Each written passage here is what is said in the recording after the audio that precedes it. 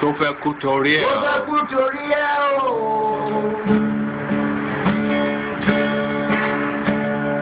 Ọwọ́ ẹni ló ti ṣàánú kọ́. Ayé la bá, ayé la fi sílẹ̀ sí. Ọ̀nà èyí yóò. And tonight, this gentleman will be making his network television debut. This is his most recent album right here. It's called Spirit of Love. We're very pleased to welcome Majek Feshek.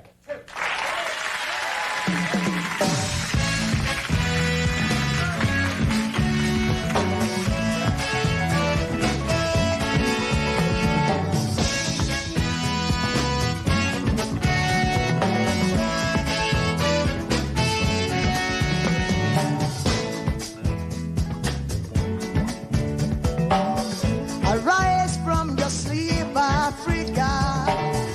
Rise from your sleep, America. There's work to be done, Africa.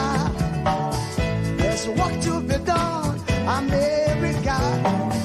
But if we unite, we will be free. So long, too long, so long, too long. We've been sitting down for so long. We've been fooling around for too long. We've been sitting down for so long. I have not been fooling around for too long. So long, so long, too long, too long, so long, for too long, too long. Hey.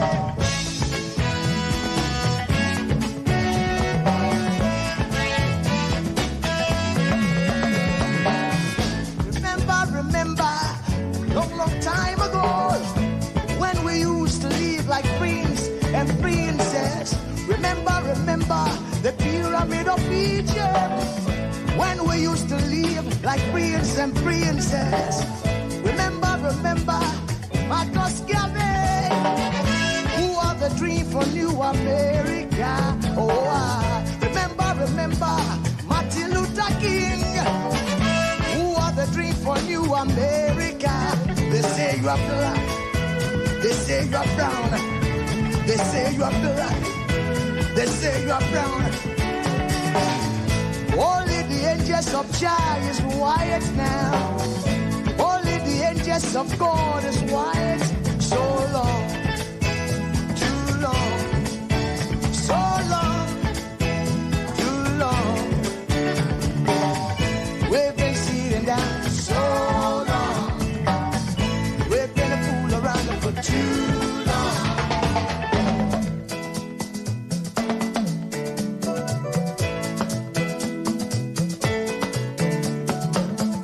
Arise from your sleep, Africa. Arise from your sleep, America. There's work to be done, Africa. So much work to be done, America.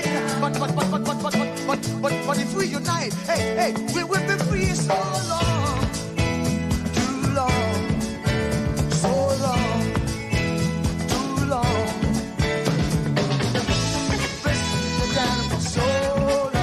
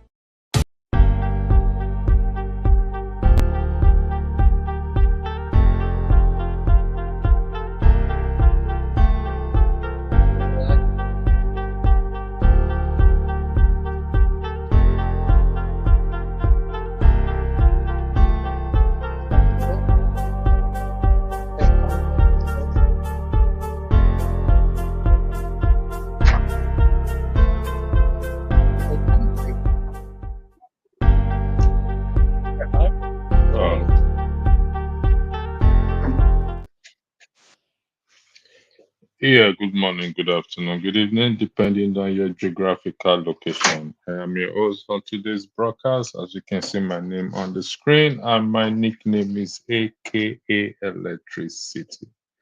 I believe most of you are familiar or acquainted with what is going on the ground in respect to this Naira abuse. But with that, it's about fairness, about equality, about transparency, and about uh, justice being blind. You've heard about the 10 million naira bail granted to Obi Kubana chief priest.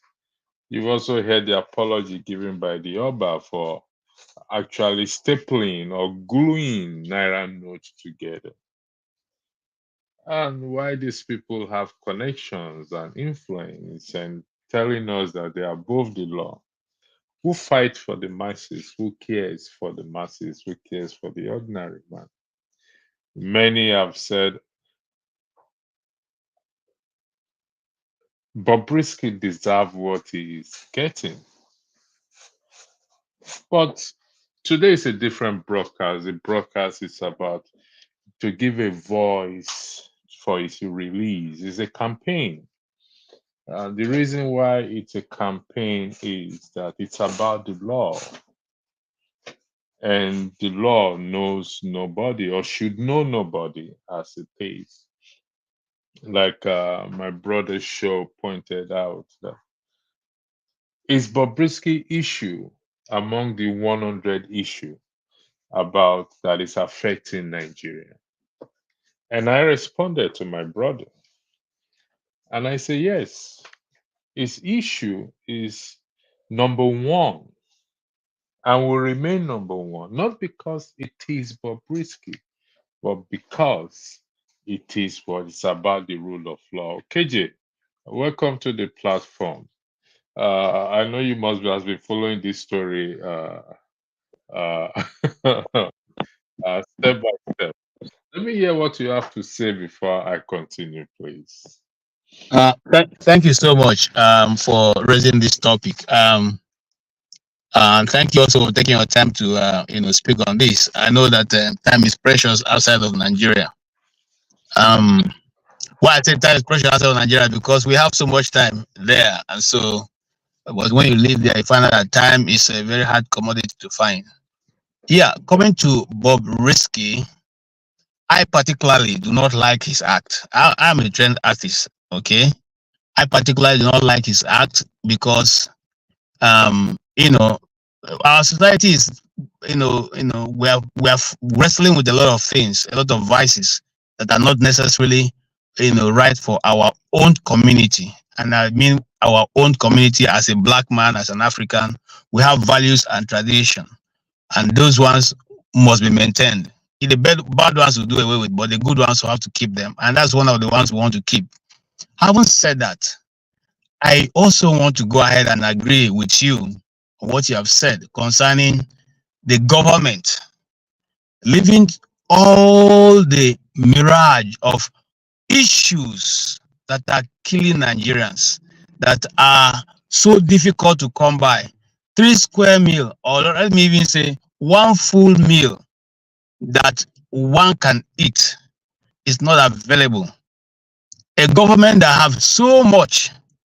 In fact, just a few minutes before you came on air, I was reading that Nigeria has slipped to the fourth place in economy in Africa, from number 1 to number 4. And you see, a government that is grappling with that is going to look for a small boy, a small, insignificant individual called Bobrisky, to put him in jail. Those ones who have been robbing us dry, you don't see them. Those ones who have been cutting away our government infrastructures, government vehicles, government houses, you don't see them. Those ones who have decided to make the Nigerian person not a citizen but a masses, you don't see them. You have not been able to do anything about it. So it begs for, why go for, okay, even if you wanted to, there are other big fishes, who have been also spraying money. Apart from these people who you have brought in, who are individuals, who probably don't even have anything to do with government money, okay? Like I said, I'm not in any way in support of his act. But to go and hold a young man and put him in prison for 6 months because he's spraying naira, it's unthinkable for me. I mean, not that I have hope before in those who are in government, but this one is out of the ordinary. So who did Bobrisky offend? What is his crime? Bigger than the crime that the people have committed against the Nigerian people. What is his crime? And second of all, do you make a law? It's like I said the other time, I was talking on another panel, and I said, look, you can't, I'm an Igbo man. If you go to the East now and say you are Bandu Kuroko, you are looking for trouble because nobody's going to obey you. Okay? If you go to Yoruba land and say you want to ban Bobo, you are just looking for people you want to put in prison. Not because necessarily that is something that we should, or look, you cannot go to the north and say nobody should drink fura any longer. Okay? This has become part of Nigerian tradition, our custom and tradition, which we celebrate. In the United States of America, people spray their dollars. People go to Nigerian parties and they like it. They've copied that. They follow us and spray money. Nobody has come to meet them. So if our legal tender, the naira, is not strong enough, if people are printing just paper and making quality less, because it's only in Nigeria I see that the money fades. After a while it will change colors and the colors begin to fade away. Now, if we are dealing with such, we have enough manpower and brain that can bring us to get a more acceptable legal tender that will last for whatever way it is handled. But going to look for small boy, you see, it's just like you be bully already in the streets, and then you see another person, another bigger bully. You and him you go look for small boy. Go look for small boy, the beater, say you want to show your power. Okay, and you see, in fact, going a little bit. Sorry to take more time. No, yes, I'll give you the time. All right. Let me put context into this. Okay. Okay. I don't want us to be biased. I want us to be fair. Can I say something? Hold on one second. Electricity. I'm about to leave. I'm going somewhere. Okay, go ahead. That's my girl.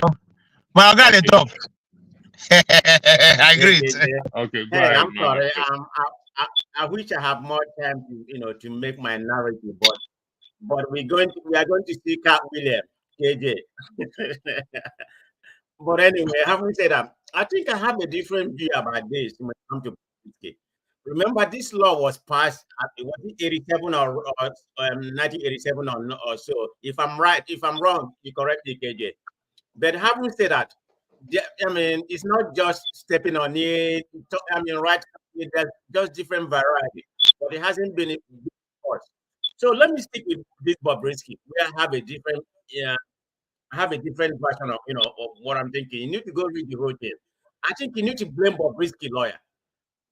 Forget about where he was arrested or whatever, maybe for other ulterior motive, the money laundering and everything. They put that aside, definitely for this. So maybe this is the beginning of things. They need to arrest all of them. Portable, Whiskies, a lot of them, even people who participated in the criminal law in Nigeria, there's no expiration date. So they can go. One of Obi Cubana chief was 2020, and 2 of them was this year. So they can go back as much as 10 years ago. But the one about Bobrisky is that his lawyer, maybe he has a plea bargain. I don't know. I'm just picking up the cup. Maybe because of there's other charge, they decided to plea. They decided to have a plea deal because he has no reason pleading guilty. So he pleaded guilty. That's the difference between him and the chief priest. Chief priest pleaded not guilty. So you can't just come here and say free Bobrisky. He pleaded guilty. So that their campaign doesn't make sense today. Man of prestige. Let me. My campaign made sense, and let me tell you why it made sense. You just said we should blame the lawyer, isn't it? Would that be correct? Okay. If we're going to blame the lawyer, that means we will equally have to remove the lawyer as well too and appoint him a new lawyer. Would that be correct? Right. So, and that is why the campaign is necessary. That is what we are campaigning for. We don't know whether there's other charges.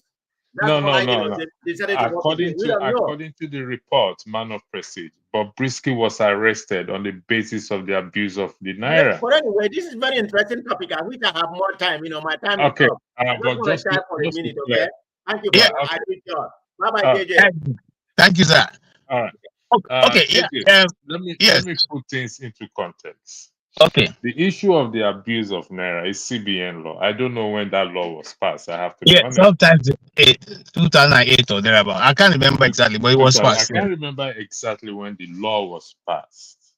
KJ, you can raise your hand up and say, even you yourself, you've broken this law at one point or the other. Is that true? No, it's not true. Okay. It's not true because meaning that listen, you never sprayed money before. No, I sprayed money, but before the law was passed. Before the law was, because I work in the media, so we are a bit careful with these things. Okay. Because you don't want somebody to find a way to hammer you, So, but it was before. And now, why am I thinking about? I remember that my niece wedded before that time, and I knew I sprayed money in that wedding. But after that, if I need to make any contribution anyway, I just put my money in an envelope and hand over and walk away.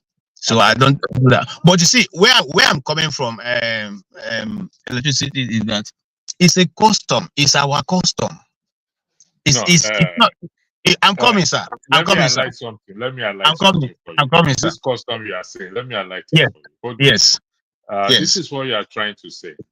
Mm-hmm. The act of spraying naira, or otherwise called naira mutilation, though an offense criminalized by law, is one that has been part of our cultural practice. What you are trying to say is cultural practice from time immemorial.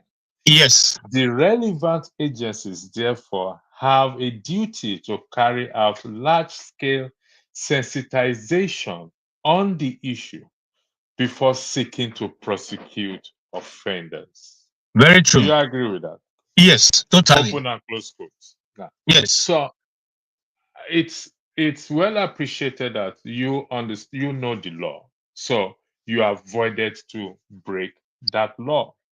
But in the party that you just brought to light now, your cousin's party, some of your relations sprayed as well too.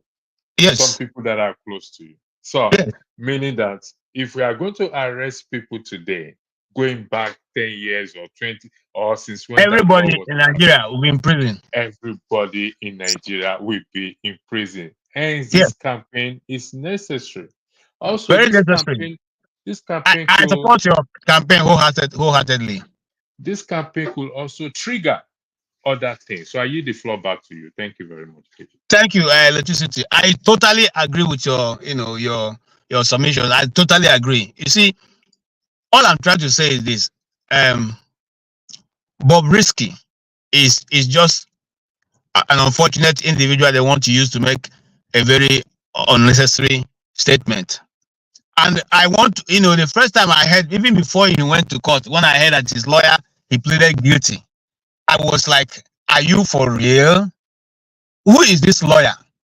And you see, one thing you must be careful about in Nigeria is that some of those lawyers, and I'm not saying this to, indict anybody, this is my opinion from what I've been able to gather from law in Nigeria. Some of the lawyers give their clients a very terrible advice. A very terrible advice. I'll give you an example of myself. I once paid a house rent to somebody, the landlord or landlady. Now, I want to keep her, I don't know where she is or her children, so I don't want to expose that. But the landlady was supposed to complete the house. Okay, it was almost complete. All right, like 89% complete.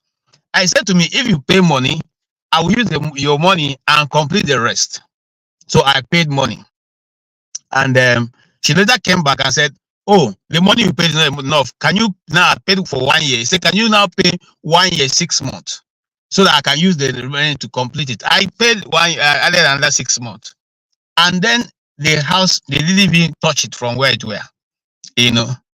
And then I kept going because I told my landlord where I was living that I was going to move.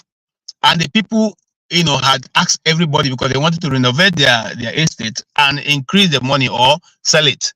So I was one of the few people they gave the opportunity to stay and live when I want. Okay.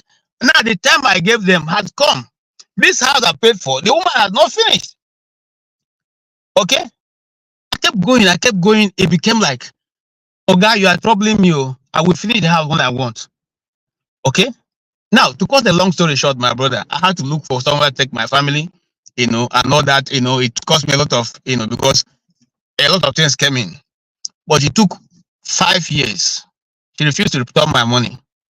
After 3 years, she said I've been holding down her house. In the 5th year, my brother-in-law, who is a lawyer, called me and said, you know that if he passes this year, your money, you may not get it again because the court may say, if you needed the money, you should have come since. Why did it take you 5 years? Okay. So for that matter, he was going to file. So that's where my story is going to. He filed to our the woman got a lawyer who filed a counter filing and was asking me to pay him. I'm owing her 10-point-something million naira. For I have been holding down her house for 5 years. I locked up the place and I kept away the key and nobody has moved into her house. You understand what I'm saying? A lawyer was able to convince the woman to go to court. So the next day, the next week, we got a counter filing coming from the woman. I couldn't believe it. I mean, I was, you know, beside myself. How can you openly do this kind of thing? This is somebody you gave money to in the comfort of our home. This is somebody you and the person have been making agreements as individuals. So why am I bringing this up? That is what some of the lawyers do just because they want to get, you know, I don't know what to call it, money or what. Okay. So we went to court. Luckily for me, as God will have it, he became a judge who is a no-nonsense judge. Okay.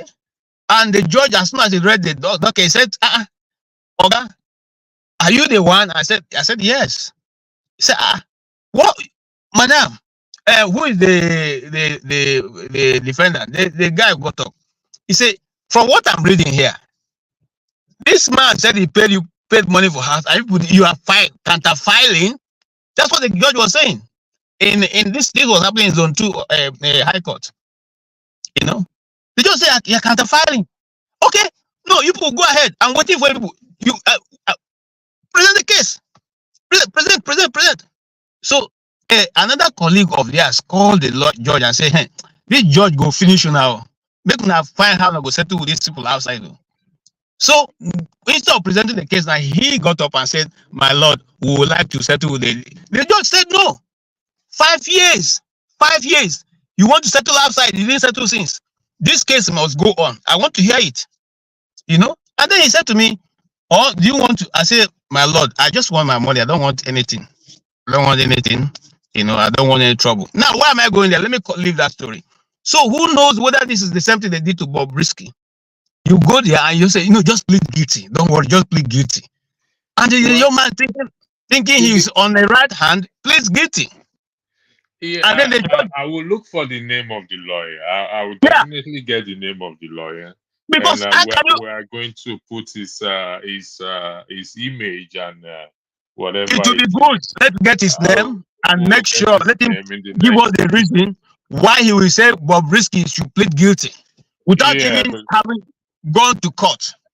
Because without even looking at the interest of your client. Without even thinking it can be protected. Okay? I see sometimes when we talk, it's like we're being too emotional. It's because we have seen it happen to us. Some of them have. Sometimes it's unbelievable. And I'm not, look, there are certain laws that have never been practiced that have never been brought to, tested in Nigeria. Why is it that Bobrisky is the first person they want to test on this? Why have they not tested it on all their political friends who have been doing all kinds of things? Why have they not tested it? Why do they look for that young man who is trying to survive all these years? If he was doing money laundering, how is it that Bobrisky is doing money laundering? All the imams and churches that are using to do money laundering, they have not arrested those people. Was Or not it people. was it charged? Was one of the charges money laundering? You know, that was the first charge they threw up, that he was involved in money laundering, and then people shouted and say, this guy, you know this one, which money laundering? I don't know when money laundering is there. So they quickly dropped that. You know, they dropped it. That was the first charge. He was charged for money laundering. You know? To me, this is an opportunity for the citizens, Nigerians, to rise up. In particular, because like I said, it is not about Bobrisky itself. It's about the rule of law. I agree. It's about the rule of law. We may not like Bobrisky, for crying out loud. We all will have our disagreement about, but this particular incident right now, why it touches me is, apart from you and few people who know the law, I can say 99.9% of Nigerians broke this law, have broken this law. Yes. So either we present ourselves to EFCC and arrest us and send us to 6 months imprisonment with Bobrisky, along with Bobrisky, or they have to free him. This is an opportunity for us to seize, because the rule of law is the problem now. Look at what happened in Yaya Bello, former governor of he was weak. That means we know that some people are above the law, but it shouldn't be. This is about us, the masses, right now, to rise up. Go ahead, KJ. Yeah. Now you see, the Bobrisky thing is a bit funny, because again, they know, they coming back to just this last example, they know that there are some certain people who are above the law, who, when things happen, they cannot even dare go near their houses. But there are other people that they will use all their might to get them to deal with them. Now, Bobrisky, he just happens to be somebody who is in the center of a power play. I've said this before, and I'm saying it again. Okay, first and foremost, he is a first offender, and under the law, a first offender who is not a criminal. We all know that Bobrisky is not a criminal. We may not like his act, but we know he's not a thief. He's not a criminal. He's not a forger. He's not among those stealing Nigerian dry. We know that. Why didn't you give him an option? Why did you just send him without option or file? Without fine. Yes, without fine. Sorry, without no option. Why?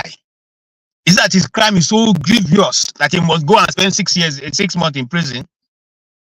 Is it that he has done what nobody again has done? I'm not even saying okay, because once I quoted the policeman, I said, but look at other people, why are you stopping this particular person? Because look at other people. And he said he cannot be everywhere at every time stopping people who are doing wrong things. Okay, accepted. But why not warn him? Why not tell him, look, go and see no more, pay this amount of money for your this thing, or go to prison? Why did you have to tell him to go to prison direct?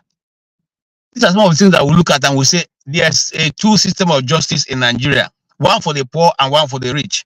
Okay, if you don't have anybody who knows anybody, you will suffer, and then that's how we coin that term. Nigeria will happen to you. This is Nigeria happening to Bobrisky. Okay, because he has nobody. If you have somebody to put in a word for him, I'm sure that he won't get to this point. Okay, that's my thing. It's not about just putting a word for him, because the law is not about, the rule of law is not about somebody putting a word for you or a word for me. It's about the application, the correct application of the rule of law. Now, look at what I just highlighted here. Now, these are the kind of mentality we are talking about. This person said we left hunger issue. We are talking about Bobrisky, forgetting that the hunger matter is as a result of the failure of the application of the rule of law. That is why there is hunger in the land. I agree. You see, this is the kind of I agree mentality totally. I'm talking about now. Now, if you ask this individual who is one Nigeria to explain what it means now, he is going to chicken out. Because the hunger in the country now, the oil subsidy that was removed, the how do you call it, the embezzlement and everything that is happening is as a result of the non-application of the rule of law. Yeah. So And I agree with you, electricity, and I don't have any look. The Nigerian situation is painful. I give you an example. The person who is talking about hunger, we are leaving this to talk about hunger. If there had been a proper application of the Nigerian situation, economy-wise, the money-wise, we will have hunger in the country. In a country where you can build a road for 4 billion naira for 4 kilometers, I mean, how many kilometers? Okay, and you can pay for that without it being budgeted in your 2024 budget, without the assembly approving the money. Where are you getting that money from? The money you're going to use to build that road, couldn't you have used it to better the people's life, make more food available? If you're talking about hunger, in Nigeria, will you still have ministers driving 5 official vehicles running around, okay, with a whole battalion of army and the police following the people around? If we're talking about hunger and how to cut down and help our people, if the people were in our minds, we will be doing that. We will have a president living in a house built by government and FCT will still be collecting rent on it. Who is doing that? Let us face the fact. The people who are ruling us do not like us. They don't like Nigerians.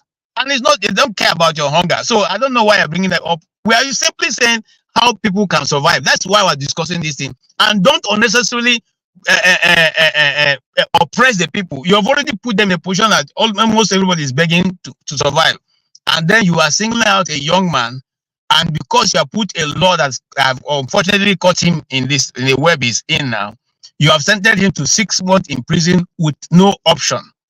And then you say we should not talk about it and ask that people should arise and begin to make comments on the social media to ask that this man be left alone. Ask him to pay a fine. He's a first offender. Is there no provision like that in the law? There's a place that says when you're a first offender, you get all the options available. Okay? He's not an armed robber. Well, yeah, I mean, like I said, with my faith and everything, I don't like his profession, but that is, you have not said, okay, because a cross-dresser, government is taking him to prison for that. You said he's trampling upon the naira mutilation. There's a fine for it. Why not ask him to pay that fine?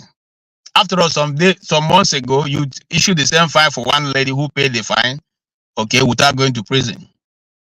What has he done that is so grievous that you want to send him to prison? Prison is not even how. Sorry for interjecting you. Please let me put this out there. Please, if anyone knows the name of the lawyer, please, we need to raise his name. From my point of view, either the lawyer, both the lawyer, or either the lawyer or the judge, there is somebody pulling the strings. Somebody is pulling the strings on them. They are on somebody's strings.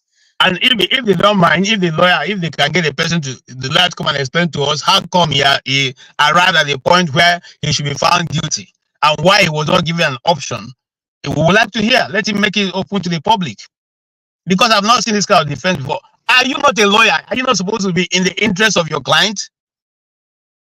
Is that not your first interest?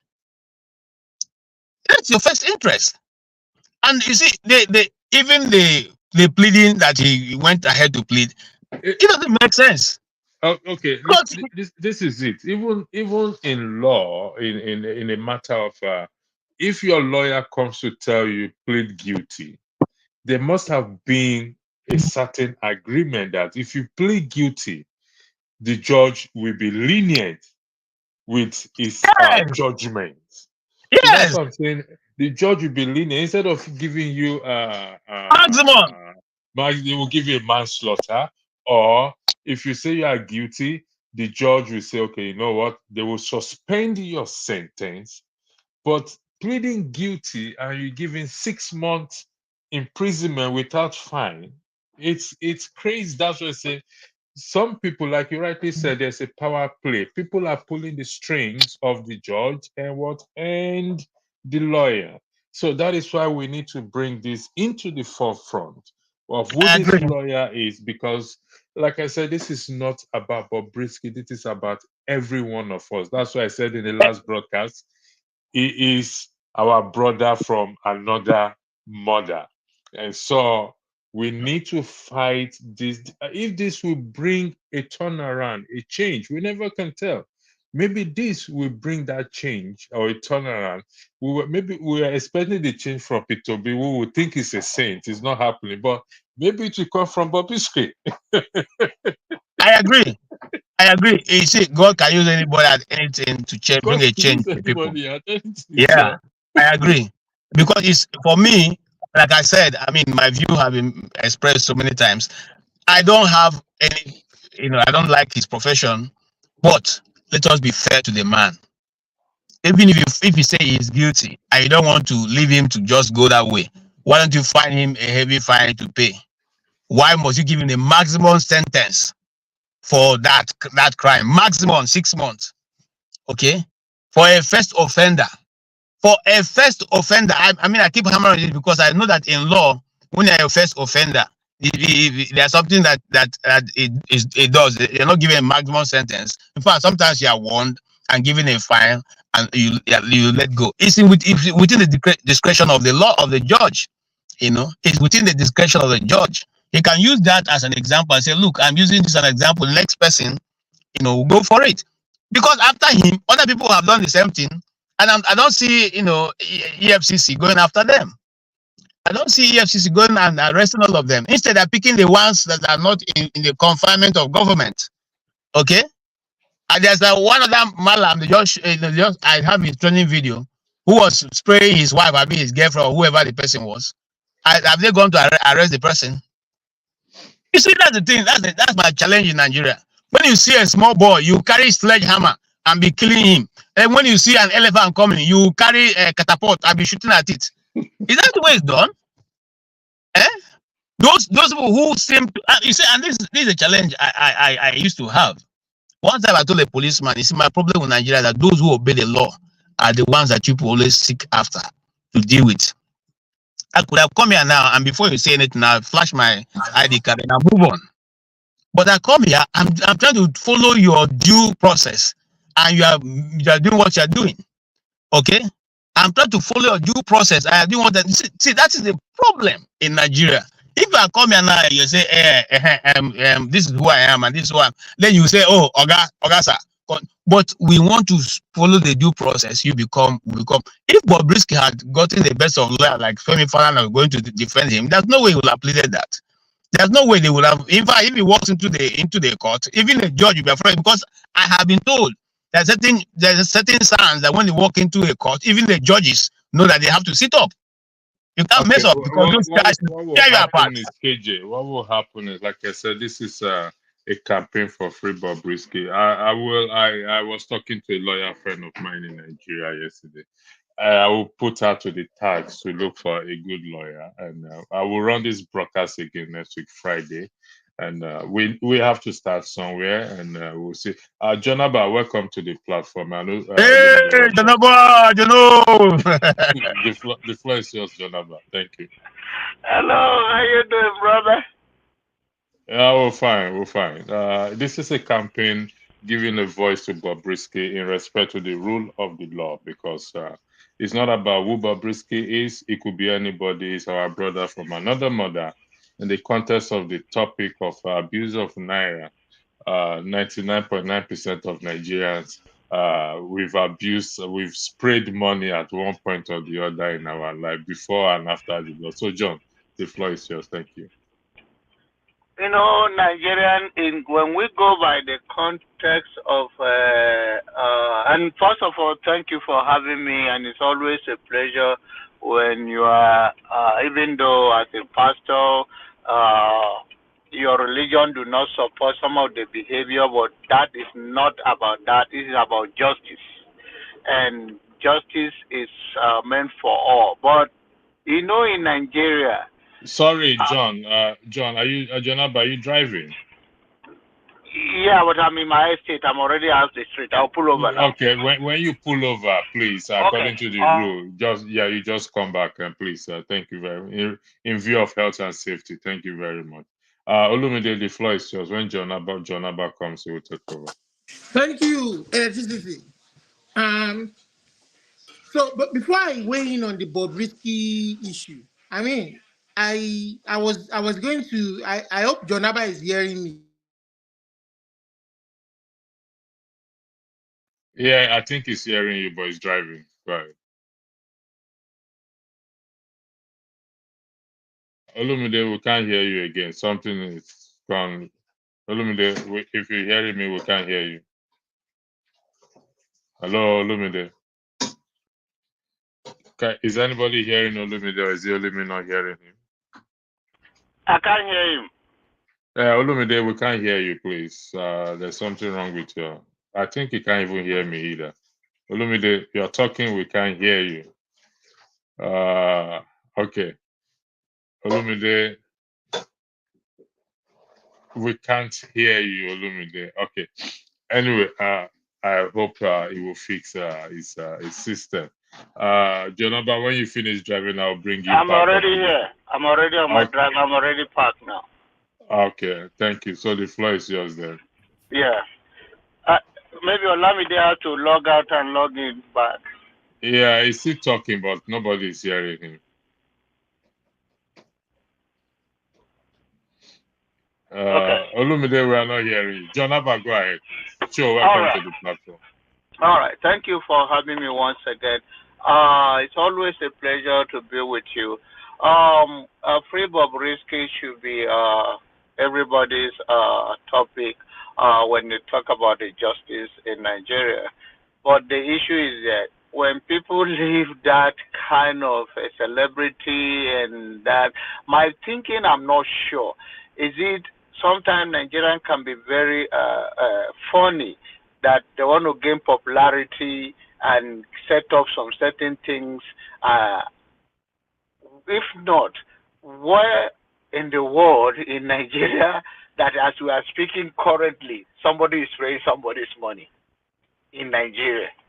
Even as American sensitive as America is, this weekend from this Friday now to Sunday, there is a one bay somewhere, even in the United States of America, that somebody is spending somebody's dollar. So I don't know where is this coming from. Is it going for the weaker people? Is it somebody step on your toe, you step on their toe? I think there is more to it than that, just money issue, and think time will tell. I don't think it's, this is not Bello Yahya issue. So I think there is more to it. And time will tell us.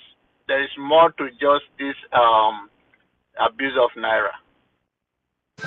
Did you guys hear me at all before I got kicked out? No. Olumide, you were not kicked out. We were not hearing you. Okay, yeah.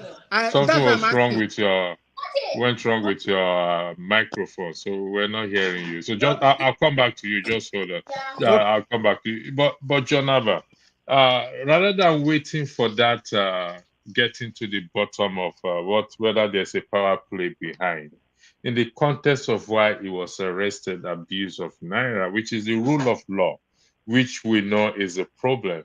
Do you not think it is wise and necessary for us to run this campaign with the hope that it may stir up a certain change in the people's mind? Because remember, it's not about Bobrisky. It's about the rule of law. The CBN law is there. He broke the law without a shadow of doubt. Nobody's arguing that. But almost every one of us has broken this law. Yes. Do you not think it's time we raise this campaign and take it to like I said earlier, it may be the turning around for Nigeria. Not through Peter Obi, not through Show, not through me, not through Rudolph, but through Bobrisky. because miracles happen. God works in a mysterious ways, as far as we say. Go ahead, Jonathan. The floor is yours. Thank you. Okay, yes, you are very right. This is the campaign, and that is why I joined it. You can see how eager I am to join it, even while I'm driving. That is how important it is to me. That if it is true that they're trying to enforce the law, then half of Nigerians are supposed to go to prison today. There won't even be room for us there, to everybody. There is no prison in Nigeria that will contain people that are breaking that law. So when law is become partial, law is one-sided, law is about picking your enemy, that is my own scare, that this is not about enforcing the rule of law, even though law is broken. And that law, as we are speaking right now, if I even call right now, I will have one or two people will go on the street and find somebody, video them live, that somebody is paying money here.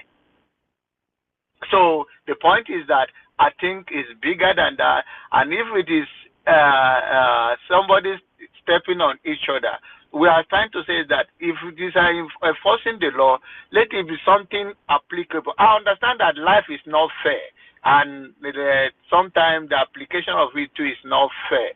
But if you're going to do something very obvious, who is that judge? Where is that court? That court too should think otherwise, or the judge that presided over this case. How do you think the society will feel that, okay, you said this and now somebody else, or the police or the EFCC can tell us categorically that nobody else is committing that offense today? Now, thousands of people committing it. So why is it one person? There is more to it, but like you said, it's okay for us to crusade about it and talk about it. Free Bobrisky is not the only person that spray money in Nigerian party or anywhere else. Thank you very much. Sure, before I come to you, let me just give Olumide the floor because he was speaking before I come to you. Thank you very much. Olumide, the floor is back to you. Thank you. Okay, thank you. And I don't know if John Abba heard what I said earlier about. No, you were actually practically cut off somehow, so we didn't hear. If it's possible, just start from the beginning. Okay. So I part of the reason that I also came on was because John Abba came on, and I just wanted to kind of show solidarity with him. That that the killings in Benue going on is one too many. I mean, the other day it was last week it was about 50 something. Yesterday it was about 26. I mean, this is it's as a concerned citizen and as a concerned fellow Nigerian, I think this is something that we should be crying out about for the sake of humanity. It's outrageous that the killing. Let me ask you a question based on this bill. Do you think, in your opinion, if the rule of law has been applied before now, these killings will continue? Do you think, in your opinion? So the killings going on is more political, and it's about security, the security of the people. And like you said, well, yeah, we will say it's about the rule of law. The rule of law in the sense that those who are committing these acts should be arrested and prosecuted according to our laws. You understand? This thing happening is alien to our law, where you settle scores by going ahead to kill people without resorting to the rule of law or to without resorting to the law. So I mean, like, the fabric of our society is broken, because even when people make reports, they feel they won't get the needed results in making reports to the system. So everything is totally broken from the top to the bottom. That is why people can take laws into their hands and just kill people for no reason. I mean, it's getting too much. For me, I don't know how the president of the country sleeps and wakes up every day, knowing that, and he says he's the president of a whole country. He's not just the president of a particular ethnic group, but that part of your country, people are dying every day. I mean, there are orphans today that their lives will never be the same again because they've lost their parents, they've lost family members. It is easy for us to say, oh, let's move on. We are one country. Let's move on. We are one country. For these people, they would never move on. They can never move on because this is going to linger in their memory. And when people like that leave the country to another clime and they see how things are done in those climes, they have every reason to hate their own homeland where they were born because they see how things are done differently and they wish they had never been born there. This is just something for the authorities to chew on because Okay. I mean it's. Thank I you mean, very much, Olumide. I want to put another question to you, but it just went off my head for one. When you and were with regards talking. to the Bobrisky issue, I mean everybody has said everything that needed to be said.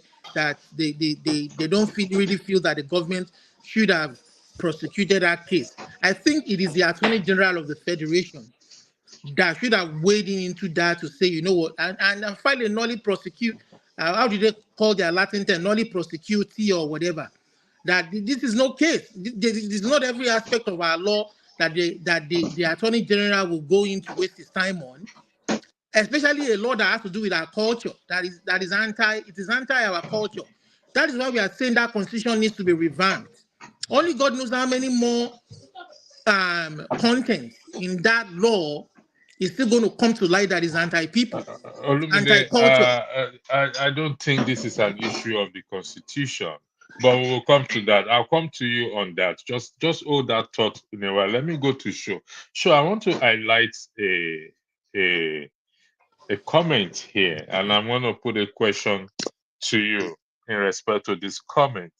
Nobody should be talking about he or she. We have bigger issues, for God's sake. In the context of our discussion of our topic, which is the rule of law, do you think there is any other issue that is bigger than the rule of law in Nigeria at the moment? Good evening, Electricity, Olumide, Good Alpha. evening to you. Comment section, I salute you. I'm not saying I know plenty, but still, the people with it there salutes. It's funny because when I started this topic 2 Saturdays ago, when Rudolph wasn't around, I tried to make people see beyond Bobrisky. But it's so funny how some people, not everyone, some people are just stuck on the Bobrisky side of it. And I keep asking, would you have been interested if it was Seun Kuti? If it was Wizkid, would you have been interested? If it was... Sorry, I know you're the one running the show, but let me play these videos again.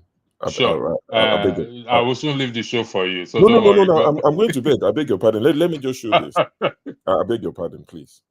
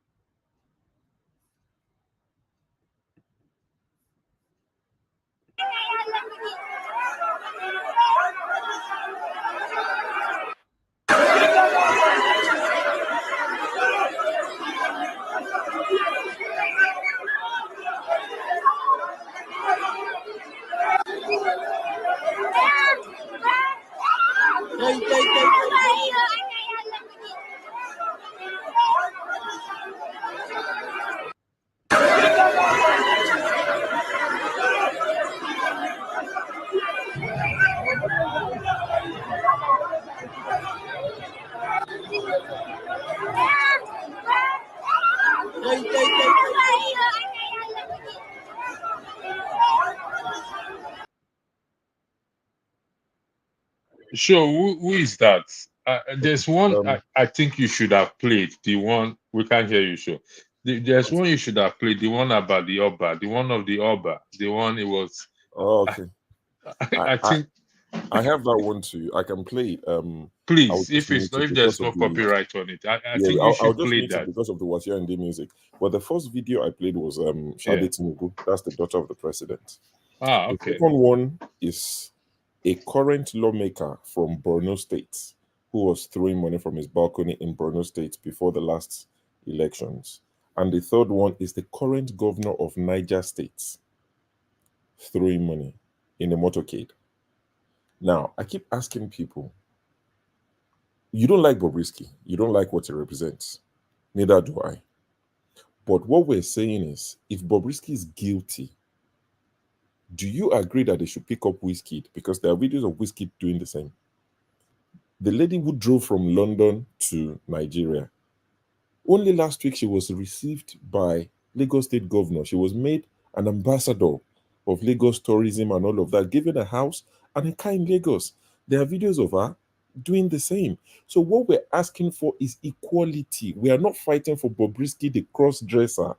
We are saying Bobrisky, the Nigerian citizen, should enjoy the same rights as other Nigerians. That's what we are saying. But some people cannot see beyond Bobrisky, the cross-dresser, and people just say, oh, let him suffer. If you are saying that, you are not different from the people we're complaining about, because you choose the law when it suits you. And electricity, I agree with you 1,000%. We are not saying don't punish Bobrisky for what is done. We are saying punish everybody else. So I'm not on that side of, oh, leave it alone. If it's Nigerian law, then let's obey it. If we don't agree with that law, let's push for an amendment to say this law is archaic. It's our culture. If you want to claim culture, it's our culture to spray money. So please rubbish this law. We don't want it anymore. But as long as it's the law, it is the law. So the way it's been applied to Bobrisky, let it apply to everybody else. Now, Cubana chief priest, he went. Sure, is Bala Blue's daughter going to be arrested? Of course not. And that's exactly what we're saying, that make it equal. Now, Cubana chief priest, of course, is better connected. Davido already commented and said, I won't see you for 6 months, K. Never. Davido is the nephew of the Osun State governor. These are well-connected people. Cubana chief priest was rightly advised. Don't plead guilty. We will drag this case. EFCC might be fed up of going to court. Every time they go to court, it costs Nigeria money. Every time the case is adjourned, it will cost EFCC money. So they might just think, you know what, this thing is just a waste of our time and money, and drop the case. And as soon as they left him, he tweeted, I don't use Instagram, but he must have said something on Instagram that I saw on Twitter eventually to say, money na water. But the main reason why I actually came is because I listened to you and KJ talking about that Bobrisky got the maximum penalty. No, he didn't actually. And I'm not standing here or there on the judgment. So, according to the CBN Act of 2007, Bobrisky's offense attracts a minimum of 6 months imprisonment and or 50,000 naira minimum. So the minimum monetary fine is 50,000 naira, and the minimum sentence in terms of imprisonment is 6 months. So the judge can decide to give the offender either 6 months or 50,000 or more than that, or both. So it's down to the. So, for instance, Bobrisky could have been given 2 years and 10 million naira fine. It's allowed. There's no maximum. The minimum is 6 months imprisonment or 50,000 naira minimum, and it could be a combination of imprisonment and monetary fine. So he didn't get the maximum. He got one of the slap on the wrist according to our current law. So that's one thing I just wanted to clarify. So but I still stand on, if Bobrisky is guilty, which I believe is guilty based on the video evidence, Shade Tinubu is guilty. Everybody is guilty. When I say everybody, I don't mean literally 100%, but there are so many. So where does EFCC stop? Or would they now tell us that we have to go and write a petition? Because that's what I've been saying a lot, that people are saying, especially, there are people defending, once you mention Shade Tinubu's name, some people get offended. Oh, you're going for them. Oh, Yoruba Oba, and you don't like Yoruba, you want to send Oba to prison. Go and petition EFCC. We just want a level playing field. This is what it shocks me when Nigerians who complain every day, when it now gets to certain stage, they're like, no, on this case, I don't want equality. When it gets to this one, no, count me out. Equality doesn't matter. So as long as we are picking and choosing, we are not ready. The Oba one, apparently the Oba has apologized in advance. He sent his apology just like Portable. I'm not sure if you saw Portable's video. Portable apologized. He said that after God, that government, that if you see any video where I'm throwing money, it's because I'm helping the people. But from today, I'm not going to. So people are beginning to apologize in advance. So you get. So I don't know. I just hope that Bobrisky learns his lessons, comes out, doesn't do that again, and everybody else who is guilty should be tried. I think John Abba said something earlier, which is very important. That while we are talking, sure you agree with me. Olumide, you agree with me. While we are doing this broadcast, today is Friday, Saturday, Sunday. Parties are going on in Nigeria, and they are spraying money. They are spraying money. Will EFCC go and arrest them, or we will perform our? They will EFCC perform their officers will be carrying the bag of people spraying money. What are you saying? Anyway, thank you for joining. We'll do this. Please give a voice. Give for the hashtag is hashtag Free Bobrisky now. Share it, put it up, because, like I said, we don't know where this change will come from. It may be this Bobrisky's case, because it's a topic. It's a hot issue right now. It's not about him. It's not about the person of Bobrisky, but it's about the rule of law. So, because it's our brother from another mother, whether we want to agree with it. Okay, the question I'm going to ask people even in the audience is, which, sure, you are in diaspora. KJ, you are in diaspora. Olumide, we are all in diaspora. Let me throw this question, please. It's a very sensitive question. Of course, now you know. If any of our children, God forbid, we don't pray, turn up to us today and say, Daddy, Mommy, I am gay, I am lesbian, are we going to cock the gun and blow their head off? You go to prison, it's double loss for you. No, here in diaspora. I know. Okay. I'm saying if you shoot the child, you go to prison. So it's double loss. That's why I say Bobrisky is our brother from another mother. So we can't deny him, or we can't say because of is this there we will now even as a Christian Jesus Christ equally died for him as well too. So I have to acknowledge. You want me to weigh in? Hey, sure, it's good to see you. And Olumide. Now, God forbid that we will have children who will take an identity we never gave them. They will take the identity we have given them and they will live with that. We will not get it. I don't even want to go into the other lane. But as a collective humanity, if a person chooses, because the Bible only said, train up the child the way he will go, and when he grows, he will not depart from it. We have trained you the way you should go. If you depart from it, that is now the sin is no longer on me as your father, because you are now an adult, and so you are responsible to whatever you do. And God will not hold me responsible for that, but I will make sure that you understand what it is to be in the image that God who created you has made you. It's simple. On this issue, because we share a collective humanity, I'm not going to say that what you are doing is so bad that I cannot, be able to dwell with you. I will only advise you if I'm your close friend.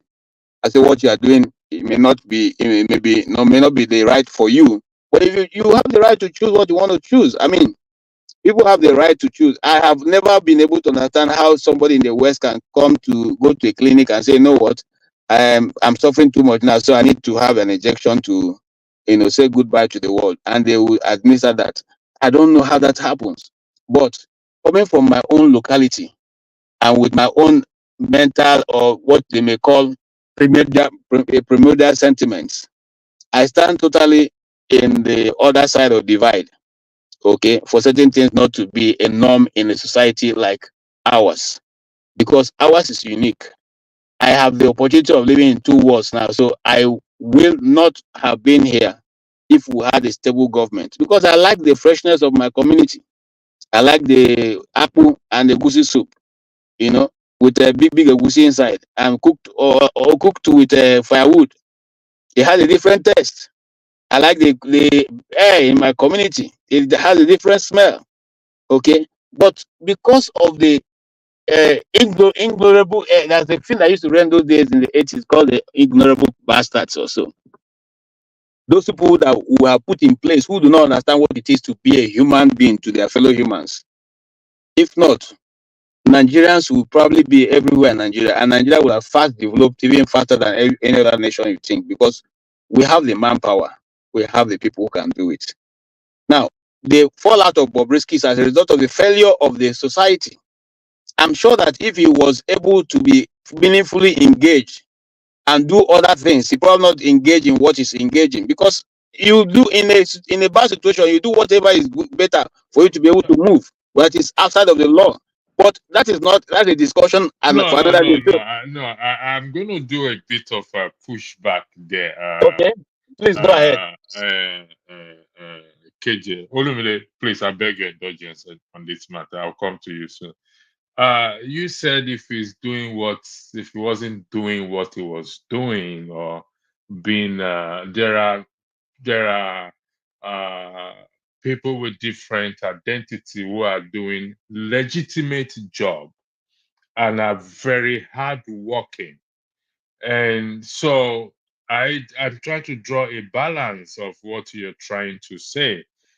We don't know what job Bobrisky is doing. I don't know if he's gainfully employed or is a business person.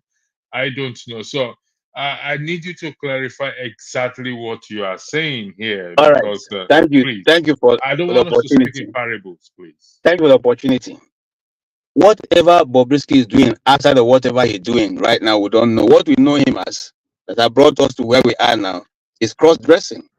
So when I'm addressing the cross-dressing, or otherwise, as some people have inferred that that's other activities. That is not my business. What we know, for which is bringing him to the limelight, is that he's a cross-dresser, and they call him the Mama of Lagos.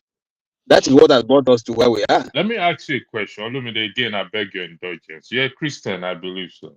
Yes, sir. I'm a full-blooded with my chest Christian.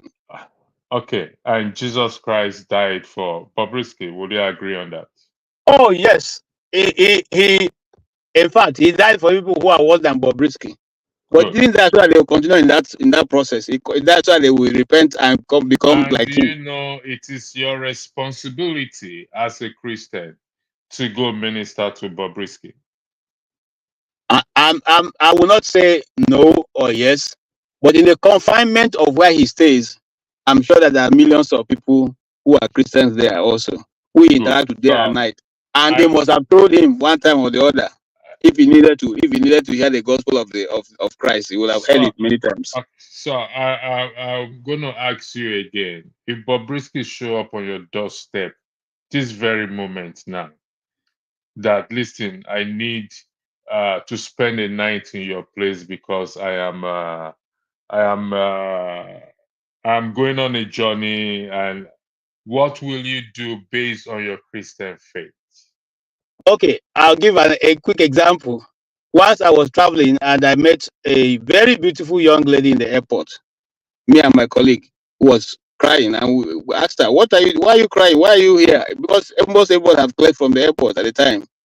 She was on the arrival launch, and she said, well, the people she had called who asked her to come, she came from Ethiopia.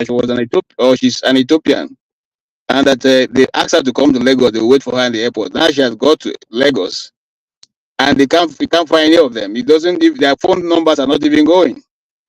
And we said to her, okay, you know what? So why don't you find a hotel? You have a return ticket. Say yes. Why don't you find a hotel so that tomorrow you go back? Oh, her return ticket will not be ready. I don't have any money. She doesn't have anybody. She doesn't know. And also, that's not a problem. Hop into our taxi. We are going to the hotel. We'll go to the hotel, book the room for her. I paid for her meal. I said to her, next, when you wake up, the same hotel, this same guy is going to carry you to your airport so you can go back. You know, she was grateful and she went to her room to sleep and had a whatever food. And you know, the next morning we had an early morning flight. When we were leaving, we left her. So we had a early morning flight. And so whenever you wake up, you know what the time your flight is. You are free to be in the hotel till the checkout time. We have made that arrangement and we left. Okay. So that's what I would do. But now, why am I giving that example? If Bobrisky walks to my door now, I may not give him accommodation. No. Why? That's what I'm telling you now. I will arrange for him to go and find somewhere to sleep. I will not give him accommodation. Are you familiar with the statement of Jesus Christ when his disciples came to him when he said, when I was hungry, you gave me food to eat. When I was homeless, Yes. you gave me a place to sleep. When I Yes. was in prison, you came to visit me. Yes. So if you are saying that, don't you think that is not a clear practice of your faith? No. If Bobrisky shows up in my house now, I was hungry, you gave me food. I was homeless, you gave me place. That's the place I'll go and give him. I will take him to a hotel and put him there. Let him sleep there. Only because you feel it's not No, even if it was not what he is, I will still, because let me tell you, the world is no longer where we used to have it. Okay? All right. The world is not. KJ, let me give Olumide some space. Okay, Olumide, please go ahead. The floor is yours. Thank you. Sure. So, I mean, if I take it from where you were kind of asking KJ, so my own take is this, KJ, the Bible says that the soul that sinneth shall die. You understand? So I want to believe that whether you are a cross-dresser, whether you are a lesbian, whether you are a gay, whether you are a liar, whether you are a fun, the soul that sinneth shall die. So for me, see, even the US that you are in, you can go online in Google former homosexuals or former lesbians who converted back to, you understand, to the regular person they should be, or transgender. You will see that even in that society that you think that society tolerates them, but there are also people there who are trying to pass messages to say this is not a normal way of life. But what that society frowns upon, you understand, is trying to judge them, trying to discriminate against them, trying to condemn them publicly. You understand?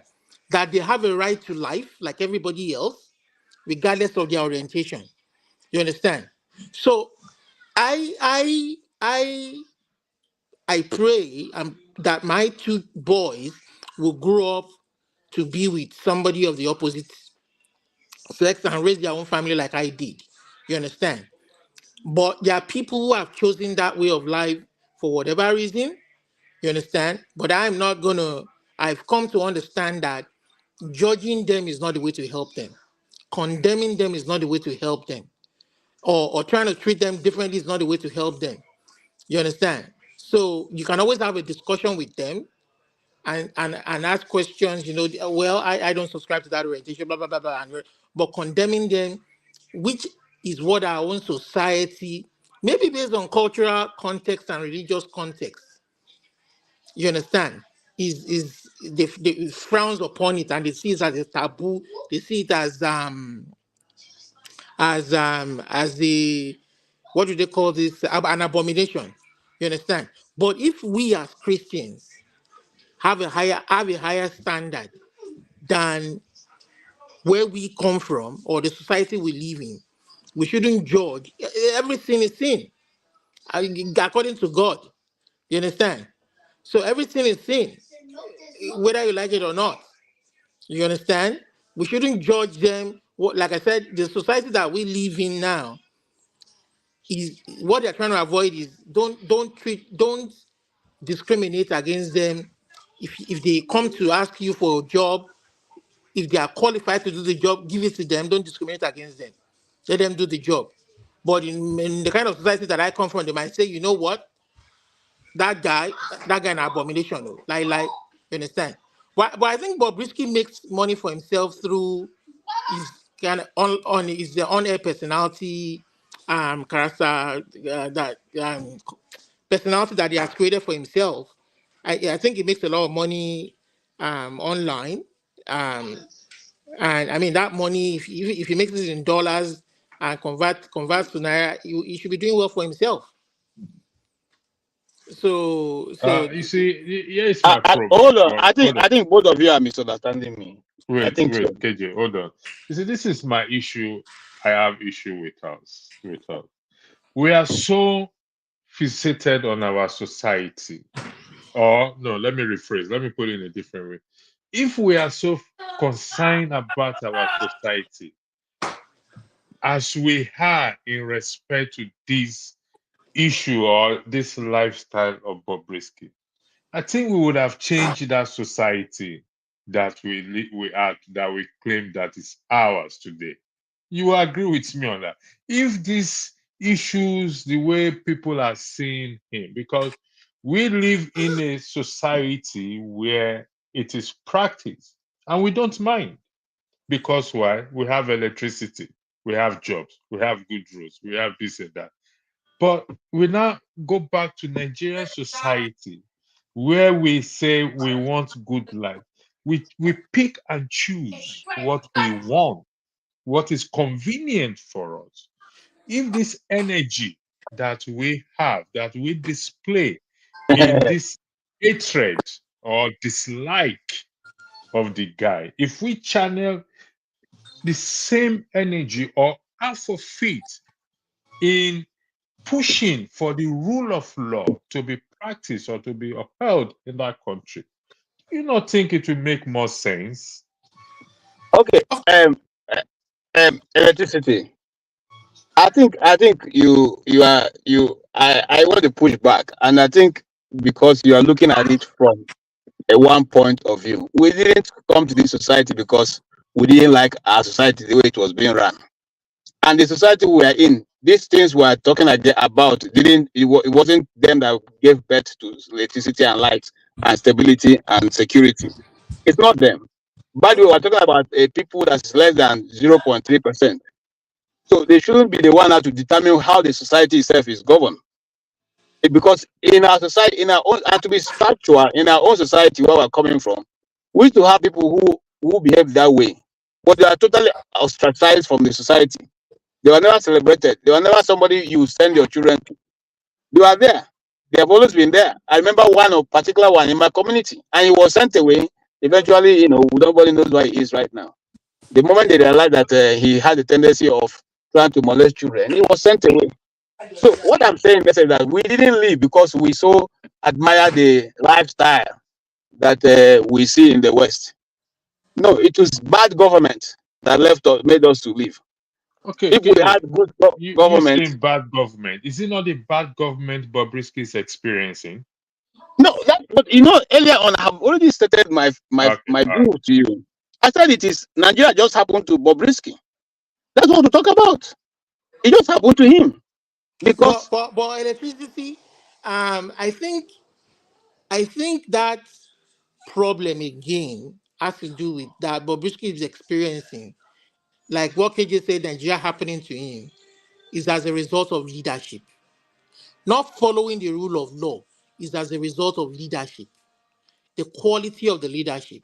If for instance, if you were President Tinubu, if you were in his place, and the EFCC brought that case on your table, I'm sure you would have given better advice to the organization to say, you know what, you would advise your Attorney General to do a nolly prosecute, just leave the guy and focus on more important issues.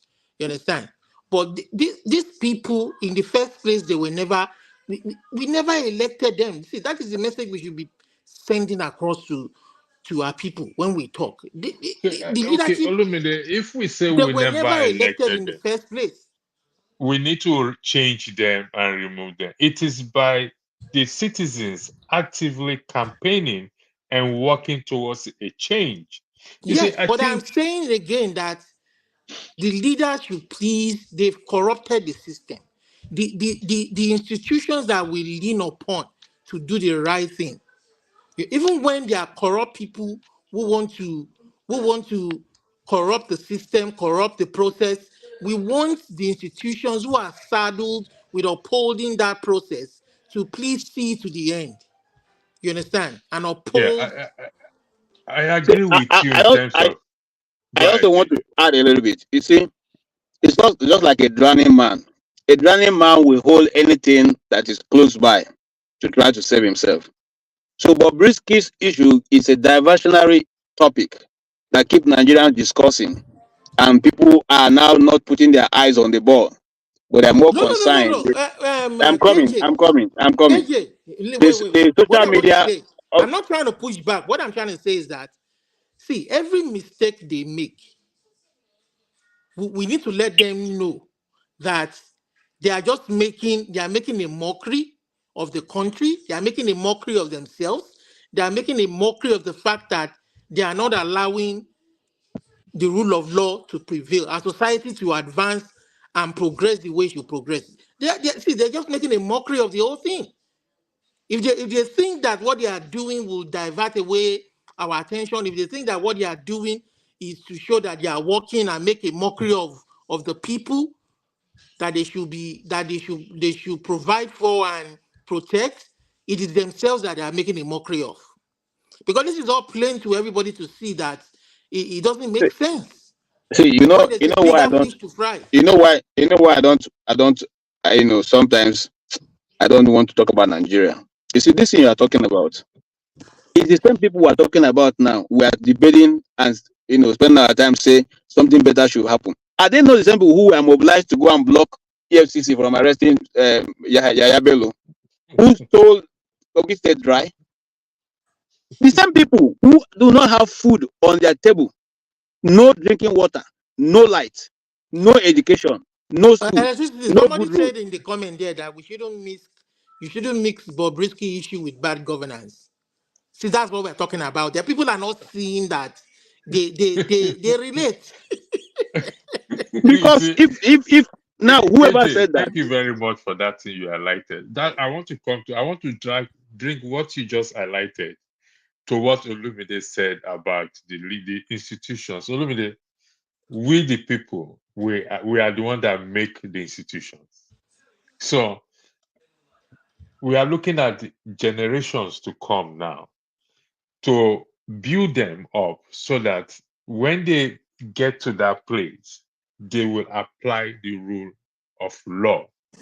So when we talk about institution, it is you and I that make up this institution. So it is in a matter like this to push for a change.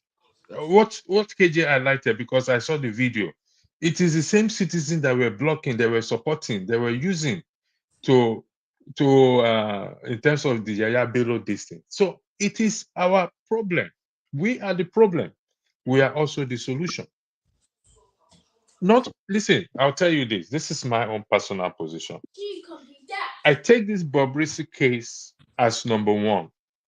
Even right now, above the 20, thank God Petrobisky 2030 election has gone, above any other thing. Because we've seen this type of thing over and over and over and over again. But where justice, like I said, I will get the name of the lawyer. That's not a problem. I'll fish it out. We'll get his name. It's in public domain. So it's not, if we go to the court cases or whatever it is, it's in the public. It's not an hidden case. So we'll find his name and put it out there so that they go and revisit the case. There should be a judicial review on this case, on this matter. If not, everybody in Nigeria, like what John Abba said, I use the word must be arrested and put in prison. If not, honestly speaking, I don't know where we will go from here. But I I think have to be honest. the man that can really influence the case and let him go free is the Attorney General through the presidency. The president and the Attorney General. I mean, through the Attorney General's office to say, you know what, let's do something about this case and But like I said, I don't know if the powers that be have a hand in his case, So I don't know what they are trying to gain from this, I don't know. You see, that's why I started. I said I don't know what they're trying to gain from doing this, because there are mirage of issues that the government can deal with. I mean, if for instance, look, we have a man who we saw on video putting dollars in his agbada. Eh? He's still working. We're still working there. He's still working. It wasn't EFC didn't go for him. Okay. We have those who during Amechi's time, the money we found in Lagos in that house in Lagos. Till today, we don't know where the money went to or how the case finished. What about Magu? Magu, who was we knew that made away. What has happened to Magu's case? Is it only when it comes to a man who does not have anything that the government become a tiger, fighting a rat? Eh? It doesn't make sense to me. I like I said, I was more than ever say whatever he does, his act, I don't like it. But be fair to this is been the whole thing about me in life. Be fair to somebody, whether you like him, you don't like him, or her, or whoever. Just be fair. Do to others as you want them to do unto you. If we do all that, the world will be a fair place for all of us to live. Bobrisky, yes, he didn't understand the law, or he said he didn't know about it, or he give him as a first offender. He had the right to have give him a place to appeal or to pay the fine. Don't just send him to AJ, 6 months in prison. you'll be very surprised that even me myself, I do not know about this law, this Bobrisky's case. Really? I knew about the law because when the law was enacted, we raised an alarm. The Nigerian, most journalists at that time reported that this is unfair because you don't enact a law against the people's way of life and expect that it to be taken over. And there was no. I'm coming, sir. The National Orientation Agency didn't do enough publicity for people to know that it has now become an offense. Okay. Different should have been. Look, I'm sorry. Let me refer to one point. Okay, in the 80s, when marijuana or India hemp was becoming something among the young people, I can still remember the cartoon. That was the first animation cartoon they showed in Nigeria. When they were talking about Igbo, some people call it Igbo weed. Listen, marijuana, it is called India hemp. I still remember that advertisement or what it does to your system and all that. It was a well carried out campaign. So when they are going into it, you know what they are going into. Okay, why did they not? To KJ's point, electricity, a law that even infringes upon the rights of the people should not be enforced. It's just like in the US. In the US, they are illegal immigrants. They don't enforce. Sometimes they don't enforce that aspect of the law, depending on who is in government. They know where these immigrants. We have states that are called sanctuary states that these people can go to, and they're not, and the federal authorities are not able to enforce the law. So there are laws that infringe upon somebody's rights, especially like that law. You understand that people like me are saying, you know what, that constitution is just a joke. You understand? But Okay. if you are saying that, okay, leave the constitution, don't worry about blah blah blah blah, that law should not be enforced by the federal government. It's just a waste of their time and their resources. That is against the culture of the people. And they choose one person. Maybe they were waiting for him to fall into that trap, looking for every way to get that guy. Maybe because they don't like his way of life. You can't legislate morals for anybody. This is wrong. If you don't like his way of life because he's a cross-dresser or maybe he's a gay or whatever, I mean, you can't then use the law to then persecute him or yeah. or you understand, persecute him and then it's just wrong. This is the way. This is the picture this thing paints, and it's all clear for everybody to see, except for those who are in Nigeria who don't see this, who are very religious, who are very, they don't see all this. That's what they are saying. Yeah, in fact, that statement you made, Olumi, they disgust me when people are saying that statement. Even religious leaders saying, "Oh, it's a judgment of God upon it." How do you come to that conclusion? Do they come to that conclusion?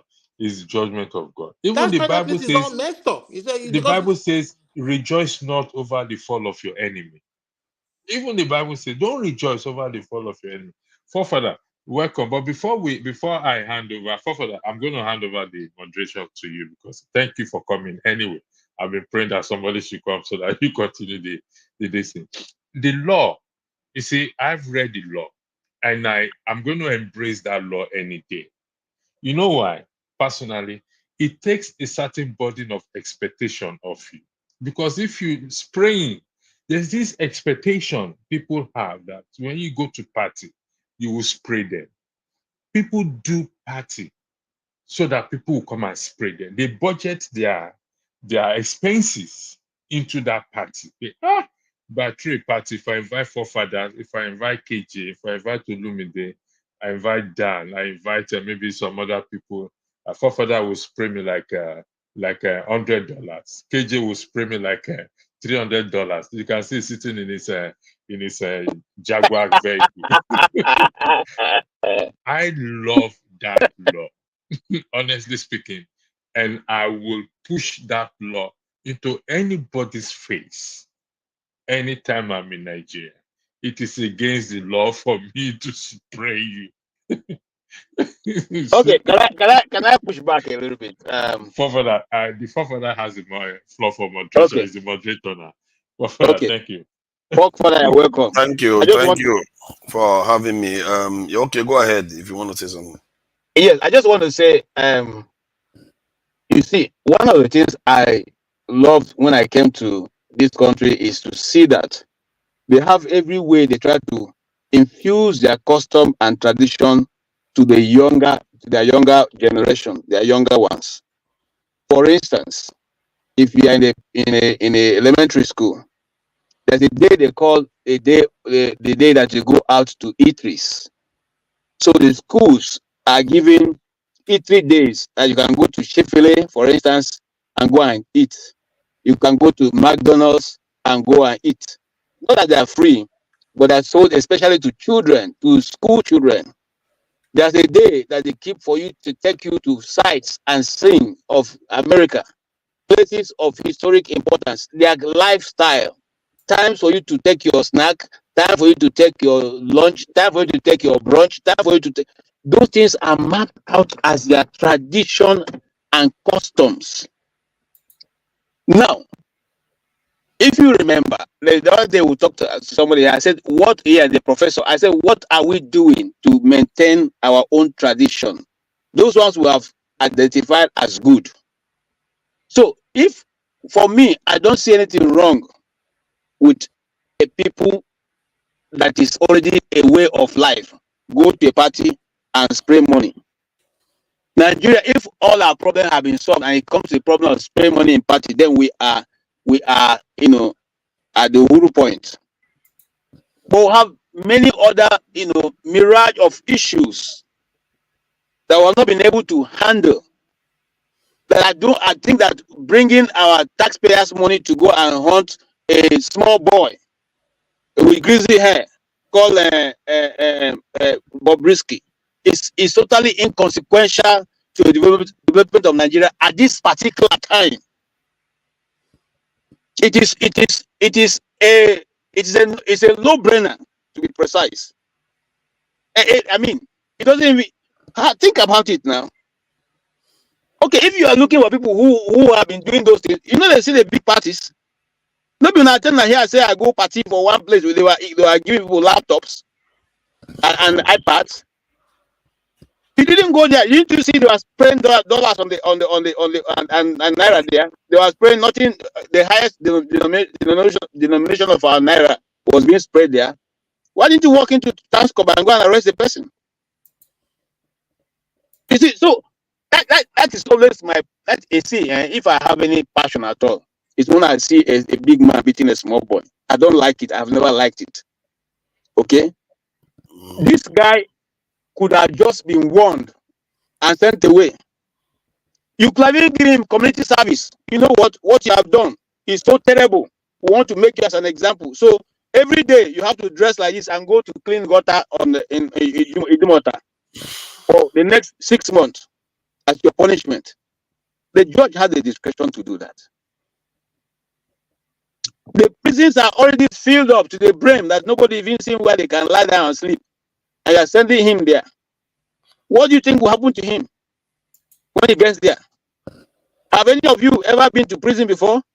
Because I've acted in a prison scene and I had to go to the prison to look at what happens there. All right? When you first come, they play acted, it's called kata kata for sufferhead. Okay? When you first come, you become the least. In fact, you will look, you don't want to go there. Don't want to go there. To survive 1 week in that place is like surviving a whole 10 years put together in a slum. Okay? So all I'm saying is simple, that you see, when you go and I keep saying this, I be Igbo man, I like stockfish. If you get up today, say you don't bang stockfish, I know saying I mean they look for, and I will come for you because I won't stop eating it. I won't stop eating it. Okay? It's just simple. Nigeria, it's that become a way of our custom, our tradition, our norms, our ethic. The way we know Nigerians is that people go to parties and spread money. People around the world, it's one of the things they love about Nigeria. They tell you that, man, these guys, okay, when they go to their party, man, you enjoy yourself. People, even here, people ask, how do people do it? When they want to hold their own party, they send you, if you want to attend the lunch, you have to pay. Some of the times it's $50. Sometimes you have to pay $100 for it to be. If not, you go and attend the wedding and go away. If you have to come to the eatery, you have to pay. But when they come for Nigerian weddings, they don't pay. And they're happy. You see them, they will, as long as you say, don't come with your knicker, you put your dress code, they will come and they will eat and they will be so happy. They will tell you that they have never seen any food that tastes like Nigerian food. If there's anything they like about Nigeria, is the food. They like to eat it. They like to eat it. So what am I saying? Tomorrow night somebody will say, don't put a crayfish in the goosey, in the soup, and then that will become a law. Let us be careful now. It's not we're not puppets. I think this one, they should just find a way to reverse this guy and let him just go and serve community service and leave him alone. Thank you, Father. Welcome. Yeah, thank you. About this matter, for me anyway, if they are asking for clemency or kind of a pardon, I think that I don't have any issue with that. The one I think may be problematic is when we say that he shouldn't be punished at all. The way I look at it is that even if a law was written and it was meant to be obeyed and it wasn't prosecuted 80% of the time, the 20% of the time that it's prosecuted, it still needs to be carried out. Because what we're saying is that it doesn't have to be enforced, especially when that law goes against our culture, our tradition, our that belief. is not our culture. You understand? Spraying is a part of our culture. It's a recent thing. It's more of a recent thing. It's not something that is archaic to our ancestors. We've always been spraying. We've always been spraying. We have always sprayed in parties. Let me just say something what it implies. Let me just take on that actual idea of spraying cash. What it implies is that you have abundance of wealth.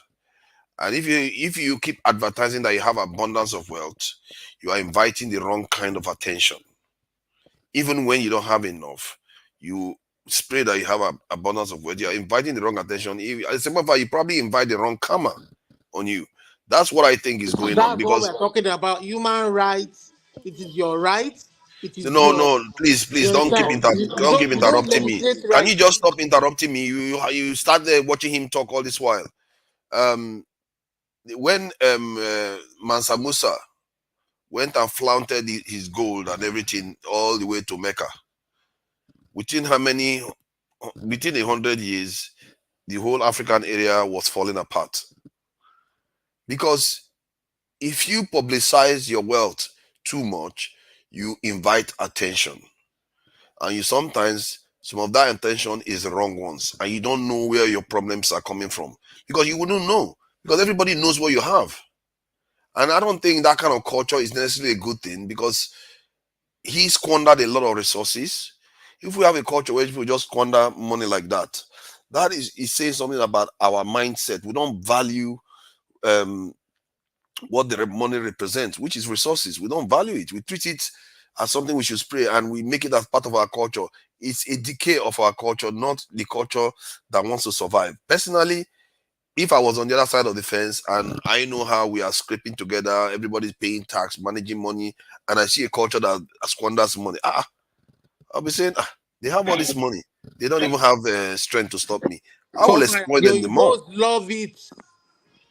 See, the ones that like it, they like it because it is like party environment, and it's entertaining and it's different. They would like it. It still doesn't mean the issues that come with it is not there. Not to mention the fact that if CBN has been talking about it since 2001, I just pulled out a lot of these pages where they've been talking about that Nigerians should stop defacing their currency. You know, and they just keep doing it. And before Bobrisky, there was another lady that was convicted, and I don't know whether she was sent to prison, but she was convicted of it. She's an actress actually, and she was convicted because if you, okay, let's say you're damaging the money, let's go into the actual economics of doing that stuff, the one that we know. If you are treating your currency like that, chances are that the currency will have to be replaced more frequently than not. It's bad enough that it is praying, to offer that. yes, it is praying, but the way they are treating it, in other words, is on the party and it's going to be stepped on. Whatever needs to happen is going to happen to it. What that means is that generally that currency will need to be a kind of replaced. And I've seen in Nigeria where people are selling brand new notes to give to people that go to party to spray. I feel like that is not a good culture to have. What kind of culture is that where people just sell money because somebody wants to show off? What is the purpose of showing off? That show off to your people. If you want to show up, okay, if you want to spray money, this is a digital age. Have a way of just sending the money from your phone. Somebody can solve that problem. Maybe I could build the app. Send the money from your phone and it shows up on the board. Oh, that person has given this person money. If you are so keen on doing that, there is no real need to keep treating the currency like, especially if the law has been put against it. There must be a reason why somebody put that law, because no other nation does it. No other nation has that this thing culture. So if somebody puts that law, there's a reason why. Can I add a bit? So I want to go. Okay. Yeah. Okay, now I'm coming. Let me take it from. You said it's just coming in. In Igbo language, it's called Igbo ego. Igbo ego means when you give the person, when you spread the person money. And I'm sure that the Yorubas will have a name they call it in their own language. Now, which has always been with us. Whether now we're using Naira or before they're using Naira, they have always done that. If you have an occasion, you go to dance, or your children come and dance, you stand up and spread money for them in the community. I know that as far back as when I was small, we would go follow my dad to the community and they will go and dance, and the elders and our brothers and sisters will come and spread us money. This is in the 70s. So it has always been there with us. It is not a new tradition. Both the Igbos, the Yorubas, I don't know about the Hausas. But was it there 400 years ago? Was it there before we encountered the colonials? 400 years ago, we didn't have the money as in the legal so it's not our culture. This is no, something. Even at that time, people still use cowries to do these things. Don't say that because that would be wrong. Come on, they built that, but they didn't use cowries for spraying people. Like, oh, take it when you're dancing, they keep giving you money on your head. I don't think they did that those days. See, how does spraying money? I mean, how can they even draw that kind of a law without consulting the people that the law is meant for? They did consult people. This has been going on for years. Can I contribute something? Please go ahead. Let me tell you something. Well, I understand the both argument, but let me tell you, my brother said in the Igbo, we Anaboma we understand.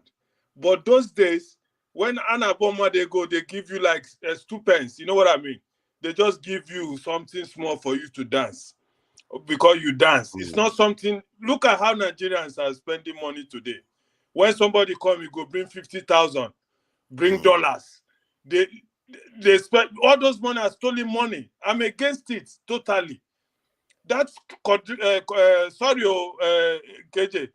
In the Igbo land, Igbo man they go, they just give you something to appreciate what you have done. But look at Nigeria of today. People who are spraying money are thieves. People who stole money. Somebody go carry a bundle of money. Have you watched all those our films? Those Nigerian films, all those Kanayo, and all those people. When they are spending money, you see them, they do money like this. Where they from bring the money? Where? And these are the things where destroy Nigeria. Somebody go thief, he go come for floor, spend 50,000 naira. Now they tell me say na culture. Our culture, make we follow our culture was when somebody they dance, they give you just appreciation for you to know small money. I've seen that happen too. First you go come carry $100,000. So, Dan. See, I understand the point you're coming from. See, perhaps what the government should have done is, instead of legislating our way of life, our culture, it's just like trying to legislate morals. Instead of trying to legislate that, if you feel that you see somebody spraying money and you want to, what the Oyibo man will do is they will start investigating. Naturally, when nobody will caution that chief or that baron that is spraying money, that the authorities will come for him when he's doing that publicly. But it doesn't mean that everybody who comes on a dance floor spraying money is ill-gotten money or ill-gotten wealth. No. Investigate the people, do your findings, and have ironclad evidence against them in the court of law. But don't legislate against our culture. Please, let us face facts. This is not our culture. It has become our culture. I don't know why we picked up all this decadent culture. I would say it's our culture. I like it. Excuse, yeah, of course you like it. Maybe you like it, but it's not our culture. It was the people. And we do it here in Canada, in the US and Canada. When we go to parties, we spray the dollars. Yeah, you spray the dollars, and it gives us bad name. They call us thieves. Most people in the US, that's not true. They love it. They both love it. Olumide, please. Nobody loved it. Nobody. That is not what gives you bad name, Dan. India doesn't do it. America doesn't do it because I checked. I don't know whether she's saying that. I'm saying it's our culture. It's our culture. It is our culture, not American culture. The last time I checked for that, India wasn't. They don't swallow akpu and egusi soup. Not that the Americans swallow akpu and egusi soup. That doesn't mean we should be spraying money now. So that means that no. It simply means that we have different traditions and customs. No, but even within Africa, we are the only one that still are doing this spraying, and there's something about it that is a little bit decadent. Please go ahead. What I wanted to say, no make I finish that point. The point I'm making, I want us to be honest with ourselves. Anywhere you go and see Nigeria spraying, whether it's in US or whether it's in Germany or anywhere where you see Nigeria circle, they do some get together. Most of the people who spray are criminals. Which I don't agree with you. Many of that's too blanket a statement to make. Excuse me now. Those people who spray who are genuine people. But yeah, KJ will be happy to say that many Nigerians are criminals. But when he said most people that spray that money are criminals, he doesn't. No. I never say. God forbid I say many Nigerians are criminals. Why would I say that? Many Nigerians are okay. Don't you agree that? Sorry. Listen, many Nigerians that are rich. Are you not going to say that they are criminals? They stole the money. No, the ones that stole money, and became rich. We know them. We know them. Do they outnumber the ones that didn't steal? Did they outnumber the ones that didn't steal? Brother, no. Excuse me. Most Nigerians didn't steal the money. But let me learn this matter. When I say, if you are saying that, I'll keep that in mind for other opinions. I don't say please that. Keep it in mind. A lot of Nigerians make their money by their hard sweat. KJ, the people who spray genuinely, when they come, anybody where you see where they spray genuinely, when he come, he give you like $100. If not big guy where they walk, he walks away. But this type of people where this guy where they sentence, so I don't like as they sentence some because we don't see videos where Tinubu and all these thieves they spray, they don't do them anything. So, but what I'm saying, the people who make it become a show, many of them are criminals. If we investigate them, many of them, the money they spray, somebody go stand in front of musician or somebody just there for 1 hour throwing money. Where you from bring that money? Where they spray? This is the point we are making. It's criminality. And me, I don't look at them as a culture. Our culture is Iboma they go. If you come like this, you see somebody, maybe your son or your daughter, you know that kind of party atmosphere, somebody, small girl or boy, just begin dance very nicely. They come, they just give you one, maybe give you 5 naira. Everybody go. But not be saying make somebody just stand. Video you there for more than 1 hour. Bump, throwing money. This is what me I'm against. Thank you. Yeah, personally, when I look at it too, and there's 2 areas in terms of the cultural argument. I think the cultural argument is there to say this we can do better. We don't have to, go with this funny culture of just spraying money. But there is also the argument of the law, that the law has been passed for this and people should stop spraying money. And I think when they jailed an actress recently, he didn't make a lot of noise. Maybe that's why Bobrisky decided that it was a good idea for him to spray too. But now Bobrisky one has blown up in the whole country. So anytime anybody wants to spray now, they can hardly say they are ignorant of it, that this is against the law. So maybe that is the biggest achievement that Bobrisky has given in terms of this law, because that is how institutions are created. And that's another thing that most people don't understand. Institutions are created by precedents. When somebody has done something wrong, this thing is based on the people that have been convicted. That is how institutions are created, because institutions can only be as powerful as the presidents they've created. When we say we want great institutions, this is how it is done. You have to convict people. You have to hold people accountable. Because tomorrow now, can you imagine if they can jail Bobrisky? Olumide, they caught him spraying money in Nigeria without his Canadian dollars. They will carry him and they will carry him and throw him somewhere. No, like, you are not even up to Bobrisky. How dare you? That is how institutions are created. I can't live in that shithole. I'm sorry. I can't live one day in that shithole. Because all you can do is talk about it. I can't live one day without light. No, so what Olumide should do so me, I don't feel live without light. What Olumide should do when he's going, he will change his money to $1 Canadian dollar and go there and spray as much as he wants. Nobody can arrest him for that. They will arrest him and give him to the Canadian government. No, it's not a crime in Canada to spray money. I thought the point people should be making is that they get people who spray, they no catch them all. We have said it now. Yes. We have said that now. We have said it many times. That's another area again. That's another area that people are concerned about, that the double standards. And the truth is that in a capitalist system, there's always double standards. That's the truth. We like it or not. In America, there's double standards. They will arrest a black man and a white man for the same. You don't come with this your controversial talk again. No, it's not controversial. It's just true. Don't bring that controversy. It's just true now. It's just true of life. If you are in a capitalist system, it's almost any system. With you. Okay, are you going to tell me that you commit the same crime in America and a white man commit the same crime, you get the same punishment? But they made them. No, you won't. Make them leave Yaya Bello now. Make them leave Yaya Bello now. Who go hold on?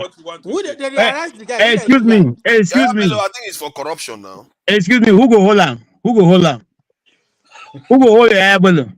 I think they are going to arrest him because they are looking for him. Who is going to arrest him? Who is going to arrest him? EFCC now. EFCC is not knowing house. Yeah, but they were trying to go and arrest him. I think the governor blocked him. Leave that thing. Now, poor man, they go arrest. Big man, who go arrest him? Go arrest him now. Now you are beginning to make my point.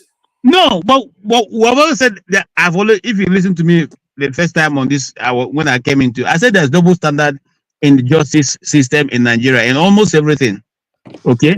Because it's the poor that are harassed and jailed or whatever it is in. The rich who have stolen Nigeria dry are almost left every time to go scot-free. After I said this, that's my opening statement here. Okay? And that's a very that too in the UK. It's like that everywhere. Yeah, but like that everywhere. It's not like that. Which country is it not happening? Which country is it not happening? EFCC is not serious.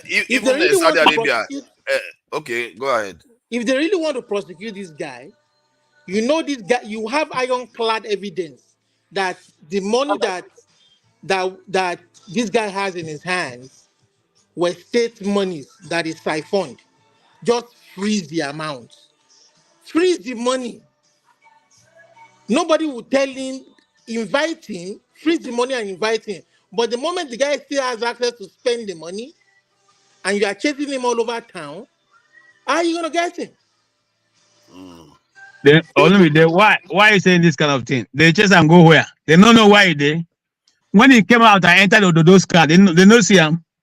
They carry gun. His aides carry gun. Why they not shoot each other? Why they not shoot and bring them down? Yeah, because it's a very confused. But why do you think now? What do you think is going on with the Yaya Bello matter even? And do you know why they are looking for him?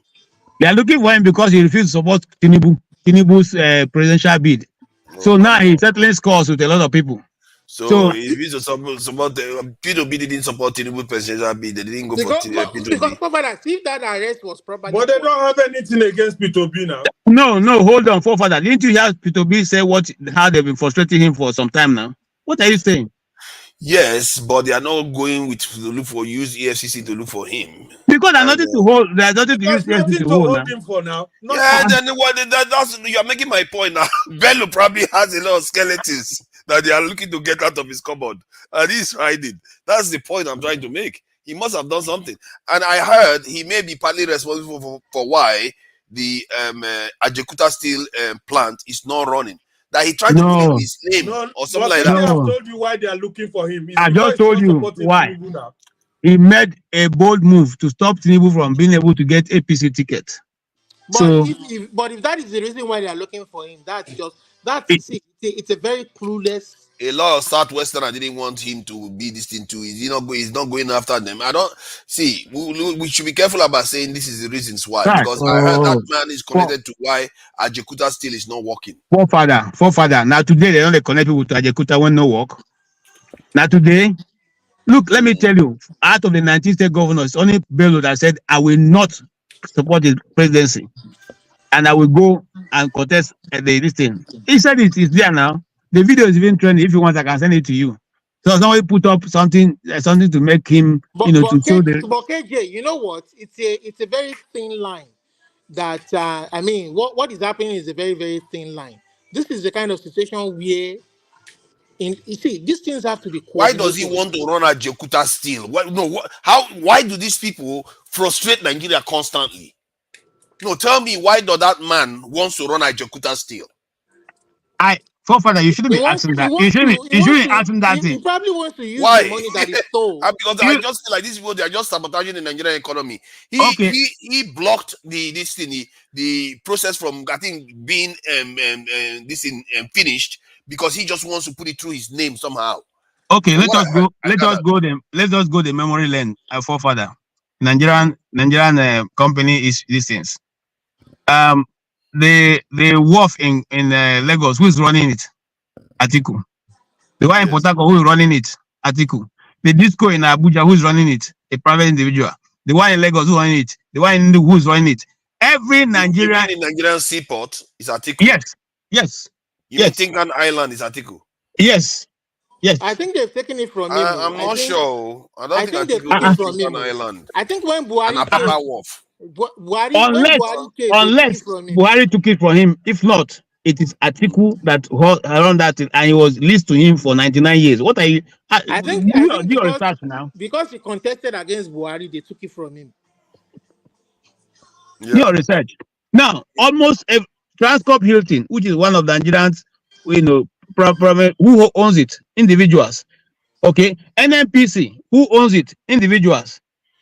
So NNPC is not individual. NNPC is owned by the state. Stop coming up with this type of stuff. Now it's owned by Nigeria. My brother, NNPC, go and check it again. Didn't they sell it? Didn't they sell it? Privatize it? No. It's like a PLC, public private corporation. I think something like that's what it means. In other words, the public owns some part of it, a private owns some part of it, but the private side has not come in. 100% now is owned by Nigeria. I think I do agree with you that It is unfair for Yaya Bello to use state funds that he stole These people are not patriotic. They to come annoy and me. I'm telling you, if to come I and get a then hold of these buy people, to come instead and of them then to buy allow their the stew to go Jakuta on, they just want to milk. corner it for their own good, for their Which own is, personal it good. might be true. It might want to. I mean, and then they might want to come use that opportunity that maybe because he went against the president. But my own is that if this guy has stolen money that belongs to the people of Kogi State, have your ironclad evidence against him. Go to court, prosecute the case, and stop newspaper trials. They should stop all the Simple, newspaper. See, simple. And thank like God somebody Dangote said, refinery is like, running right now. Go ahead, go ahead. like somebody said, why do you have to go in an Schwarzenegger style to go to his house to arrest him? You can simply invite him, send a letter to him that he's invited. Let him say he's not going to come. Then you now try and see how you can apprehend him. You don't even need to put up a show. If you invite him, he refuses to come, you keep tag over him, tabs over him. When he go to the airport to fly off, you take him from the airport. He's not going to go with the talks. But every time they want to show us that the state is so powerful, they will now display ododo, masquerade, what they call it, lagbaja kind of style, to go and show that they have the power to do this. You don't need all that. You don't need all No, that. but these people are, see, KJ, don't you get frustrated? These people have killed our economy. I don't You get know, frustrated because because they are so selfish. Instead of no, them, their job. You see what Kiyamo did with this earpiece. That is how these people are supposed to be behaving. Their behavior is like, if it doesn't go through me, I will kill it. Let the stuff die. And no, the Ajakuta should die because it's about you. 200 million people are suffering in Nigeria. Can you imagine if Nigeria got a massive, that steel complex is massive. The amount of steel that thing can provide, it will make Nigeria industrialize. But this man selfishly the fact that he even wants to even by 1 second delay his operation. I just feel like you don't deserve to live if you do that to Nigeria. I'm surprised we are talking about Okuta Semi in connection with Yaya Bello. Okuta Semi, how old is that place? Long. I think since Abacha was almost completed, then they blocked it from getting completed. So is it Yaya Bello that is keeping that place from working? Anybody, like I said, anybody that blocks it. Yeah, that's what I'm saying. That's what is frustrating me. Because it's Nigerians that are blocking it. It's not only Oyibo people. Some of them are saboteurs within the economy. Just keep blocking stuff from going through because of your stupid, selfish interest. Now you come it's so annoying. The only solution to Nigeria is revolution. Until we push this group of people out of that seat, nothing will change. The devolution I believe in is devolution to the people, not devolution to any region or any state or any kingdom. I mean revolution to remove revolution, okay. Yeah, to remove this bunch of criminals from You know what? I'm beginning to be sympathetic to what you are saying, but because I believe that the elites in Nigeria right now, they are out of their mind. It's not their fault. They are insane. They are criminals. They are out of their mind. They are not out of their mind. They are criminals. But I'm thinking maybe there's a different strategy where you can get the wrong people, as they say, to do the right thing. Maybe there's a way to get that done. If you can get them that are the wrong people with the wrong mindset to do the right thing by the people, and the people need to nudge them in that direction. Can you change the mafia? Can you change the mafia? No. You have to uproot them. You can't change them. They are born criminals. They know what they are doing. Look at the American government use the mafia. The American government use the mafia. You can use. No, that is not the kind of mafia where I'm referring to. Okay. Tinubu came to power telling us a milokon. A minimum when he tell you say milokon and he gave us history that this Buhari told Shewere told Sunkumbo Mode minimum and when I tell him how can you remove these people? Wait tell you say that they are turn. Not be the election, no. It's my turn. And he came in. So what are you saying? But see, that election issue, I feel like is a very convoluted issue there are issues for even I bet, our own let's side to speak answer. English where we go feel here. That's Okay, that's a good one. That's a good one. I like that. See, I feel like there's a lot of confusion. Thank you. There's a lot of confusion in that area where everybody's pointing finger at each other. But maybe, just maybe, there's a chance that what happened is what was meant to happen. But because I used to enjoy it, but sometimes you used to break my mind and my. How can you? Well, let me tell you why. How can you be saying that what you don't know what happened? No, we don't fully know. You know why? Because even our own side you don't know. You don't want to accept the truth. See, no. You can't take things on faith. I don't. Why is the name's not showing? I've forgotten your name. Oh, sorry. Don't worry, my name. Let us.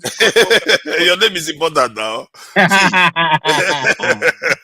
So revolution is his name. So like because our own side, like Labour hasn't given us their results. Because we know some Labour people cheated too. They took bribe, and so they sabotaged the Labour results to themselves. So they have not given us their results. Be honest to us, please. Be honest. Leave all this Labour sabotage. We know what happened. We know what happened. Oh, but I must find way to bring Labour in. Labour was part of it now. So no. My point is that if you have two major parties in a country, one of them split up. Their vote split in 4 ways. Some part went to Kwankwaso, some part went to Atiku, some part went to PDP, and some part went to G5 inside PDP. Maybe even to 5 ways. Then there's G5 inside PDP. Then you have P2B split, all from one party. What are the odds that party should go and win that election?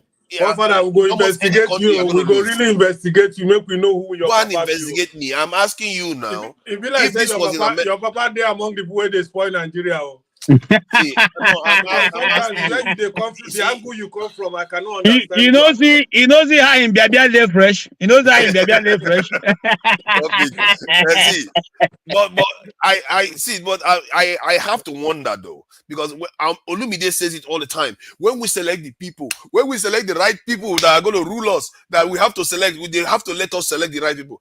How are you sure Nigerians are not selecting the people they want? Who told you that Nigerians don't know these people that are corrupt? This is the way they do politics in Nigeria. That is the problem. They know these people are corrupt. Why do you think they queue up to take money from them to go and vote? How many people collect money? Who collect money? That's the thing now. How many people collect money from people? But some do. Don't say that, because when you say that you indict every struggling Nigerian who has been over time. I know people who refuse very juicy positions just to be in the opposition and put in their best. I know people who got in their money to do the opposition with the Labour Party, and we are all disappointed. Many of the reasons why people, and that's the reason why I asked the question I asked, because I asked from the point of people who put in all their best, and they were disappointed that P2B never, explained to them why is it that his lawyers were told they didn't bring a right. They didn't bring evidence, and he didn't bother to explain to them that no, the lawyers refused the evidence, And I asked him for him to use the opportunity to say that. He didn't say it. He only said that, well, let us pass. He want to go on. That's the mistake black people always make. We think there's no need to visit the past. To be fair, he wants to. No. You don't move away when you're not be able to identify why you fell in the first place. Why are you moving to? See, I'm telling you, they didn't make a very quality case. If you compare the case they made versus the case Tinubu and Osibanjo made against their own election, that they felt they were cheated in that election. If you look at, you must have seen the video now. If you look at the evidence they provided forensic experts from the UK. These guys were not playing. They went and took all the fingerprints in all the ballot papers cast. Father, I'm coming. It's just like what is going on now with Nnamdi Kanu's case. When you say that INEC is the one who you can only accept document from them, that is, INEC has to be the one you accept document from INEC, and another agent brings a document. Who are you going to accept? The law says that whatever INEC presents is the right result. That's what the law says. So if INEC says that, what Tinubu is saying is correct, that means it's correct. That not anybody can say. Look at it from this So point that of is view. that is where the people first say that if I mean Olusegun argued this a lot of times. I said until that law is changed, anybody, What? if you like, you can get all the result, all the KJ, votes KJ. in Nigeria. See, The why thing do will we still, blind? Why do we willfully blind ourselves to the truth of what is happening to us? Like we know what is happening to us. If you think about it, let me show you why I think we know what is happening to us. People cast votes in the polling units, and every party is represented there. They are all supposed to take photographs of everything that is happening, document everything, and they should have a way of knowing what is happening. Then, when that vote is taken to the local government, they say to collate it there. If the result is wrong, they should be able to tell them that result you are putting there is not right. I know, even if the other parties were collaborating. Fafara, where have you been? Hold on now. Let me narrate it. Let me narrate wait, it. hold on, let him narrate. Let him narrate. Let me narrate it. Go on. Like because it is possible. My point is that it is possible to thwart everything. If let's say somebody, you got 10,000 votes in the polling unit, and then they go and report in the local government that the vote in that area is less than 10,000. The people that had the evidence from the party and everything will say, no, look at the evidence. Everybody was there, took the pictures of everything, and everybody was there. This is the vote we got. And that vote you are putting there is wrong. You could have seen people come out to do that. They didn't do that. Then they moved from that local government, then they put it for the entire state, collated there. If the one that came out from that local government is wrong, and when it gets to the state, it has changed, why is the local government not complaining to the state that no, that number you put there is not correct? Okay, it should be possible to correct it, but they are not doing it. Let me answer you. Well, Do you please, KJ, 1 minute there. Go ahead.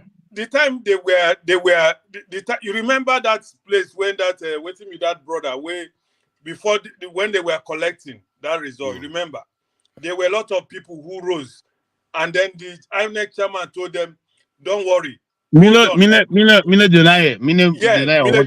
told them to wait, let him collect finish, then they go talk before they go ahead. Didn't you watch that part of that election? The part where he said they should go to court. No, before he told them now finally to go to court. Yes, he told them to wait. When he finished, he told them to wait. They will now go back. After they will lay their complaints, which is what you are saying now. What did then they went home, and then he came back at 4 a.m. and declared results. And declared the election and tell them, well, if you people I don't want to know what you are. If you are not happy, go to court. And you are asking me, why didn't they say something? I hear what you are saying there. Aside from that, forefather, even most of the local government, I'll give an example of the Imo State local government. When the results were collected and they went to local government, they barred all LP and other parties from entering there. It was on the videos there now. They said that they didn't even allow them come in. The Popo and everybody stopped them from entering the local government while they sat down and wrote the results.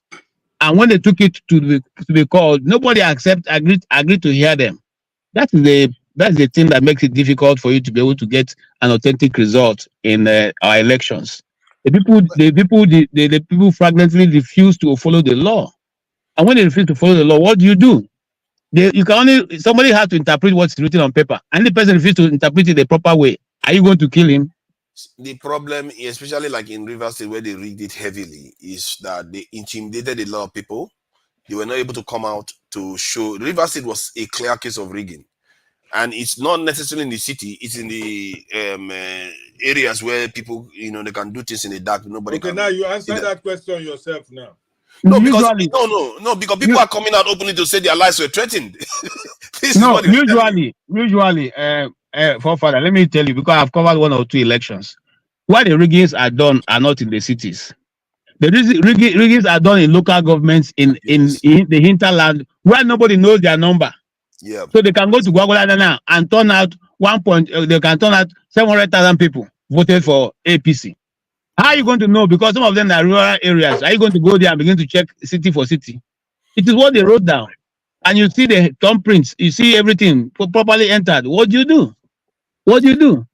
I agree with you, but you have electoral representatives there that will come out and say no. Just like Peter B said, it's not. You see, the law is supposed to have been that each person. Why do you keep saying that? You can't just say that. Like me now, if I was one running Labour Party and I employed, let's say 1,000 officials to represent me in Rivers State, every single polling unit that they took evidence from the other party, their own, that correlates in that polling station, I will present it.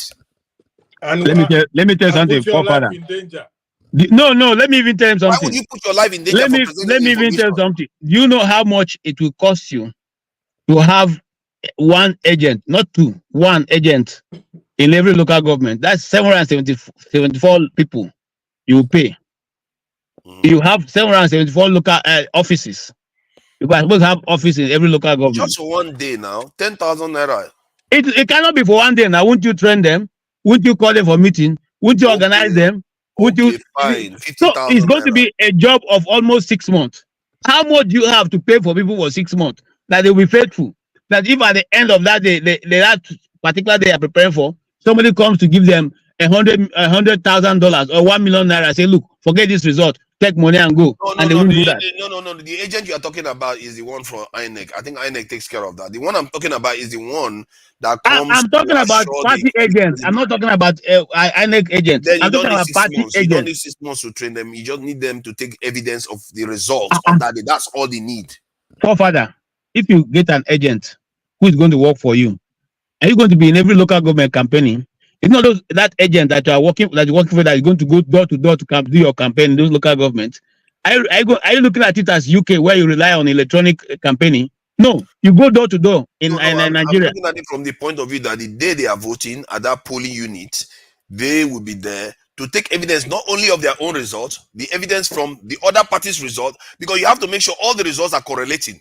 Otherwise, don't leave that place. So you take evidence from all the other parties and send it to the party headquarters. That way, there's correlation. Kachifo. I said it well, didn't I? You said it well. So yeah, I think there's a way to get the evidence. It's a Herculean tax. It's a Herculean tax for an individual. It's a Herculean tax for an individual. Labour got 6 million votes, at least. It's a Herculean tax for that. No matter how you look at it, that 6 million votes, you could have. In fact, let me even give you a rough estimate. For P2B to make any meaningful impact, he must have spent up to 5 billion naira to be able to make any meaningful impact. Yeah, that's reasonable for Nigerian election. 5 million. It's 5 billion. Yeah, 5 billion. Yes, it's equivalent to $5 million. And that's that 5 billion is just going to be for one day, not all these 6 months. I tell you, it's not the cost. It's not the cost for rent. It's not the cost for furniture. It's not the cost. It's one day. Listen, I'm telling you now. How are you going to? I don't be agent before. No, I'm not. Okay, you are talking about agent. Maybe I'm talking about something else here. I'm talking about people that just go to verify the result and collect evidence. That's all. It is going to be your agent now that you have already employed. That is the one who go there and verify everything. You have to have each one in each polling booth. Each polling booth you have to have it. So in say for instance in maybe in a local government. Okay, let me use the example of FCT where I know properly. Say you are using AMAC as your example. AMAC has all the villages where you have this. You have to have one agent in those places where you have polling booths.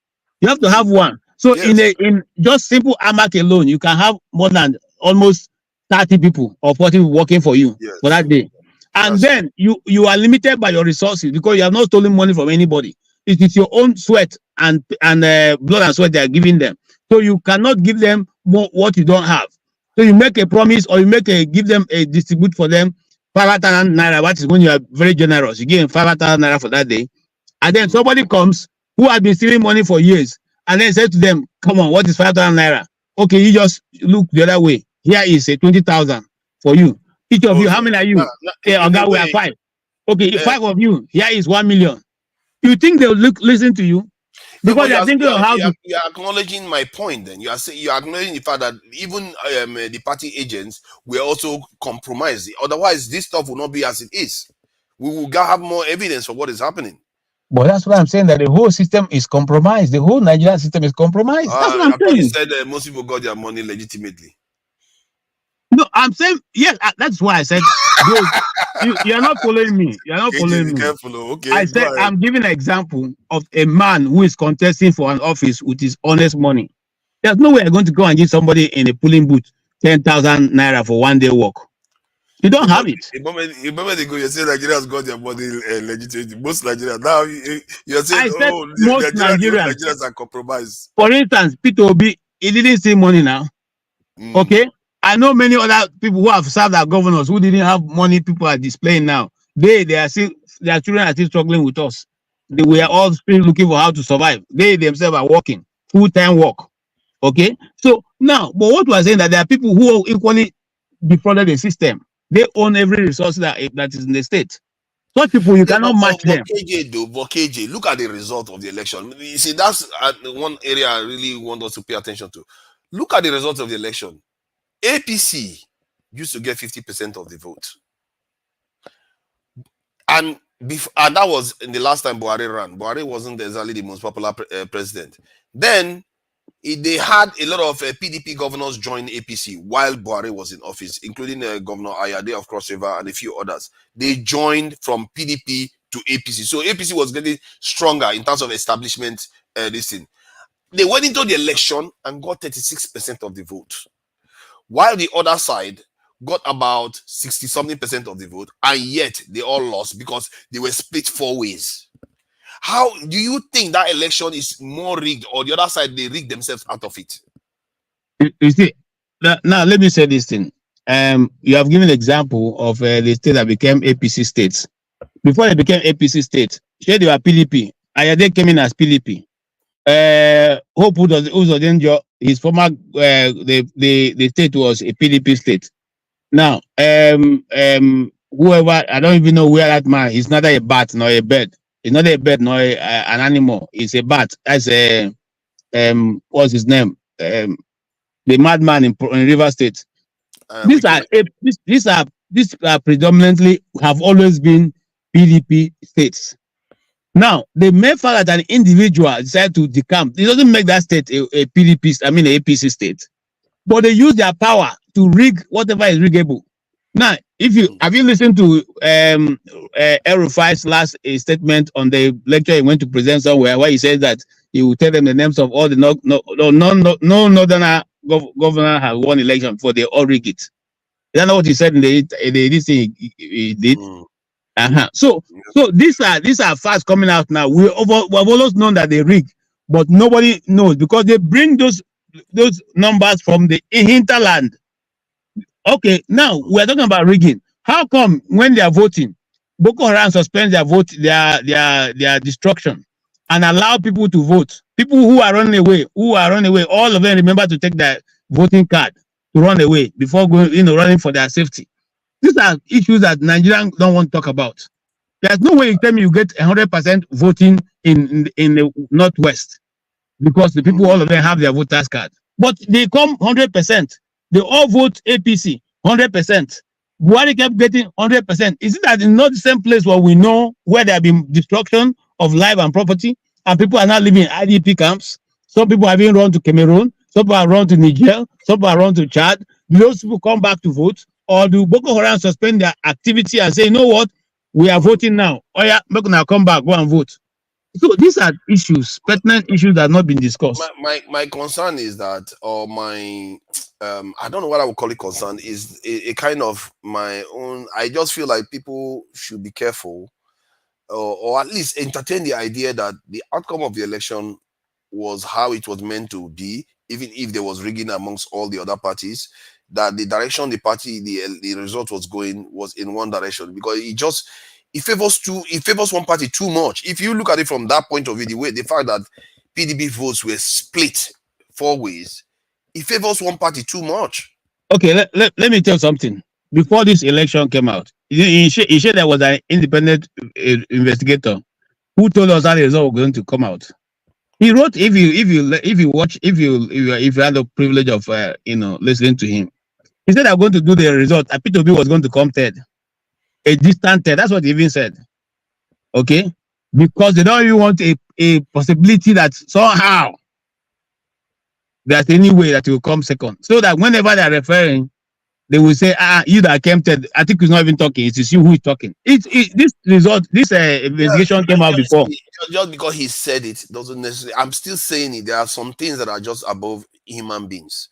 I don't The think so. dynamics, See, the dynamics of the race. the moment that some people like Festus Kemo said, if you don't like it, go to court. I knew that it's all over. You see, it's just like Maybe you're right. Maybe you're right there, but if it was any other cycle of election where PDP was intact, APC would have lost. And then you APC go to court and the judges 40% of the are votes. talking to you as if you're a child. They're talking to you. Are That's talking what to happens Stan. now. You know, so but where else does it happen?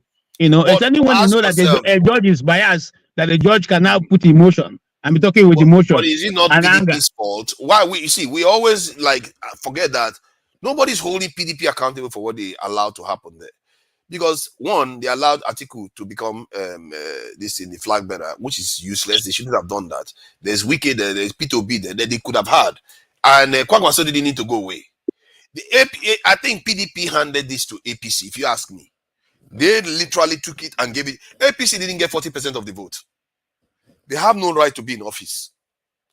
But PDP imploded like a bomb, like somebody exploded it.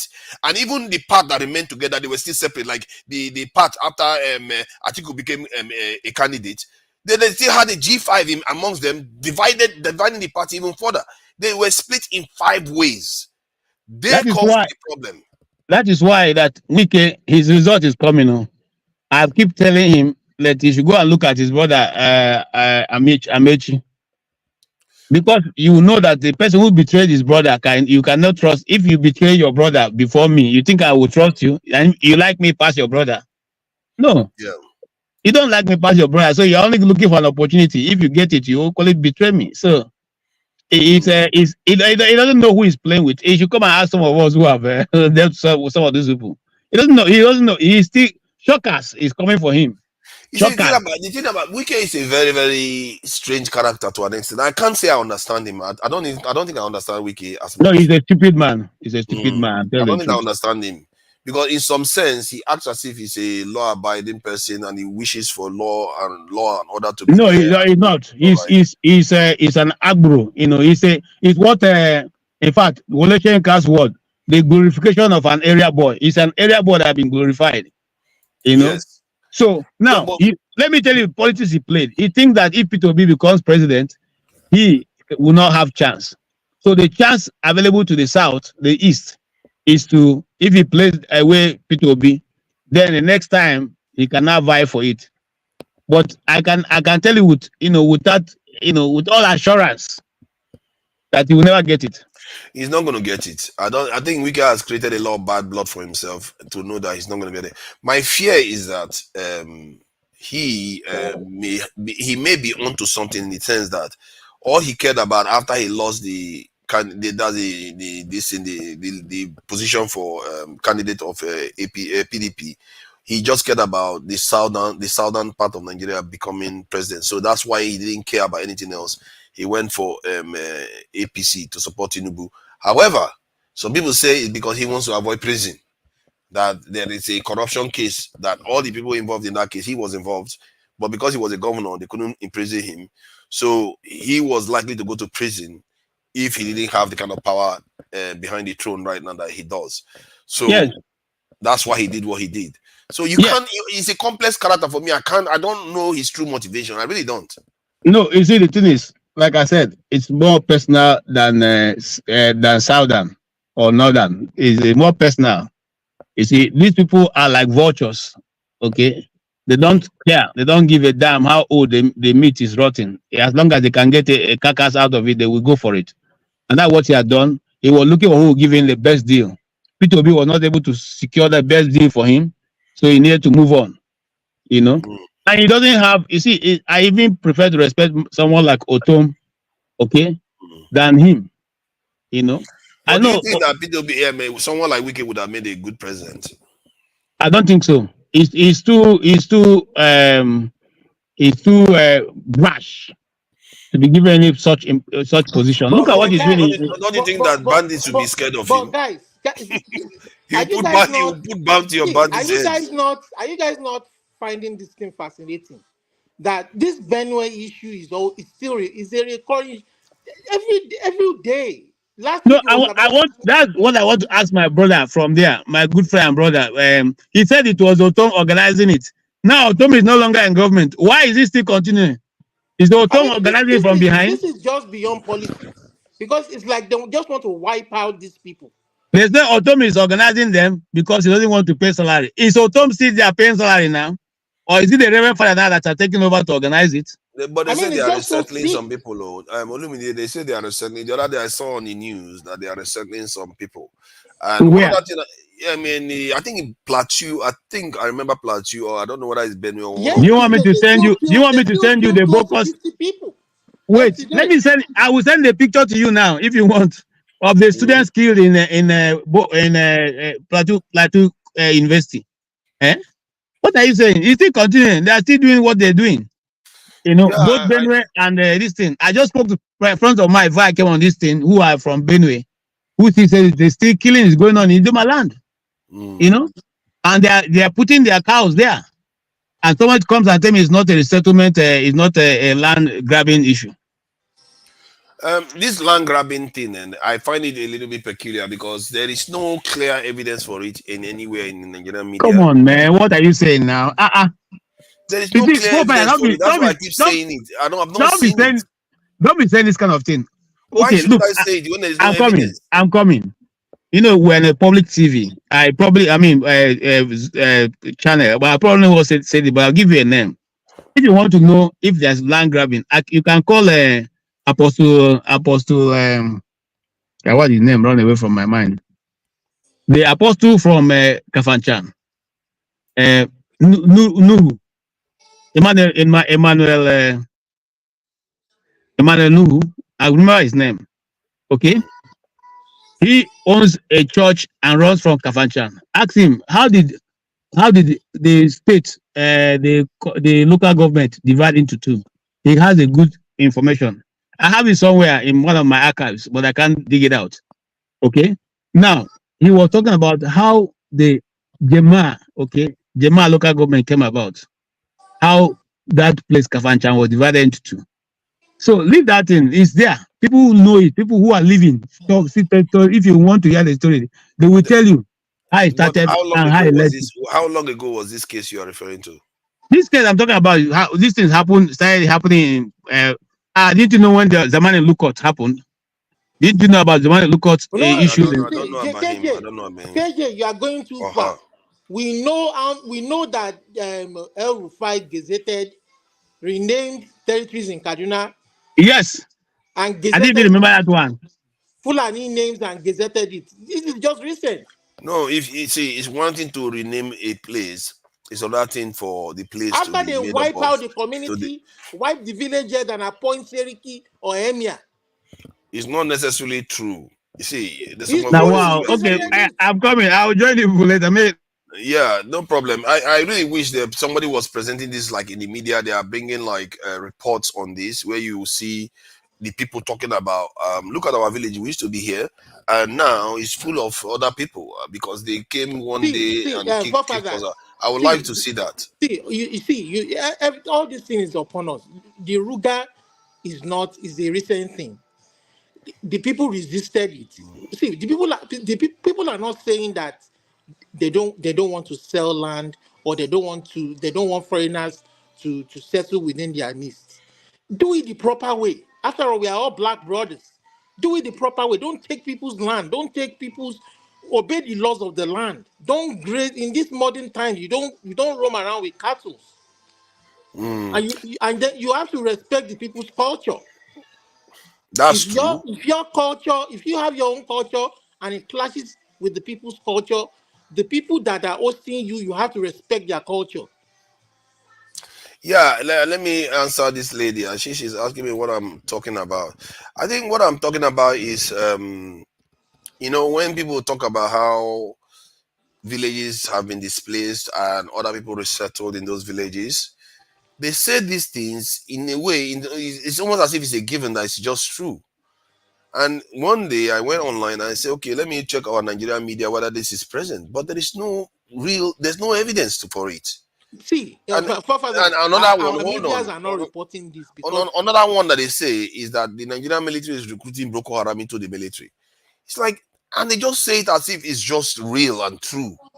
But you go online, you don't see any information about it at all. Forefathers, our news media back home are not reporting the true situation of things. People are dying, are being killed on their lands, on their farms. Something wrong with your audio. Yeah, so what I mean is that how about like David Hudain or coming up with evidence, like all those investigative journalists, like that guy that came on the show the other day. You don't see them going and saying, you know, like the Palestinian conflict now. We know people are being occupied, their lands are being taken. It's like it's clear, you can see it. For this one, in our own country, in Nigeria, the people are saying like their land has been taken, and we don't have any evidence of the people that are living on Can't the even land. go to their farms. When they go to their farms, they get killed. No, that's a different matter. That's insecurity. Yes, bandits are doing all those things, but this displacement thing, I really wish they provide evidence for it because and it's very, very incendiary statement. They are afraid to go back to their lands because they are being attacked overnight. Yeah, without all you need to do, go there with police officers or military person and say, you know what, we just come here to do one video of what happened here, and the guys will say, okay, look at where we used to live. This is proof of where we used to live. This is where we buried. Hold on now, you will say this is where we buried my grandmother. This is where we buried my sister. This is the farm we used to go to, and now when they came and displaced us in so and so year, now look at who is living there. We are no longer here anymore. They've thrown us out of our land. When you talk that way, based on what we've seen, you are sounding insensitive. Please don't talk that way. I'm not sounding insensitive because it's just facts. You are saying that it is because not by that time anybody can come out and say something. Do you go on? Do you go true. on Sahara Reporters to read? I've read on Sahara Reporters. Will report what Nigerian media would not report.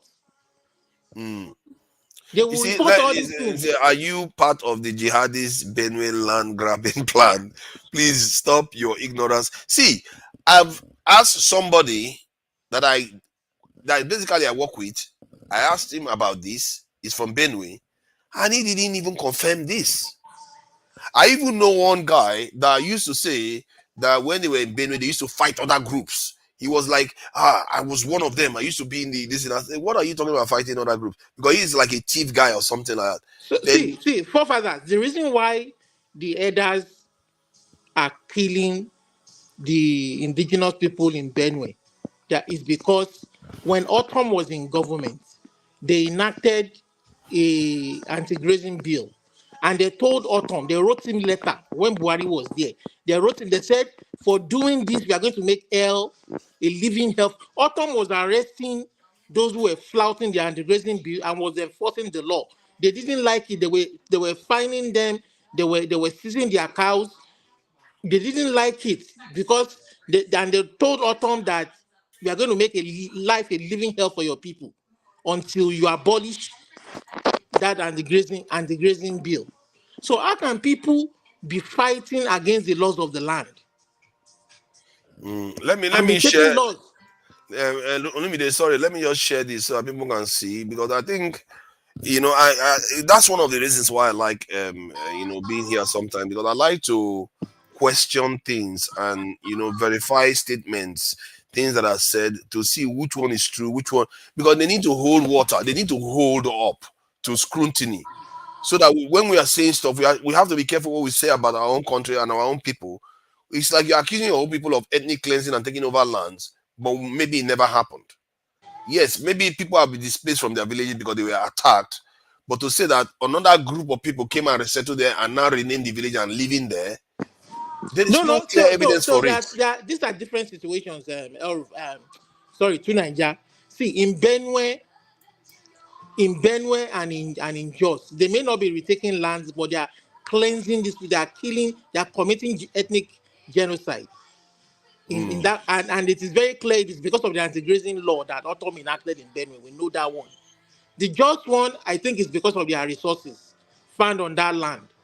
And then in Kaduna, they were able to get that done in Kaduna because El Rufai, as the Fulani man, was governor, and he was able to use his power as governor to making sure that 3 communities there were gazetted with a new name, Fulani name, and a new community ruler, Seriki or Emir or whatever.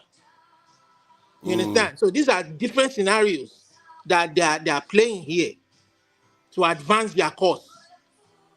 Yeah. I see. The way I look at it is that if your land belongs to you, let's say your ancestors have lived there for hundreds of years, I don't think that you give it up because somebody just came and attacked you and you just give it up These permanently. people are they are very uneducated. When one of the old in one of the lands in Kaduna, when they interviewed the old man, the man, one of the village head, the man was literally crying that our customs, our village, our traditions that we've known for over the years, all of a sudden is gone, is wiped away and taken away from us because these people are powerless. They are not educated. You understand? It might be difficult to achieve in the west or southeast because you are a little bit more enlightened. You understand? But over there, these people are not. They are just hopeless. There's nothing there. You And it see, was easy for them to achieve that.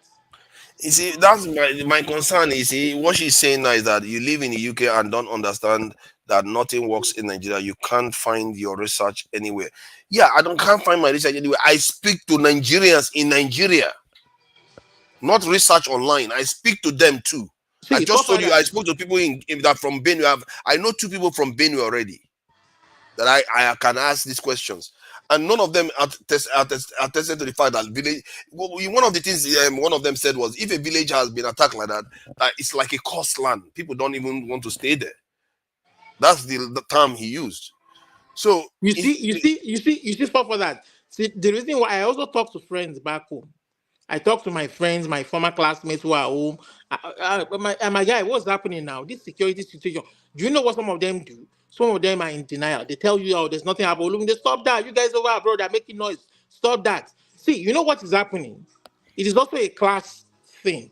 You see people who live in the cities, like Benue, people see these things are mostly happening in the interlands, in the villages. Yes, I agree with you on that. In remote areas. You understand? And people think that people in the remote areas don't have life. They don't have a reason to aspire like people in the city. This is how bad, how crazy that country is. You understand? Now, if this thing happens in the remote, we allow this thing to happen to our people living in remote areas just because the quality of life they are living is not as much as those in the city. Now, these people will settle down there, they become part of that community, and these are the same people that would later on migrate into the city. And I mean, this is not the proper way to embed yourself into the society. We travel, you are in UK there. You may start your own roots, your own family roots to how many generations in the UK. You have come in legally, you have applied, you have all your papers, you have all your. How many people have you forced your way of life on? How many people will you kill before you establish yourself as an important member of that society? You understand? Yeah. This is what we're seeing. This is the 21st century. We That don't do that. that plateau area seems to be a serious flashpoint in this thing because I don't know why the government, you're shouting one Nigeria and you can't stop the killings. You can't provide security for your people. You are playing politics with it. because these people, they don't truly care about their own people as they should. They don't have the other visceral caring about their. See, I was just watching something the other day, and I saw how I was just watching the people when they were fighting a common enemy and they were facing death, and because they were facing death and they looked at each other and thought, okay, this is it, we are going to die here today. And you can feel that when people go through that, and in the end they ended up surviving that conflict. So you can see what happens when the people fight for something. The bond that they feel is so strong that when they go on to build something, they don't need to talk to each other, they understand each other. But the problem with our people is that we didn't go through that. We didn't fight for Nigeria for ourselves. where we say we our elders had the had the chance to bond and know that they sacrifice their life, and when they have children, they will tell their children, this is what you need to do. Don't forget. That is our problem, and I think that is why we think that it's optional to care for your people. It's optional to come together to work. Now, why do I have to? I don't have to cooperate with him. It doesn't matter. You know, that's our attitude. That's the truth of the Nigeria. Everything seems to be optional for us when it should be compulsory, when it should be essential, when it should be critical for us. We take it as if it's, we don't have to. Other people, no, for other people, it's essential. For other people, they have to figure out a way to fix their problem. If they have a problem, they don't care. They don't even follow the law anymore. Do you see America following the law? When they are in trouble, they don't care about law. They focus on how they are going to get their act together and solve their problem. It's a shame because like when you're asking that person about the people that are being kidnapped in Nigeria and all those stuff, and he's telling you not to worry about those things. There's a reason why he's telling you not to worry, because to them, it's not happening in their face. In America, 47,000 people die every year from gun violence. But yet, many Nigerians that go there, they will tell you they don't care. It doesn't touch them. It doesn't touch them. It doesn't mean the violence is not going on somewhere in America, but it doesn't touch them. That's how those people are too in Nigeria. I'm telling you, I've had a Nigerian tell me, they like Nigeria more than the West. I said, why? He said, because we are free. I don't pay tax here. I don't do anything. That is what he said. I can't believe, I don't know where he got the idea for tax. I think maybe somebody told him that has traveled to the UK. They told him something like about that, because I've never discussed that with him. But he said, we don't pay tax here. That life is freer here. So you can see, not everybody in Nigeria, unanimous, but that same person, if he gets the opportunity to travel, he will travel. Well, because see, he wants to make money. but the honest truth is that forefathers that see when somebody says he doesn't pay tax and that because of that he likes Nigeria better, he's just being disingenuous because if he that same person will come to Nigeria, I will tell you after a couple of months he will run away. No, I agree with you, because he went on to say after he said that if he gets a chance to travel, he will travel. So that's exactly what he said. That's why I will report to you that is the confusion in Nigerians for some reason. Man, this topic is going to be an interesting topic to have, because and to bring Nigerians that are in Nigeria in to talk about it, because there is this psyche that they have in Nigeria where they will be like, I don't need to work that hard here. How much am I getting paid for it anyway? That my mates in London or in America, they get paid more for it. I will look at them and say, but you are not from there. Why are you comparing yourself to them? You are employed in Nigeria, you are from Nigeria. And they don't understand that to them, they are part of the world. Why should they not earn that money? And because of that, they lack motivation to build their own economy. So the conversation I had with that young man, it was quite interesting, because I tried to let him understand that everywhere you go in the world, people in that same country will tell you they don't have enough money. Like in the UK now, many people that work in the UK, the government have to help them to pay their rent. So there's literally every government has a form of welfare system. That's what I try to impact on him. Then he said, but they don't do that welfare here. I said, because the country is poor. Maybe because our people are busy thinking about other countries instead of building their own country. Well, maybe that's why we are poor. But the government pretends to be doing some form of welfare, but at the end of the day, it's an opportunity to embezzle, like the humanitarian ministry by the previous Buhari government, and now this Beta Edu issue. So I think our problem also boils down to leadership too. Like you said, look at you giving an example of how Indonesia built their country. It was the leadership that influenced the psyche of the people. So the leadership has a very important task in influencing the psyche of the people. But how are you not sure the people influence the leadership too? How are you sure? It goes both ways, but it weighs more on the leadership. The leadership will set an example. I think what the leadership is doing is a symptom of what is going on underneath. That's my suspicion, because sometimes you can have leaders come from overseas because of their vision. They come and change things on the ground. that is what you will say. Okay, yeah, the leader is from overseas Yeah, and his vision is different. forefathers. What we saw. See, like no other time in the history of Nigeria, in 2023, when that election was held, we can say the people has a, yeah, the people tried. They tried to to see that the leadership work for them. They wanted to see the leadership work for them, like no other time in Nigeria's history. They were told to get their PVC. They were told to do this, do that. At the end of the day, the people wanted the kind of leadership that they voted for. At the end of the day, the institution failed them. They shut the beavers down. Till today, we don't know the actual results, the true and transparent results that people voted for. So see, like I said, it wastes more on how much more do you want the people to try? You cannot. You yourself said it, that no matter how perfect a society is, there will always still be criminality. There will always still be corruption. But it is how you fight it. It's the genuineness there. Like in the US, you said it yourself. You said gun violence is more than even our part of the world. True, but is the rate of solving those crimes and prosecuting these um, perpetrators of the gun violence, is it higher than in our part of the world?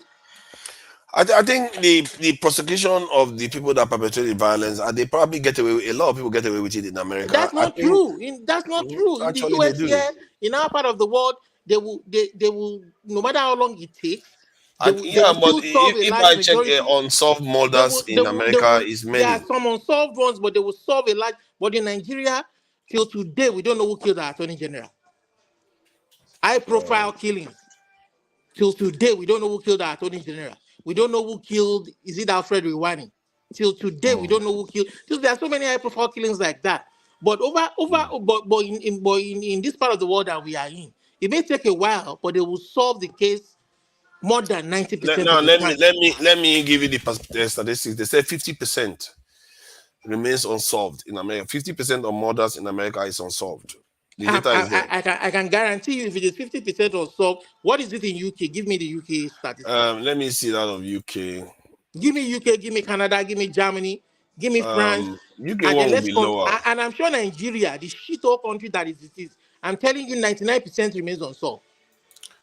That's it. They have the numbers for the Nigerian ones. Let me see. Count of unsolved homicides in the UK. I think this is UK. Metropolitan Police. Metropolitan Police. I don't know whether it's referring to London because it's not the entire UK. On the total is 350 for 2020. No, 2020, 2002. But they didn't. I wanted to see whether 2022 total is around 350 again. Unrecorded for and sharp instrument. Okay, they describe the instrument that they used to kill them. So they are not they remain unsolved. But they didn't tell us the percentages that are why they are unsolved or something like that. They have them to detail, but they have quite a lot because there's not a lot of murder in the UK like that. Some of these cases that you are seeing, it may take a while for them to crack it, but they will still crack it. They may not crack everything, but it might take longer. But with technology advancing every time, they will crack it. But are we even making effort in Nigeria to even crack anything at all?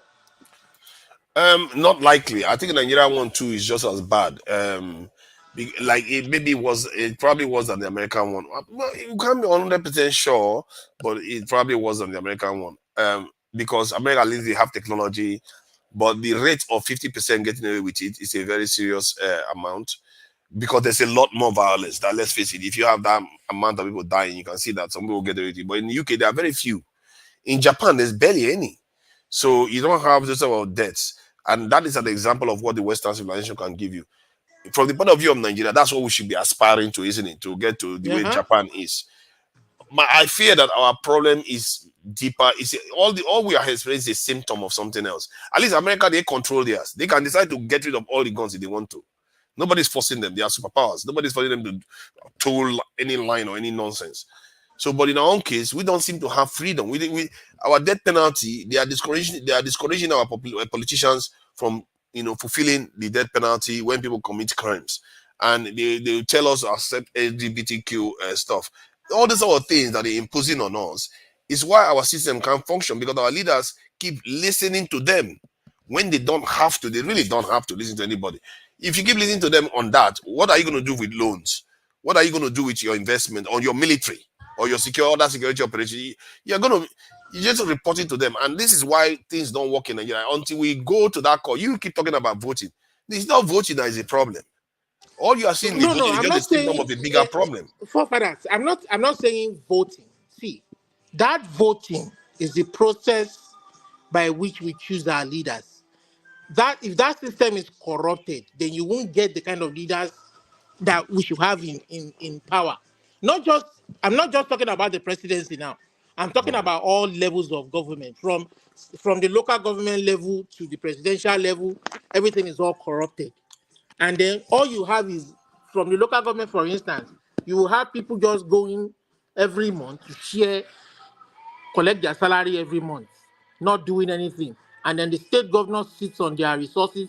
And then the state governor, local government level is a very serious level of providing leadership and providing, developing your community and providing opportunities for people from the grassroots level. But somebody in the state government level thinks that local government chairman is not worth anything, and then he sits down on their money and thinks he knows what they would do with their money. So this is what we're talking about. When people are allowed to choose who they want, the next 4 years, when they see the guy misbehaving, 2 years into his tenure, they start plotting to bring in somebody who they feel would do.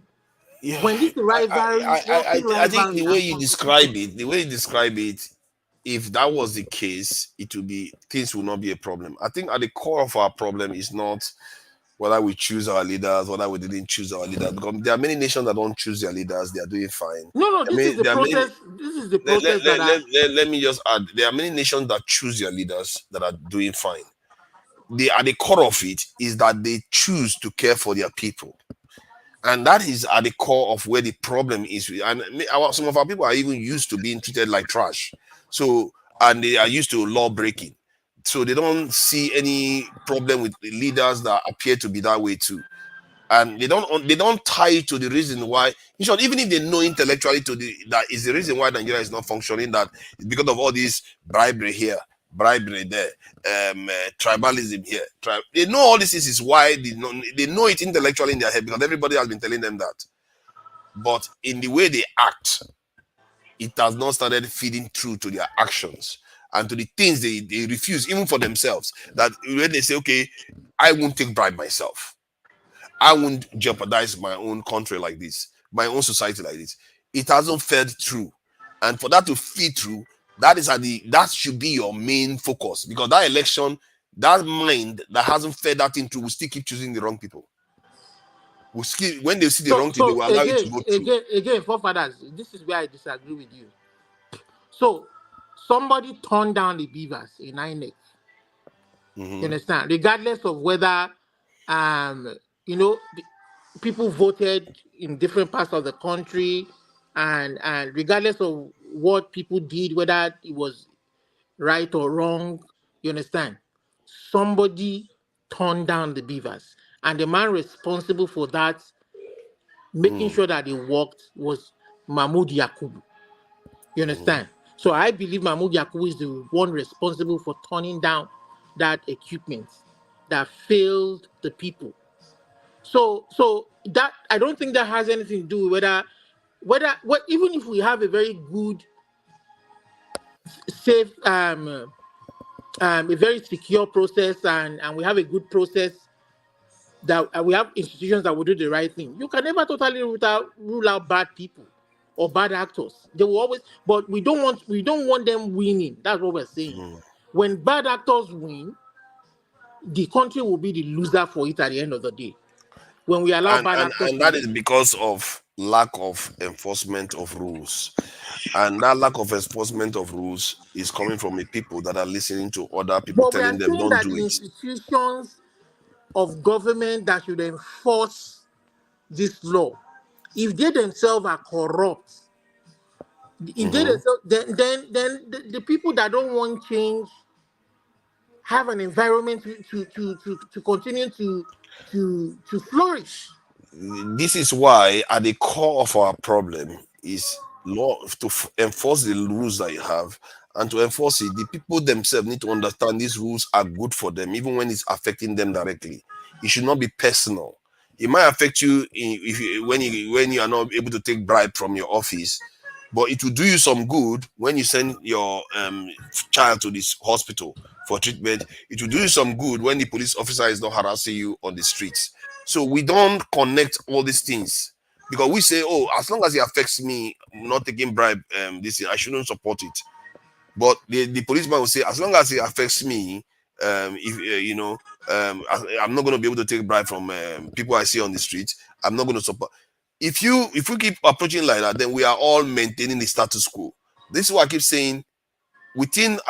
Amongst ourselves, we need to understand this reality that we are the ones creating the reality we are seeing. Individually, we are doing it, and this is where leadership to an extent comes in, or activism, or people that are aware comes in. You need to do it. You need to let people know about these things in a mass So scale, so forefathers, that a lot of people know about it. I agree with you. Activism has been playing its part, and I see activists continue to talk every day. They continue to act, They talk and about the injection, female genital mutilation, and the girl child. okay. That's what they are busy spending their time doing instead of waking Nigerians up to the truth of their predicament. No. See, like I said, this last election was an eye opener. Everybody, see, the good forces worked tirelessly. I was amazed at the way the people, they were on with their phone, with their camera and everything. But at the end of the day, the institution failed us.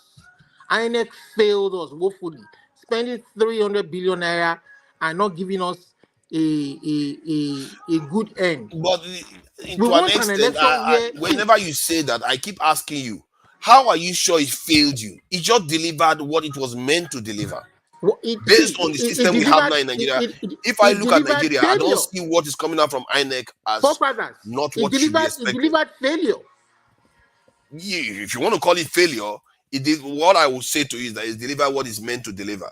Like in the case of our That is security not what it's forces, meant to deliver. You are saying it is hold normal on, to turn off the hold beaver. on. You can't see, like in the case of our security forces, you can't have that kind of security force and expect it to deliver the kind of security that American security forces deliver. It's delivering what is meant to deliver. That is, by that standard, is what I mean for INEC too. What you see in Nigeria is that the people themselves have a knack for accepting corruption to happen. Hence, what the INEC delivered, corrupt practices, whatever you want to call it, is what is meant to deliver. I am saying that a large majority of the people wanted who they wanted as a leader. A large majority of the people, well, there were some people who wanted to corrupt the system and wanted their own candidates to win. But a large majority of the people voted right who they wanted to vote for. But some people high up there, Mahmoud Yakubu at the top of it, decided that, you know what, it's not going this way, and they decided to turn up the beavers. That is what we saw. That's what I saw at See, That's what I saw. Yeah, EJ Dima, I know what you mean when you said it didn't deliver what it's meant to deliver.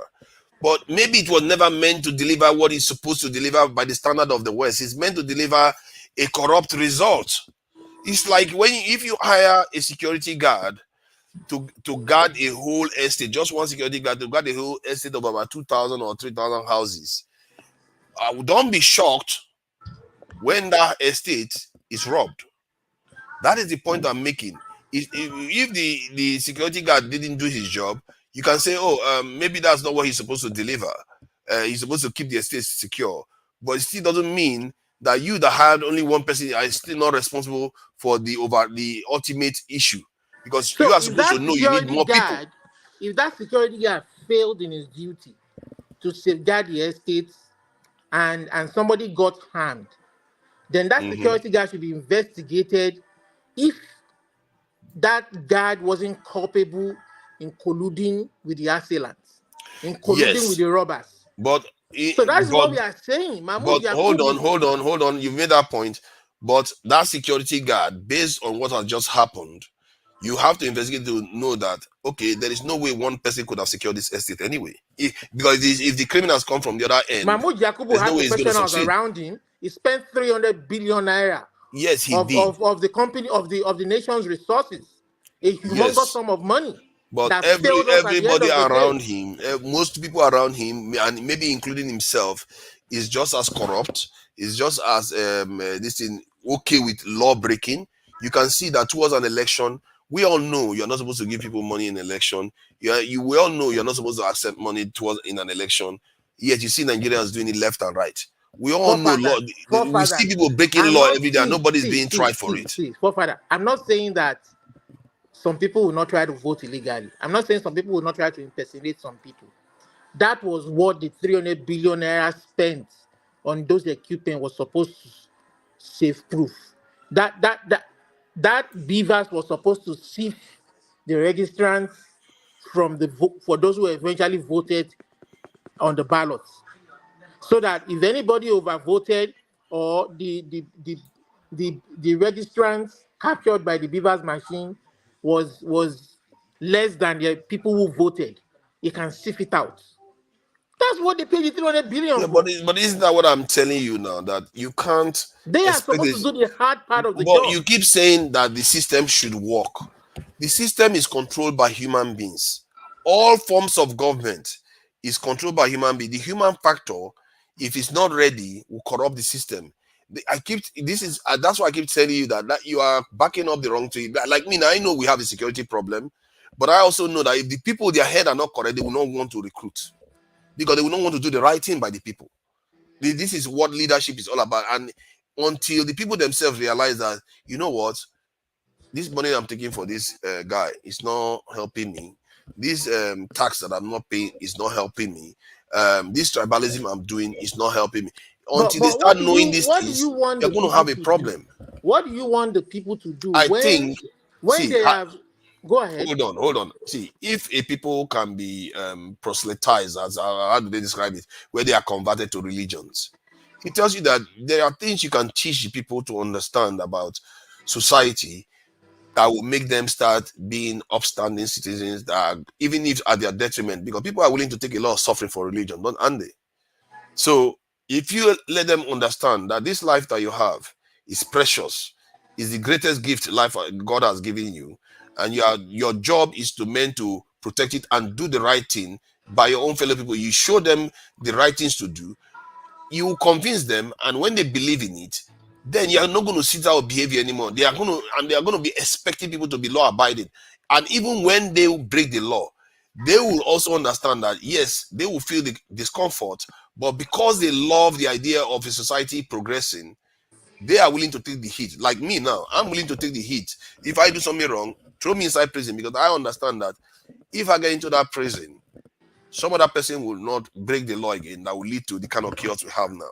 My children will grow up in a society that will be law abiding generally, and if it is law abiding, what are you going to get? You are more likely to get development. These are the kind of thinking we need to have, but somewhere along the line it has broken down to pieces. And Fela has warned us about it when he talked about our culture is our tradition and culture is our Okay, now problem. I do agree with your point of view that things are broken down. So how do you expect that the people now, you were the other time you were telling KJ you want power to be devolved to the people. How do you expect that the people can now take back their power and begin to build a society that works for them? I think the people can think. I think that could be a way to get people to start taking responsibility. Because when people start owning stuff, then they start feeling like, okay, I have to start protecting, like they protect their own child. If you give them a say in the passing the laws of the country, if you give them a say in cancelling laws of the country, if you give them a say in selecting leaders from their own area to go and represent them, How do we get this done? Is what I'm asking. How do you, in um, your own to opinion? get it done is to have people that believe in these things, that understand the power of the people powered itself, to start showing people that this is what needs to be done, and pressuring the lawmakers to support that kind of change in the rules. Because right now, the way the constitution is done, the only people that can change rules is within the House of Congress and Senate, so Assembly and Senate. So we need to also do it so that the people too have a law to change, have the power to change the law. One of the ways you can trigger it, like in Switzerland, if enough people sign on to a certain agreement of a law, then it will be put to a referendum for the entire people. And when the people decide, that's it, the law goes through. If let's say Tinubu passes a law that people don't like, when enough people sign up to it and say a petition against that law, then if enough people sign up, then that stuff goes for referendum and the people can knock that law down. You see what I mean? That is the true power of the people. And you know the beauty about it? It bypasses all the imams, it bypasses all the pastors, it bypasses all the local government, it bypasses all of them straight to the people. And because the people feel they are now in charge, they are more likely to do everything to make sure that system works. Because they have a stake. They are the ones. So in essence, I see your point of view that I have been making all along in the first place. That process, you mentioned the House of Rep, you mentioned the Senate, you mentioned passing the law, and that involves voting people who have the interest of performing that function to the benefit of the people. That is what I'm saying, that to be able to vote these people, we need, you see, Nigerians are very, very sophisticated. Okay, let me give you, maybe you're understanding me. Okay, finish your point. Then so Nigerians are very sophisticated people. We tend to kind of trivialize or minimalize their understanding. Nigerians are capable of organizing themselves at the grassroots. They are capable of being enlightened and understanding. You understand? Such that, this party politics we are playing is supposed to be a healthy rivalry. It's not supposed to be a do or die affair. You understand? If you feel that 4 years is too long enough for somebody to perform their duty and you can't wait forever to change them, you can make it 2 or 4 years. You understand? Like the US House of Rep, they do their elections every 2 years, I think. You understand? So if you think it's not too, but let this process, more importantly, be free and transparent. Don't force candidates on people. Don't force your idea or candidate. More importantly, candidates. You want to be a godfather, fine. Sponsor the candidates, but let the people choose if they want that person there. But when you begin to force candidates there, sorry, these candidates, I hear the point. You've made this point several times, but at the core of it is to get those candidates that you want, you need to force the wrong people to do the right thing. Like now, the people that are in office right now, you can make them do the right thing by you. You can't force them. Let me explain now. Let me explain something. You think you can't, but these people you don't. Hold the instruments. They hold the instruments of government. Let me finish my point. When you say they hold so much power, from where I sit, they are extremely weak. Nigeria is a weak state. This is the reason why they have so many problems. You have a ratio of 1 soldier to over 1,000 people. And you think you can, even in the UK, when the people get mad, the government will have to shake.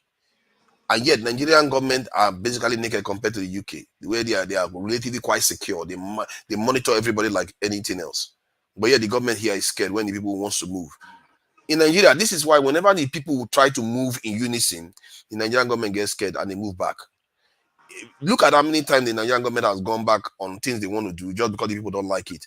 And I don't know why we don't pay attention to that. That the Nigerian government if the people don't want anything, they really don't want it, and you see them getting mad about it, the Nigerian government would think twice. Oh, no, let's find a way to change it a little bit. Like when we didn't like the palliatives, they moved it out of the way. When we didn't like the way the student loan came, they changed it. When you don't like something in the context of Nigeria, for some reason, I think because on the low level, like on an individual basis, politician to politician basis, they can be very they can be very punitive and operate with impunity.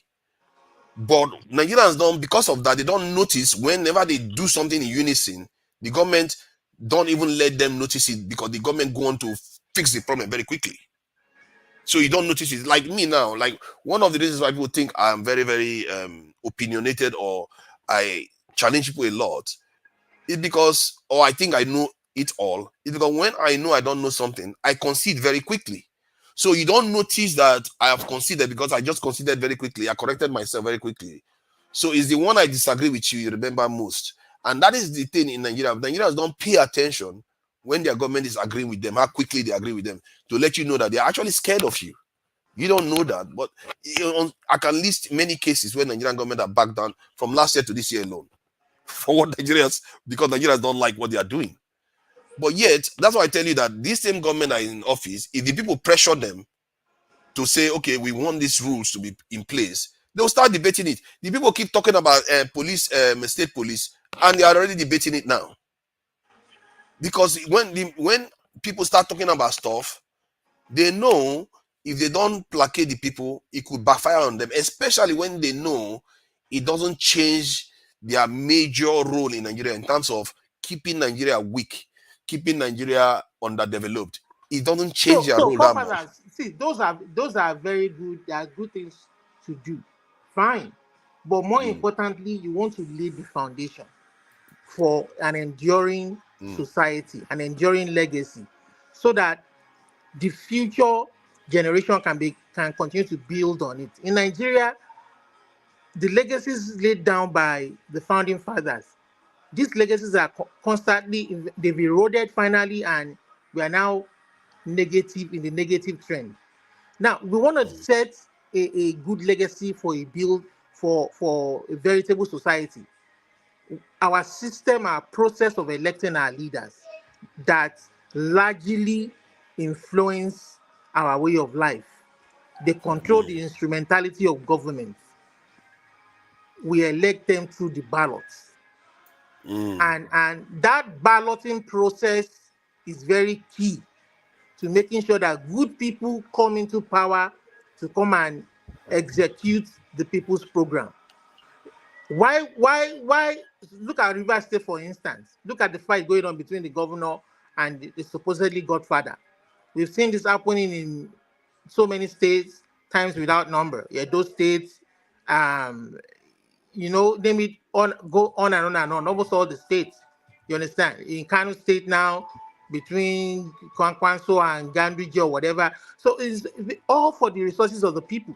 But if people are allowed to choose who they want, when people see through these things, the next election cycle, so this is what you people are up to. You are sharing our resources. All you want, they will vote them out and bring in serious people who want to do the job. You understand? And we can begin to build. See, building a society, we know building a good society is not a day's job. It's not a 4-year journey. It's not an 8-year journey. But it's a continuous journey. But we are not seeing any concrete thing to build on. We are not seeing, you understand? I'm in my 40s now, and how many more years do I have left? I don't see anything left in my Ogun State. I don't see anything concrete that anybody should be building on or should be aspiring on for. Yeah, but Olumide, almost all the leaders you have in the West, many of the leaders you have in the West, most of them are despicable people. They are people that even your people don't like, but yet they elect them anyway. And yet they still go on to do, generally by and large, the right thing by their own country. Because they sometimes, it's like a kind of consciousness that makes people do certain things. And our own situation is quite unique in that when our leaders steal, they take the money and put overseas. When they go and sign deals with IMF and World Bank, they compromise us. They put us in a compromised situation.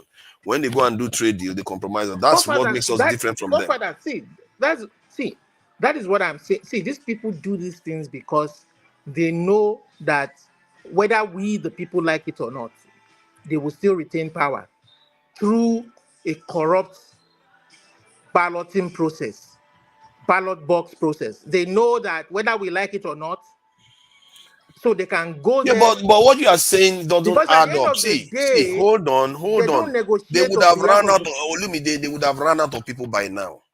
We, The reasons why what you are missing, you are failing to see.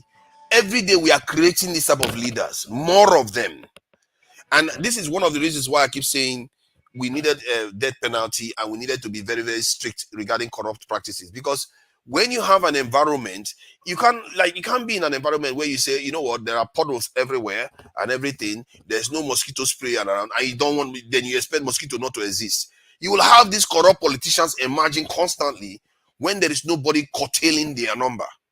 There is no system. And these are current leaders. They are happily saying, oh, no death penalty. Can you believe that Nigerians are thinking the reason why they are not executing those people is because they feel guilty. So that's why well, they don't want to execute them. No, Father, that is not the reason why. well, for I don't know. You see, I don't know. We far too gone to a point where these corrupt people that we want out of the system, have embedded themselves in every facet of our institution. Because we keep manufacturing them. It's like Israel goes to Hamas, Gaza. They want to kill Hamas, but they keep killing a lot of innocent people and creating more Hamas. You can't keep doing the same thing and expecting a different result. In the end, it's at the core. At the core of our problem is the way we look at the world.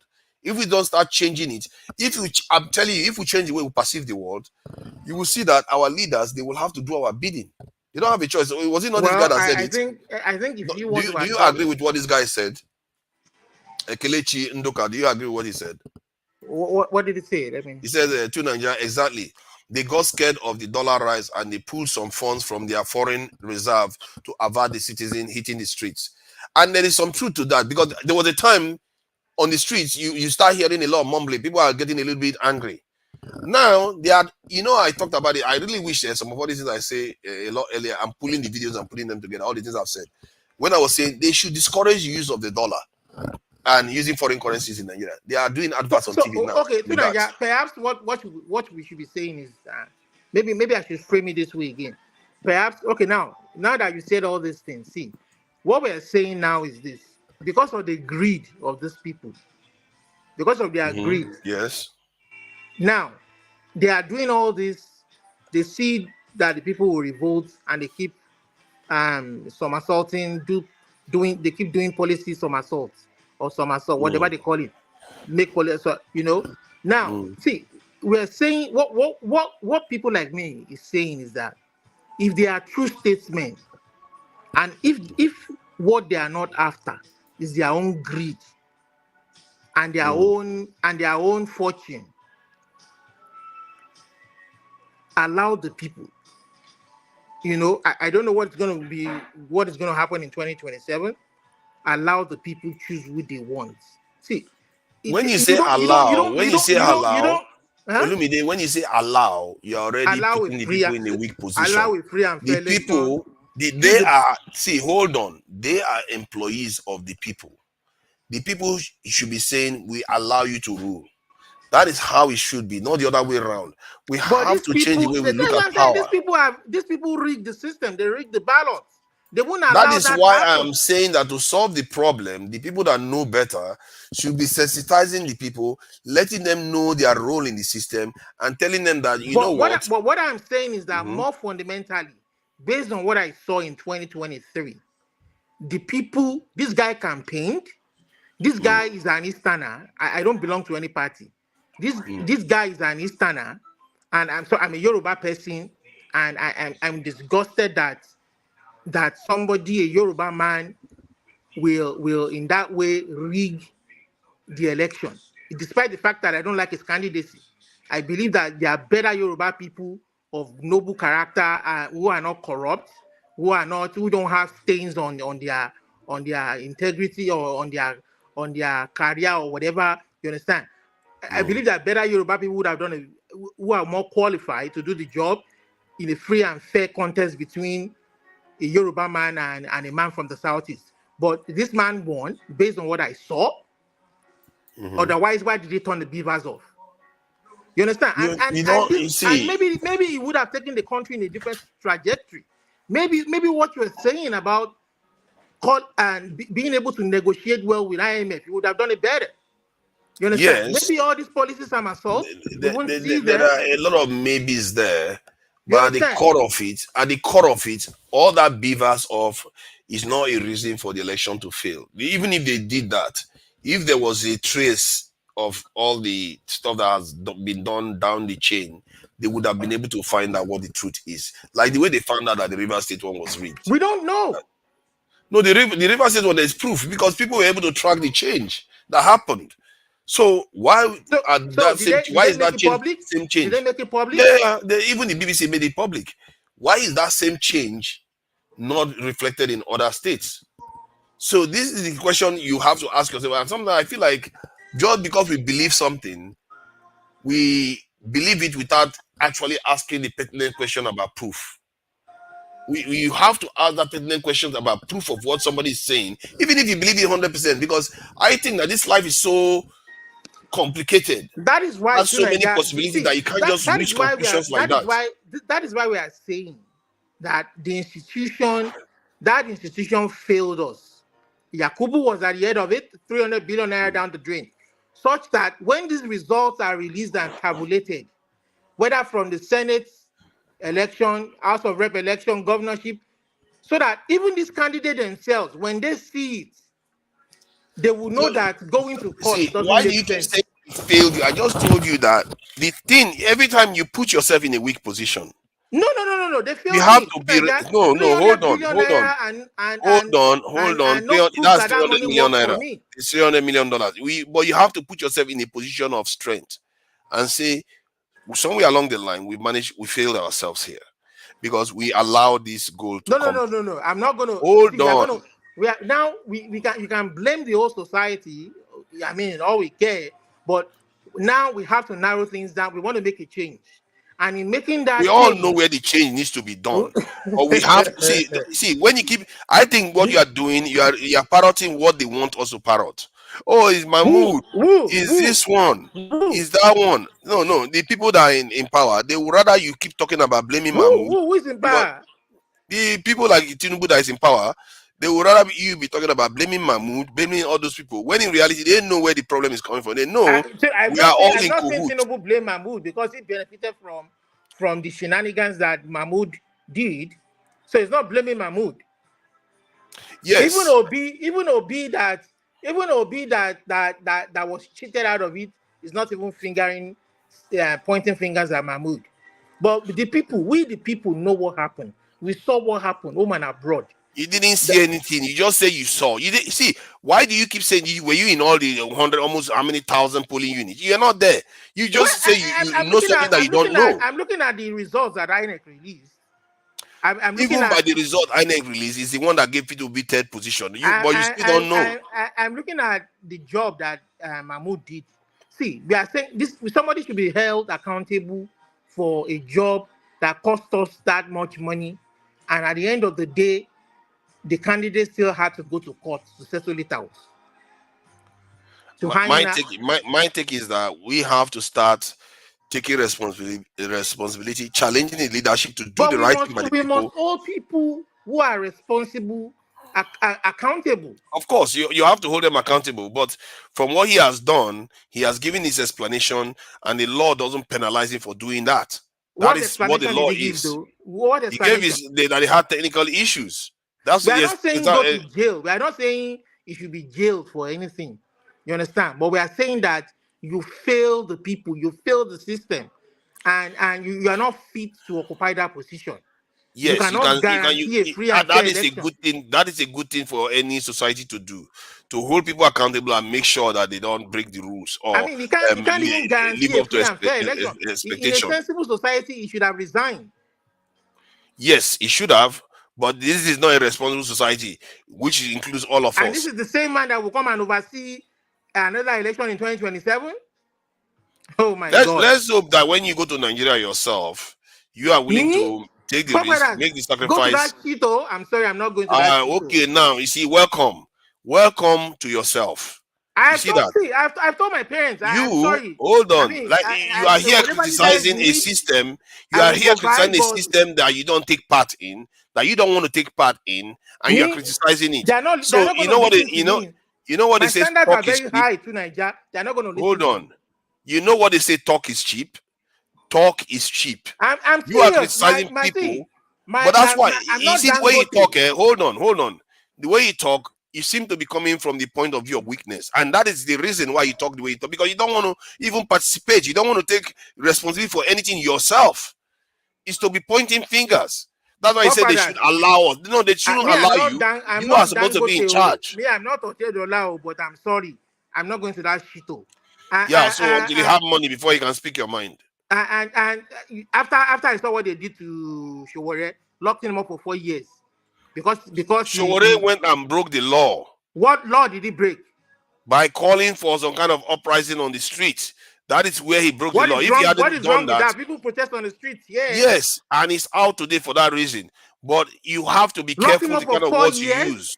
Seized his passport for 4 years, kept postponing the trial just to punish him. You have to be careful about the kind of words I'm not. This is something that can never happen to me in another man's land, in a foreign land that I live in. They will never treat me in such manner. I'm sorry. There are certain things you will say in the West. You will be in trouble. I'm not going to be a part of that system. There are certain things you will say in the West. You will be in trouble. You know that, don't you? That not well. I have freedom of speech. I express myself, but there are certain things. There are certain things I won't say. That's right, but not in the way, not in speaking your right that you're entitled to, or telling your government that they're not doing right by you to provide security for you, and the next thing they send DSS against you, and the very people that are killing and committing acts no, are out there. they've not sent DSS to anybody because they were protesting that they needed more security. The problem is that Nigerians don't protest for that. They don't protest that they need more security. They hardly do it in a mass number. They don't. And when you tell them to recruit people into this thing, even fellow Nigerians are against you for saying that. And you wonder why we are in the mess we are in. I don't know, man. Sometimes when you keep saying these things, I give the example of the military. That's a very, very good example of what I'm talking about. Because we say our nation is insecure, the government is failing and all the rest. But when they say you should recruit more people into your military, you refuse it yourself. Then how do you expect the military to perform? You say the military is failing, the military is corrupt, the military is this, and yet you don't even give them the things that they need to succeed. Okay, fine. We agree that in the armed forces, there needs to be more recruitment. And it's not only the armed forces, it's the same with all our systems. At least the little you have, show the people that you are there for them. At least the little. If you are not showing the people you are there for even them, the little we have, we are not showing the military that we are there for them, are we? The military? Or any security force, we are not showing them anything. The president from paying the military and the security agencies very well when he's buying cars for House of Rep members and Senate members. Because he knows he will get away with it. When he's giving 5 billion naira to the vice president to renovate a mansion that he doesn't need, that he won't live in. Because Nigerians don't care. You will see Nigerian military don't put up a defense for the people in government. You seem to be putting up I'm not putting up a defense for them. I'm telling you that there is something deeper. Was it the government that came on TV and started saying that they should go and flatten Okwama? Was it the government that was on TV that was telling people to go and flatten Okwama? It wasn't the government that was doing that. It was a fellow Nigerian that was so angry that soldiers were murdered. And the person said, "Oh, the government should go and flatten that place." It's fellow Nigerians that are saying that. This is why I keep trying to let you to understand that yes, the government is failing. It is evident, but the people too are failing. It's a society that has a culture that is denigrating and decaying. It wasn't all the people that said, the people were divided in their various opinions. But what we are saying is that if we have responsible leadership, why would you go and tell the military to flat? You were even honoring the dead. You were giving them medal without proper investigation into what transpired. Meanwhile, these military guys that they killed, actually their actions dishonored the military uniform, the Nigerian military uniform. and yet you are giving them award. Is that a Yes, serious yes, presidency? yes. People were supporting the military in doing what the military did. So it tells you that the Not way we look at everybody, not stuff, everybody. of course, it's not everybody, but quite a lot of people were fine with it. And that should tell you that the way we think about stuff has issues with it. You can't not invest in something succeeding and you expect it to succeed. I can't, for the life of me, I ask Nigerians this all the time, and I'm like, why do you do that? You say the government is not performing, but when they tell you, okay, this is what is missing, now press them to give you those things. Why should we have to tell them? They should know what to do. We should elect them. We should elect them to do it. Young one is saying in a statement that Miyetti Yala signed an agreement with the Southwest farmers to work together. So I don't know. I don't have any information to that young one. So if you have more information about it, you can come and say your bit, or you can direct me to it. Because I can't say much. I don't know what kind of pacts they sign. I mean, they can sign whatever pact they want to sign with them, but are they going to still break our laws? So I don't know what that agreement involves between the farmers and the herders. Maybe the farmers just thought, you know what, they should be doing this just to keep peace or save their farms or save their livelihood. Because the government that is supposed to protect them won't protect them. If you had a reasonable government that should protect the people, you understand, would you have them succumbing to this nonsense that they are doing? But I don't know what the details are, you understand? So are they still going to go to their farms with their cows and eat their crops? Or are there certain times that when the herders are out, the farmers should not go? I don't know what that agreement is. I don't know exactly what they've signed. Are they ceding lands to them? Are they?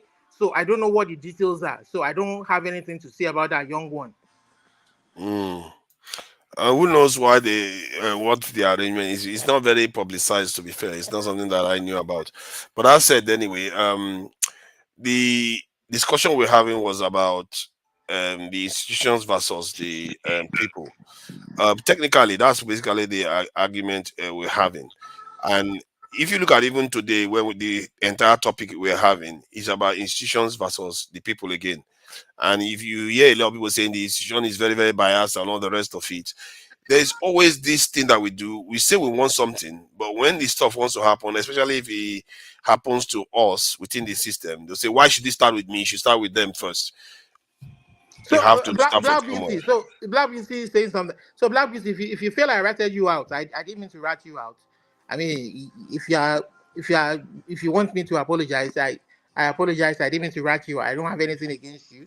I like to speak to the issues, and so that's about me. But see, the issue about calling Nigeria a Shido country, I wish I could say otherwise for that country, but you can say for yourself now that you're saying that you're a business person. You're a business owner in Nigeria. Are you happy with what is going on there? I mean, if your business is sustainable, I mean, I don't know. Maybe you can come and tell us what kind of business you are into, how much you are making, how much you've invested, have you recouped your money? Is that environment a good environment for you? I mean, considering the environment that you're investing in Nigeria. I mean, I would love to go back home to invest too, but I'm scared for my life. I'm sorry. Security wise, I'm scared for You my have what life. she said. She said you should apologize to the country. No. Calling it If I so. don't see Black Beauty, if that is what you want, I'm not going to do that. I'm sorry, I'm not going to take that back. I'm not even Nigerian anymore. I'm Canadian now.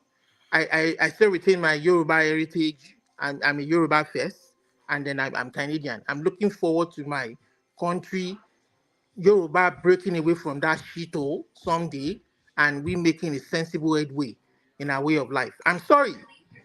60 years. I don't know what we're still doing. Yeah, it's a Yoruba So what man makes there you at the think helm of what? So affairs right if now. this was a Yoruba state, now what would you say? No, Yoruba cannot be like this. I'm sorry. We Yoruba can't. cannot be like this, eh? No, we won't, I'm sorry. We can't be like this because I will be terribly disappointed. So We can't. Yoruba. We don't see that. We Yoruba don't. was a superpower when they were there together. Yorubas, obviously they had to succumb to a higher power. The British were more superior. And the So, same situation exists now. And you're so here they're saying like, Yoruba cannot be this bad.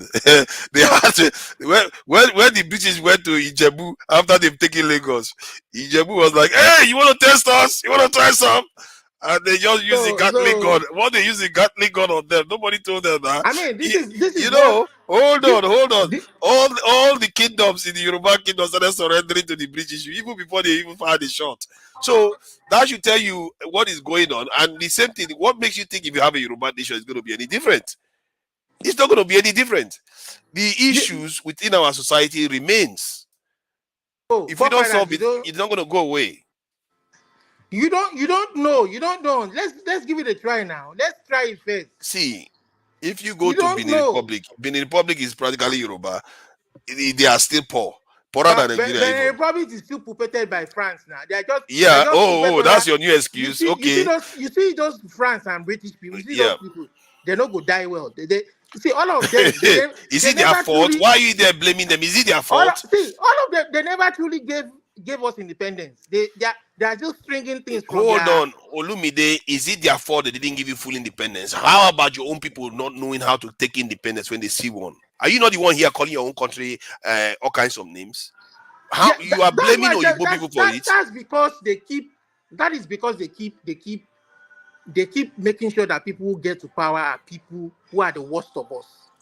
Who don't mean well. Is it not us to stop them from doing that? And they want that system to endure on and on and on and on and on and on and on. But it doesn't what they want matters when it comes to us solving our problem. If the West if the West hold on. What we want should be our primary concern. What they want is a secondary concern, but our primary concern is what we want. Why are we not doing what we want? That is where the problem is. The people who are at the ends of our affairs are the worst of us. They don't mean well for us. The best of us are not allowed to. You are one of them. You don't mean well for us too. I mean well, but see, you have already taken the Ghanaian. You have already taken the Canadian citizenship and renounced Nigeria. And if we go further today, you will renounce Yoruba too. By the time you have the same analogy, you will renounce Yoruba too. That's my heritage. Your heritage. So you think Nigeria is not part of your heritage too? So I mean, I'm happy that you won't find Yorubas killing fellow Yorubas or even killing other tribes just because they want to. Were you there in the 60s? Were you there in the 70s? Haven't you heard about the Wild Wild West? So have you heard of Modakeke and this thing? Yorubas are too sophisticated for that. When Oyibo came to Ijebu, because one of the reasons why they were so easy to defeat was Ijebu was at war with fellow Yoruba nation for the last more than 10 years or so, or 9-10 years or more. They were at war, so they had been weakened. So the British came, finished the job for them. This is the people that you are saying, oh yeah, that's my heritage, and anything is going to be any different from Nigeria. It's not. You can't keep running and hoping that you're going to find refuge somewhere.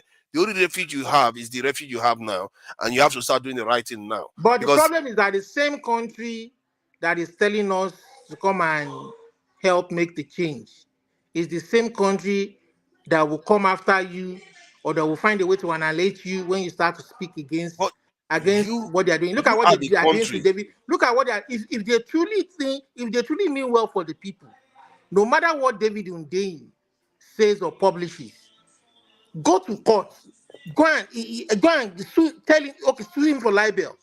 Go do it. I'm not saying they should do it the way they do it, to where they will railroad people to jail based on police petition, and they will keep them remanded or. You mean like Julian Assange?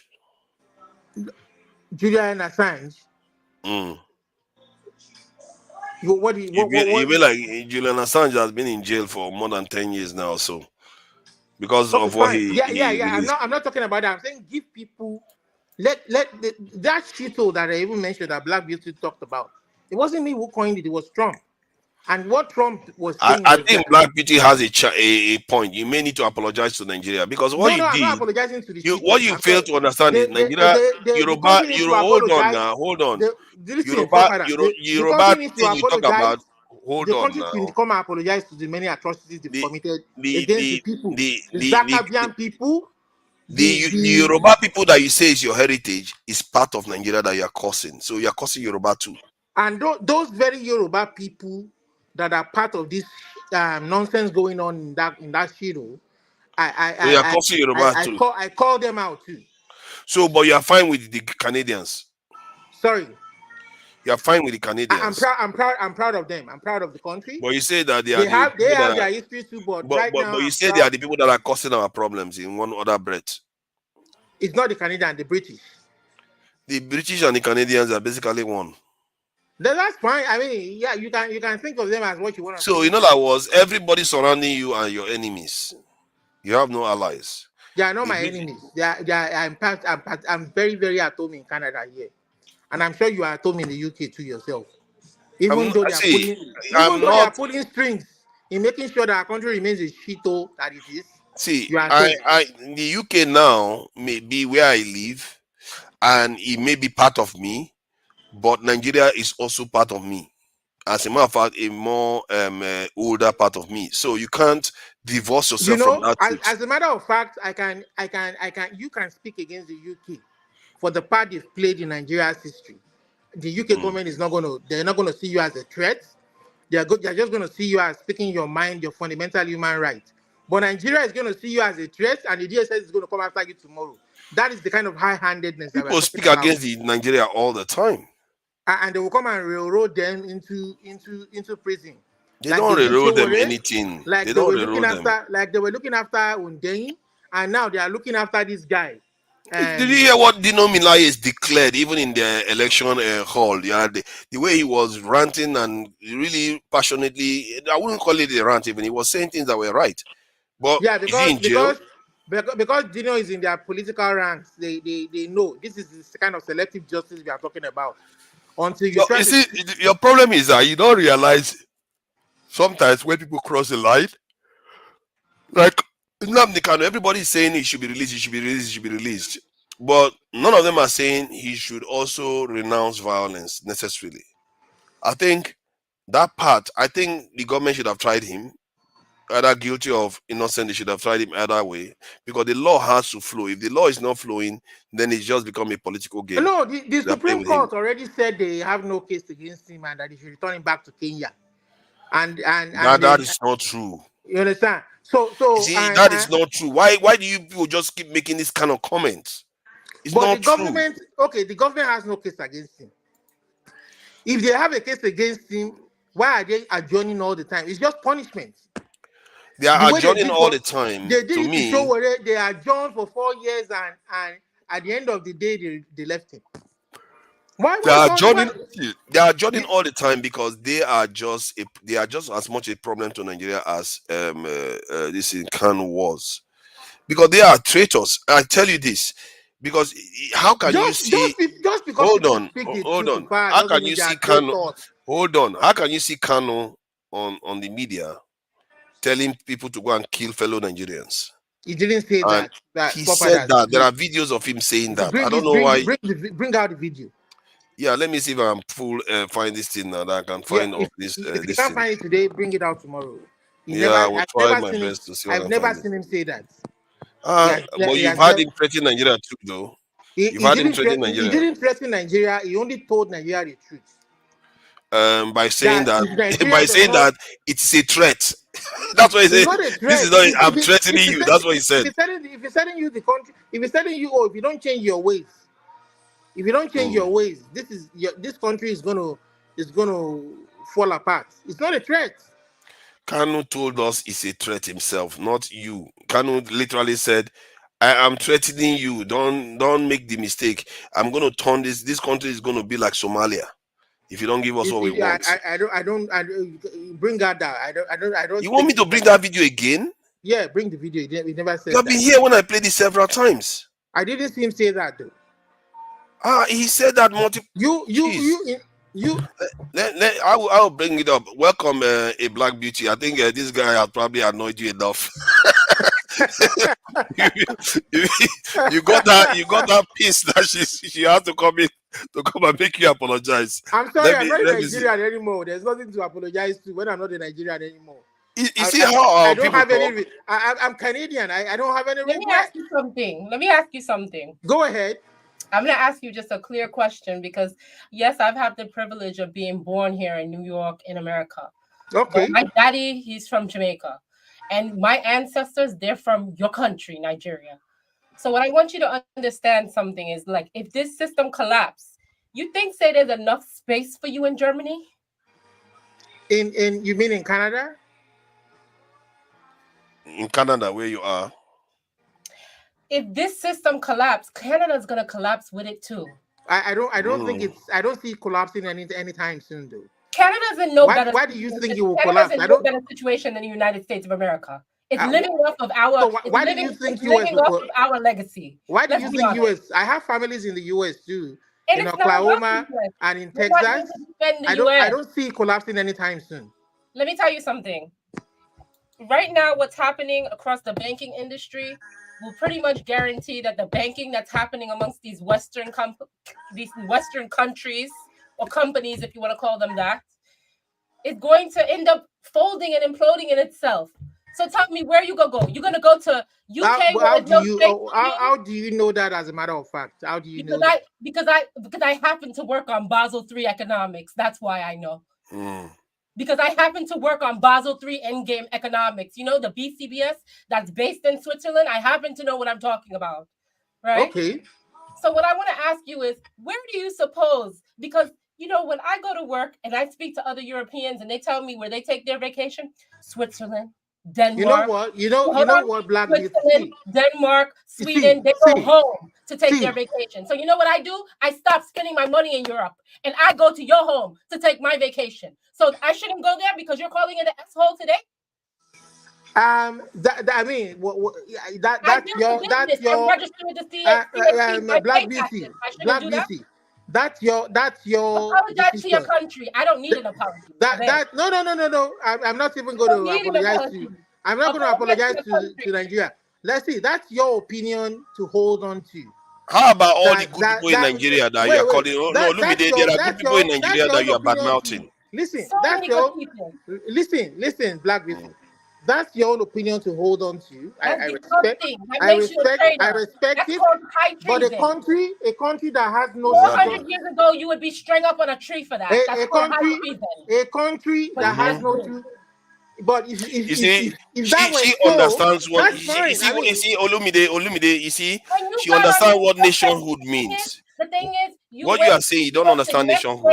And listen, I will answer that. As if I was saying something wrong to the man in your country trying to tell me shalom in the cafe. But Black Beauty, see, listen. If you believe entirely, if you believe totally in what you're talking about, you won't even be in New York. You will go back to Nigeria and live there permanently. I will be in Nigeria in a week. I go to Nigeria all the time. She goes to Nigeria all the time. It is not about going to Nigeria. I don't know why you made this argument. Listen, from what you are you asking all the white people in Nigeria to leave Nigeria? Move your. Sweetheart, I was there for 18 straight months. Let me explain something to you. The only reason why I'm not there now is because I start a fully remote job on Monday. So I can be there starting next week. Oh, I mean, good for you. You are making your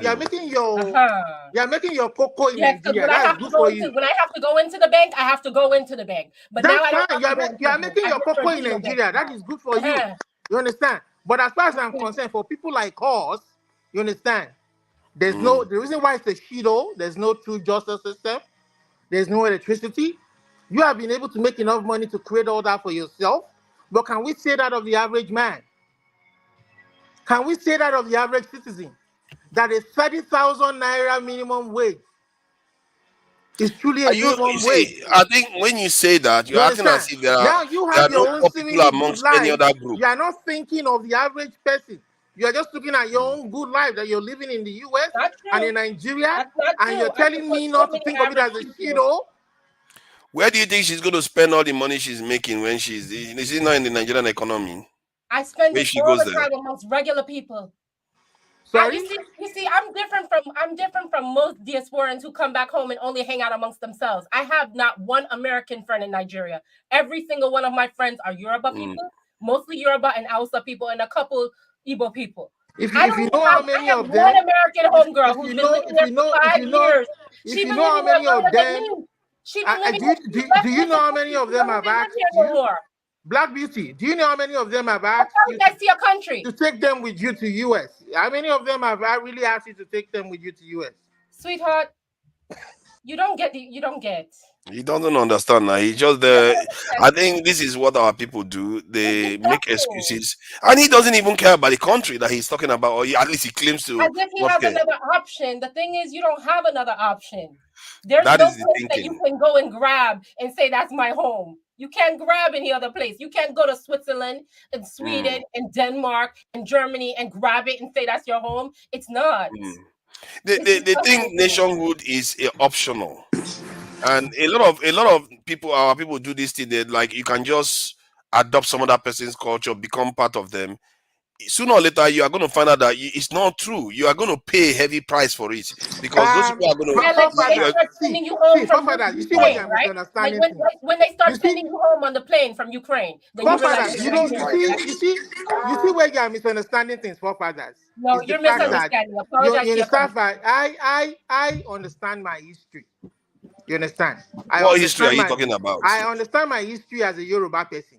That the Yoruba was a kingdom before the British came. You understand? And then we were living a good quality of life.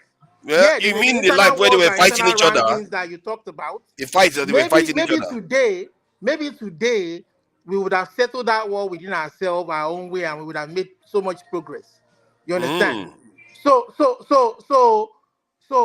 I'm first of all a Yoruba person, and I'm looking for salvation.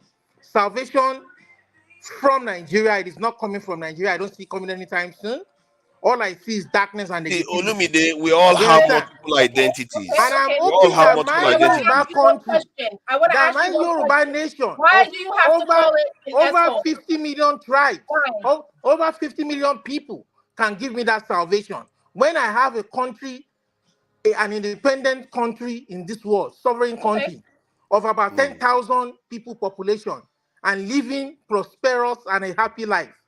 And I will ban myself in a one Nigeria that is not making any progress, that is not making any sense, that is only seeking itself deeper and deeper into a shit. But you were in that Yoruba state before they colonized and enslaved you and all.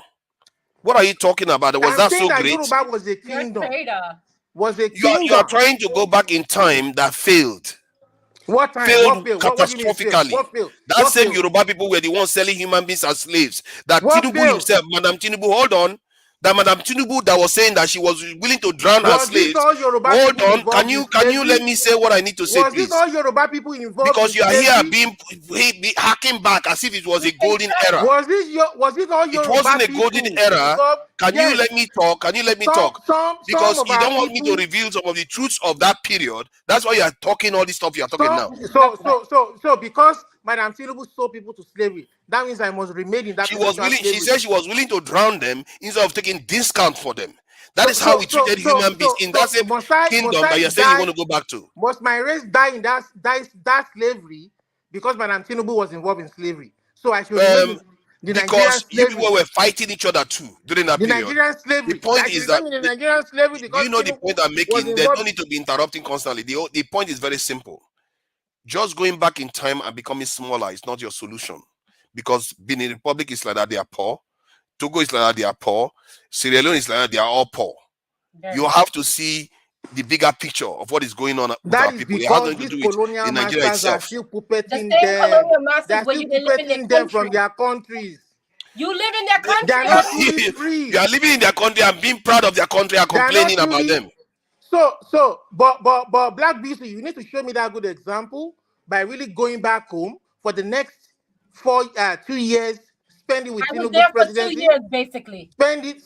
Come back and get money in the country where you see. Why are you coming here to get money? Go there and get your money now. I to come back here because I was actually born here. You were not. You were born in Nigeria. You should apologize to No, you want to go back. Yeah, I was born in Nigeria.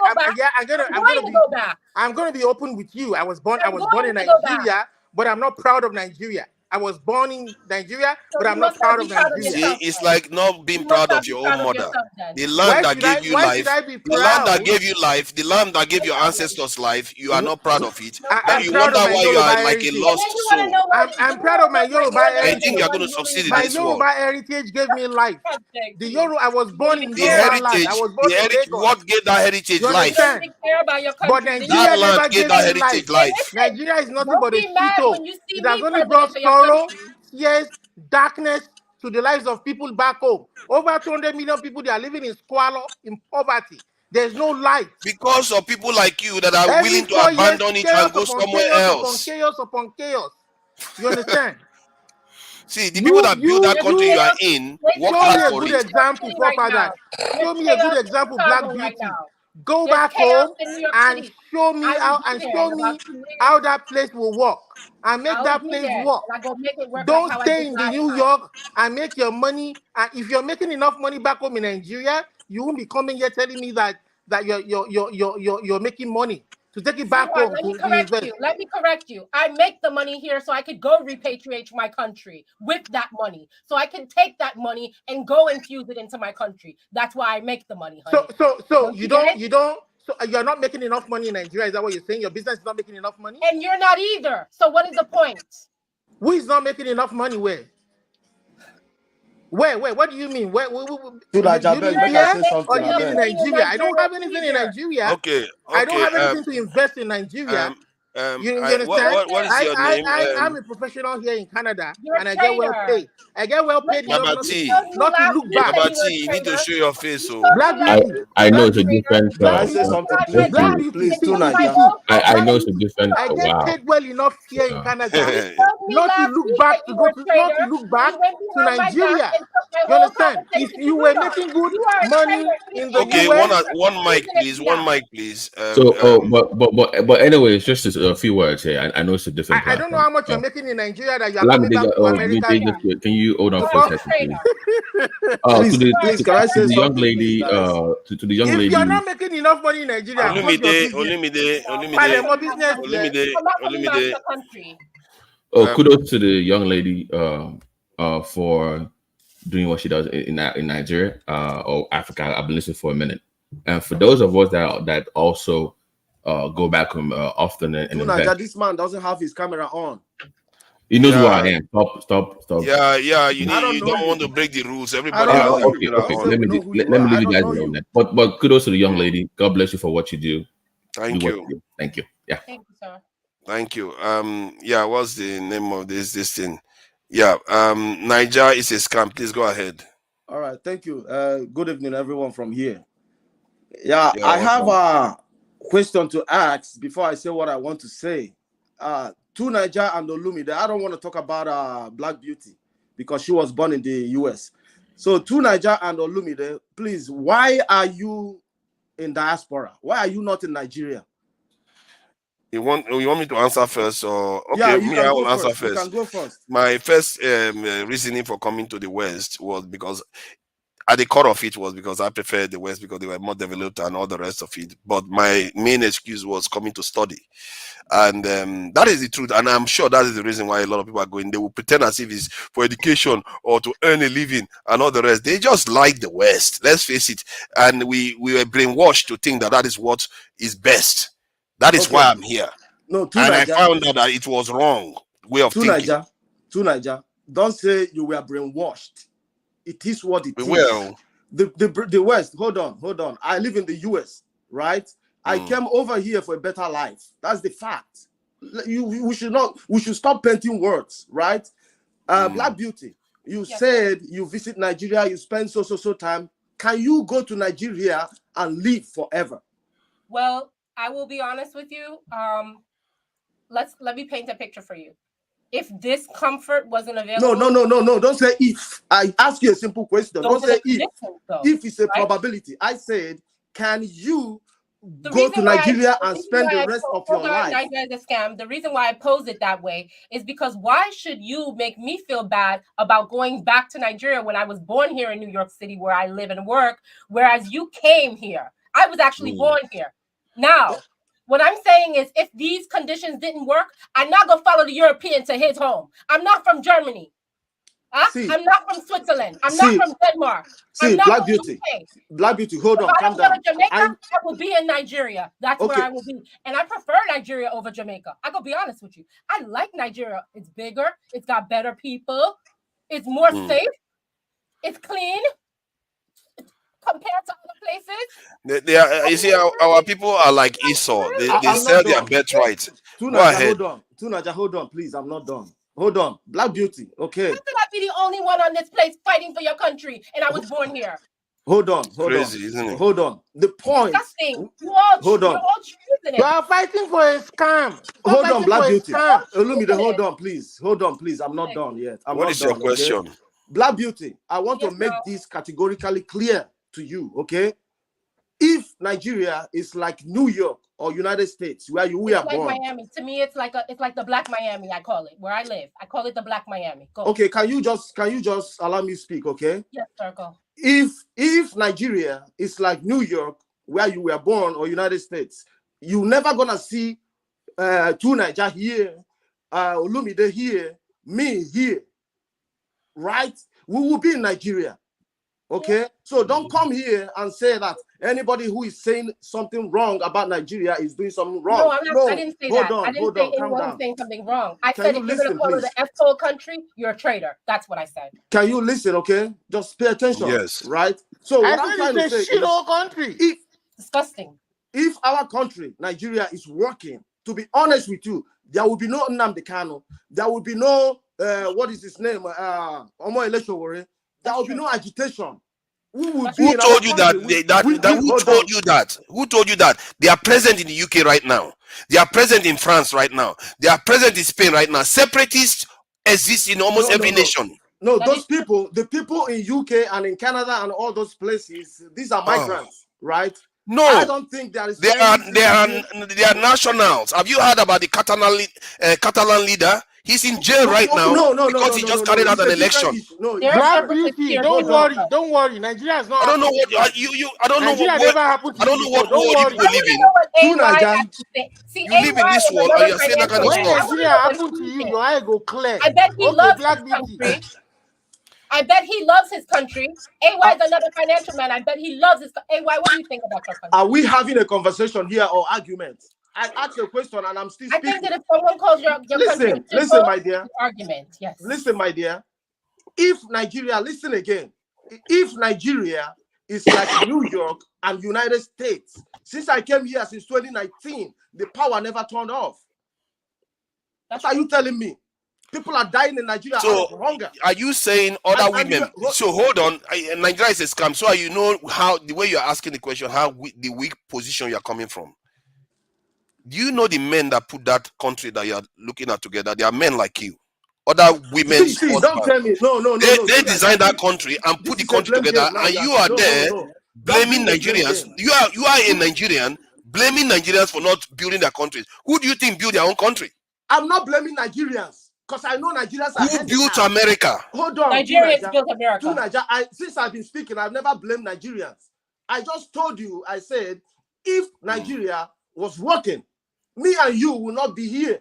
That's true. Oh, that's a fact, I guess. Thank you. Did I blame Nigerians? No, but you don't have to call it a shithole. That's what I was saying to Olumide. No, it is. No, it is a fucking shithole. You see? Fucking so shithole. By saying that, what you are doing is that you are bad-mouthing where you come from. Instead of you to look for solutions, you are busy bad-mouthing it. It is what it is. When we want to speak about the solution, we will come up here and ask questions. What can we do? You see?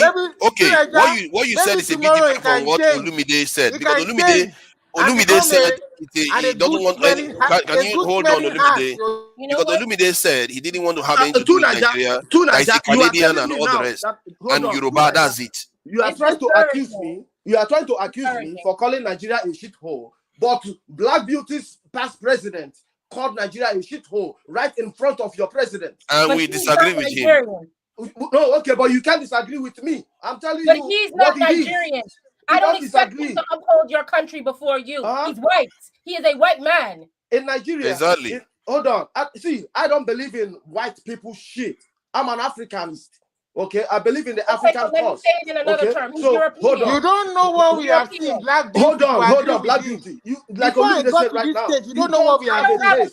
Of I what didn't we get have. chosen to be in this skin. But from the minute that I knew that I was a part of you people, you know what I said? I go back home and I go make a difference. I pray Nigeria doesn't happen to you. Listen. What do you mean I pray Nigeria doesn't happen to you?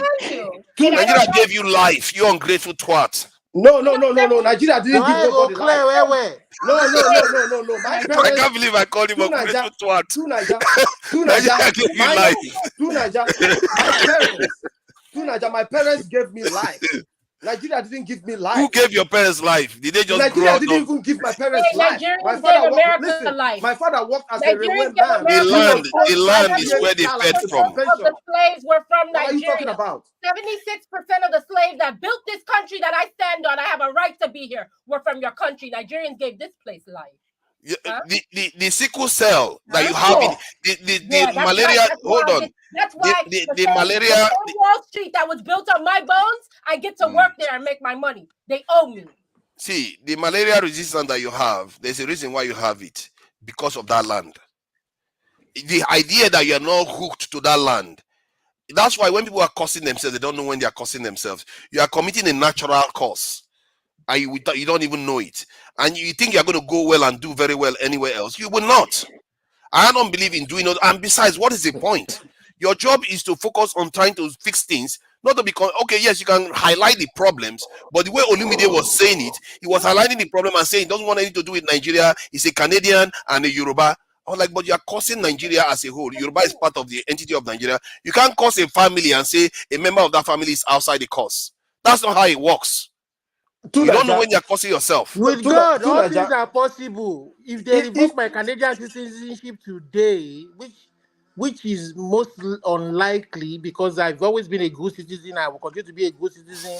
That this country has been of immense So what happens if they do? to me. If they revoke it, I will gladly go back to my Yoruba land. I'm not Inside Nigerian. Nigeria. I've told you I'm not Nigerian. I'll go back Inside to my Nigeria. Yoruba land. Inside Nigeria. You know, the same Yoruba land we all live in. Hold on. If we want to talk about being a Nigerian, it will take us back. And this conversation will not end today. People who were born before 1960, who were they? Are they Nigerians? No, they are right. No, they are not. No, they are not.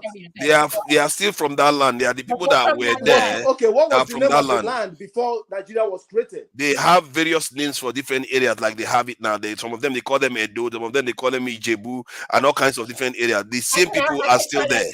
For thousands of years, we've been there. To Niger, who called America? The Americans. The Americans. Who called Nigeria? They called it. No, hold on. Who named No, Nigeria? They called it a bunch of British. different things. West Sudan. I got the book that See, just because you named a dog doesn't mean you created the life of the dog. No, you don't know. You see, you don't even know the ideology of the West. You don't know it. What are that going to do with it? You say who named them? I told you that it's the British that named Nigeria. What does that mean? Ashamed? Yo, I'm ashamed of it, of course. We should change the name. Thank you. I'm all in support of that. We should change the name. We should make the native language an official languages. We should do all those things. But the idea that somebody comes here and starts saying, "Oh, Nigeria is this, Nigeria is that. I prefer Canada." All those things is just. I like what she said. It's what they call it. It's a traitor. No. It's not a traitor. It's not. See, Nigeria. I don't know. The corruption in Nigeria has embedded in us. Somebody reviewed a product, and that woman is about going to jail. I see people on social media reviewing products, calling the names. Nothing happens. Do you care about the man? Do you even care about the man that that man? I don't like the way he responded. He's a little bit too angry. But you don't even have any ounce of empathy for the fact that he worked for 40 years building a business, and somebody comes online and says that product kills people. Nobody cares about him. I see. You see, these are the kind of extreme views that people in the United States. That is why we don't want to go back home. Just because I say I'm not Nigerian, I'm Yoruba, I'm a Yoruba nationalist. you are calling me a traitor. Have I betrayed your Well, country? you Have know I that betrayed America Nigeria? is not the name. Have I Hold on, sold let your me give you country guys out? some other history. A traitor I have or a friend person who who By is choosing, someone yeah, who has sold the AY, country you know, out you can or come in any betrayed my moment you country? want. Hold on. Because just if I See, say that now, you will road me you into jail. see, sorry, Olumide. You see how AY is now acting like a gentleman because he sees that there's a lady here. No, AY is like that, all right? AY is like that. I have a friend. His name is Josh. He's from San Diego side, and his family has a reservation. This country that we stand on is not America, if you want to go back like that. In fact, the people that are coming in, the illegal migrants, this is their land. You see? The Mestizos, the Olmecs, the Aztecs. I don't let them take their land. I'm going back to my land. So what you're saying, I should go back to Hausa? No problem. I'll go back. Oh, guess what? My husband was just in Abuja on Monday. I'll gladly go back. Black beauty. Don't No hear me problem. wrong. Don't hear me wrong. Black beauty. Oh, I think Olumide is keep being to your track one back now. He's Nigeria. beginning to track I back. don't say make you not keep your one Nigeria. I'm saying I'm Yoruba. Keep your one Nigeria. I'm Yoruba. Then stop coming here to call it that name that you are calling. Don't stop calling it. What name? To say it to Nigeria, I can hear you. You think I'm like you? Look at him. If I can pull that ears off, I'll pull it off. What I don't like is how you went back behind my back. You thought I wasn't watching, but I was listening. And you told Rudolph that I said something about some Israelis that were telling me to say shalom in my country. Excuse me? And now you're going to sit here and call that let's forget that. Let's not go back there. No, we have to go back. I thought you were saying something. Something So you went and ratted her out. Oh my God, it's a double traitor. Double traitor. Double traitor, Olumide. You are a panelist traitor and you are a national traitor. You came here, you had the conversation, you went and ratted somebody out. I'm going back to Yoruba. I'm not going back to Nigeria, Yoruba land. I'm from Ogun State. I'm a back. Inside Nigeria. I know where I'm from. You're from Ogun State. I don't know anything about Nigeria. Your southwestern state is inside Nigeria. You like my it? My passport has expired since 2013, and I have not renewed it. Don't worry now. You'll find out soon. Where you from? I'm waiting for the Yoruba passport to come out. Let's let AY talk. I'm sure AY has something to add to this. Okay, good evening, everyone. Black Beauty, first time I'm meeting you here. Hello. So you really spoke very well, man. Don't listen to these guys. The problem with their face is Olumide is a Yoruba nationalist, so he doesn't believe in Nigeria. But I think he has Yoruba passport as well. You got to return Nigeria passport. That's the first thing you're supposed to do. Nigeria is a scam. It's also a Biafra. I've not renewed it. Oh, he's Biafra. That explains. Yeah, he's IPOB member, so he doesn't believe in one Nigeria as well. So this is the problem you are facing with them. Yes, It's okay. AY. Hey, hold on. Let me finish. You figure that one out. Hold on. You declare yourself as IPOB. No. You can't just say. But you declare yourself. You said it many times. Hold on. Did you give me the membership? Of course, you declare yourself IPOB. You are Nnamdi Kanu disciple, right? When? You come here every time to argue about this stuff. Are right? you a supporter of?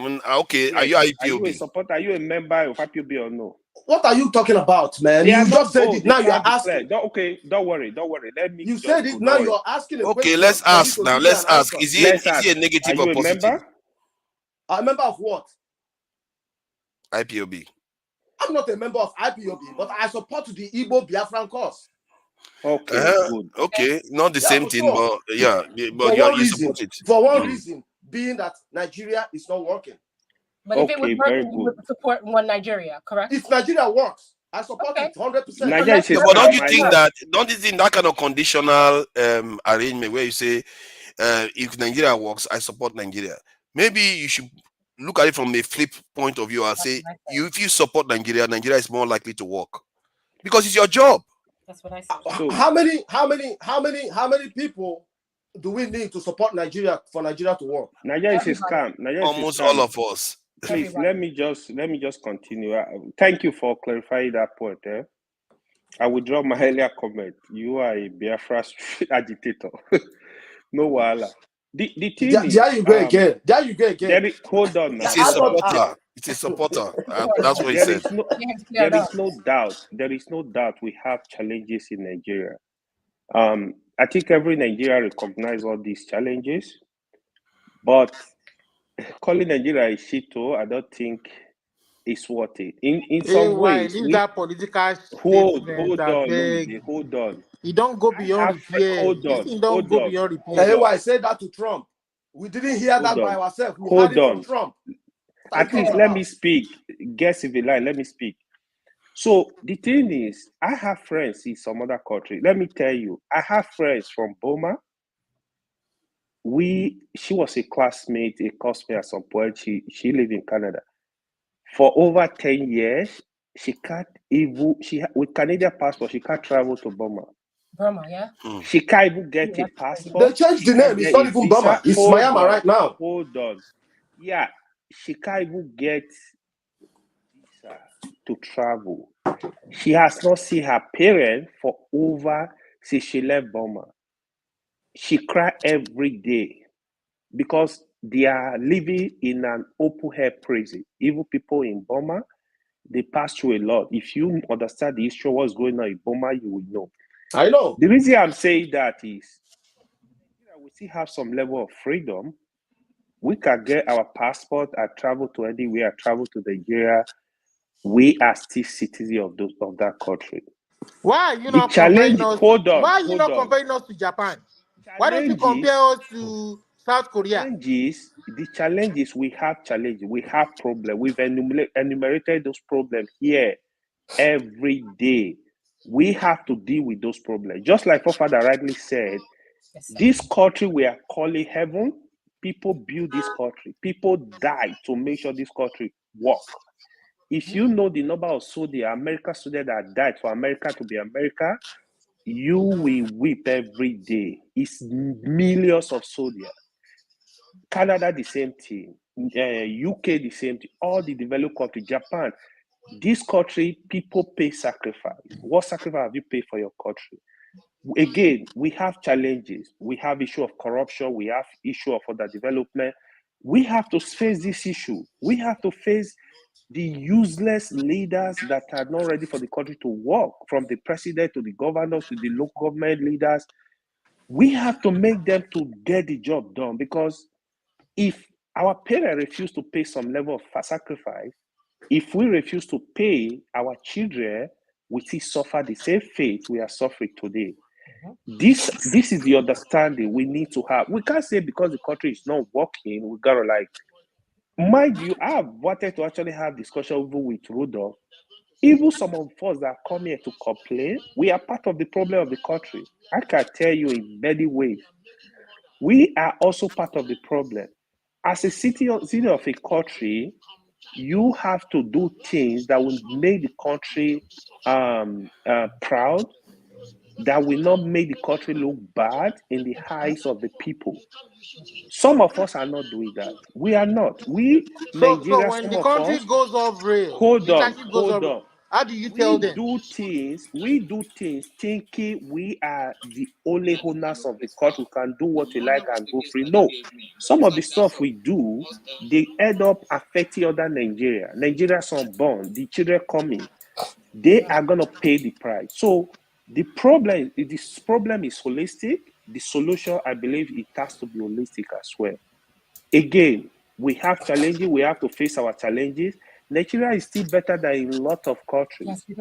Those that say, "Oh, can you move back to country?" If there is any reason for me to move back to Nigeria, I will move to Nigeria comfortably and manage my life. If God said this is where I'm going to end, let me go. No, go. Wait. Don't go. Okay, let me ask Naija Scam something. Because Olumide is under the wrong impression. Olumide, hold on now. Naija Scam. I know a lot of people really want Nnamdi Kanu released, and in a way, to an extent, as long as he renounces violence, to an extent, I'm even supportive. I don't have any issues with that. But when they say he never did anything wrong, do you think he never did anything wrong too? Okay, did you read the judgment? No, I am asking you a straight question. Hold on. I will answer your question. But did you read the judgment? Because I read the judgment, some of them anyway. I didn't read all of them. The court said, the judge asked Nigerian lawyers, where was he making all those pronunciations? Because you cannot judge a man based on the pronunciation he made without you knowing the location. They said they don't know. That is the point. No, they know where he made in pronunciation. No, they don't. Well, you didn't read it. You didn't read the judgment. I can't argue with you because you didn't read it. No. If you hold on, sorry, let me do this. If you come online here and make a pronunciation here, can I not say that you made the pronunciation here? Do I need to know your actual location? The lawyers back you don't know the judgment. Listen, why are you advocating for the government? That's my problem with you. No. I know. I'm not advocating for anybody. I'm advocating for the truth here. Hold on. To Niger, I can tell you categorically, you did not read the judgment. I read it. I followed it. The judge asked Nigerian lawyers, where and when did he make this pronunciation? They don't even know. That's the point. Yes, but I'm sure they know where he released the statement. I just told you because they said they don't know. Okay, so hold on. Listen, Olumide. Even if they said they don't know where he made the statement, but that statement, the question is it his? And if the government didn't know that is on them. They don't know. If they don't know how to prosecute him, it's a different thing. But did he not do anything wrong? Is the question I asked you. I am not a lawyer. We are not in a court. I tell you what the judgment says. Judgment says. Okay, Olumide, you're going to hear this. What I'm going to do, I'm going to play this, and you tell me in any country. No, hold on, no, because Olumide said he doesn't. Can you believe Olumide? I've played this thing several times. He said he doesn't know it. Forefathers, whatever you want to play now, can you tell us where he made that? Where? What location? See, question I will ask you instead is there any country anybody will make this statement, including the country you are in right now, that person will be walking the street? Let me just play this. Before you play, I just want to tell you why that AYC. You can't just Olumide, hold on. Let's see. Sang that song. I don't want to see a policeman. Go and look for weapons. Arm yourselves. And see what is going to happen. Build weapons. If you don't have any, go and construct one. Go and build one.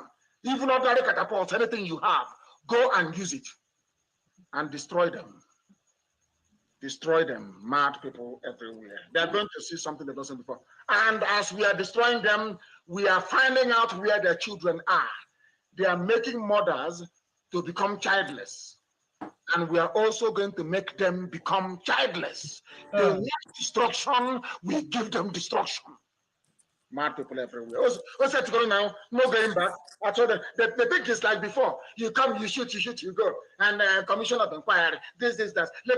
Anywhere you see Sanwo Olu, you attack him. Tinubu his hotel must be burnt down. Okay. Burnt down. Mad people everywhere. The caller on the line, can you hear me? So tell me any country somebody will say this and they'll be walking free. I never actually heard it. Okay.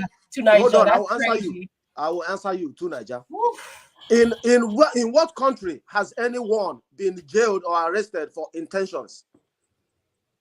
That's not the intention. The Southeast is on fire. Even words alone like this will get you in trouble. I asked you a question. Hold on. I asked you a question. I said, in what country have you ever seen someone arrested or jailed for intentions? Yes. If you threaten somebody with murder, you'll be jailed. If you use anti-Semitic terms, you could go to prison in some countries. It's just words. Was Tinubu hotel burnt down? He didn't say kill anybody. What are you talking about? I think that was during, if I'm not mistaken, it seems like during the NSAS scene, places were burned down. What? Tinubu hotel was burned down? A lot of police stations were destroyed in Samonekpa. No. He mentioned. You see, that is one thing I don't like. What he mentioned right here is Tinubu's hotel should be burnt down. And I asked you, was Tinubu hotel burnt down? No, it wasn't burnt down. That is an intention that was not carried out. That's what I told you. If you have an intention, see, hold on. So if you have an intention, are you trying to tell me if you have an intention to blow up the World Trade Center, but because somehow you were arrested before for some mistake, you didn't succeed. They will say, okay, fine, because they didn't succeed, it's okay, walk free. No, it's different from succeeding. Listen, have you ever had the term incitement? Have you ever had the term incitement? Incitement is a crime. Is that why they are holding him? Hold on. Is that why they are holding him? Olumide, hold on. To Niger. Of course, it's part of it now. What else has he done? To Niger, in United States right here, okay? US can pick any call from anywhere in the world. They can understand what is going on in telecommunication from anywhere in the world, right from here, okay? They told Nigeria that Abuja will be attacked. They had the conversation. They can't go and arrest those people who made the call up until they want to carry it out. That is an intention. The attack on Russia, right? On the whatever carnival they were doing, and the attack. US told Russia this was gonna happen. You can't arrest people for intentions. You arrest people for you can. Incitement. What do you mean? That's incitement. You can. What are you talking about? You can't arrest people for incitement. If you go say that I want to kill the president of the United States, the people you are going to see come for your office, you are going to be shocked. You have not even done. You've not even told people. You said you, but this one is telling other people, which means any violence that has occurred in the state they could ascribe it to what he said. At what He's location? Telling other people to go and do it. That's what the court asked. At what location? Where did he make all these pronouncements? Where? Clearly, he was referring to Lagos when he talked about Sanwo-Olu. I said, where was he? What? He was online.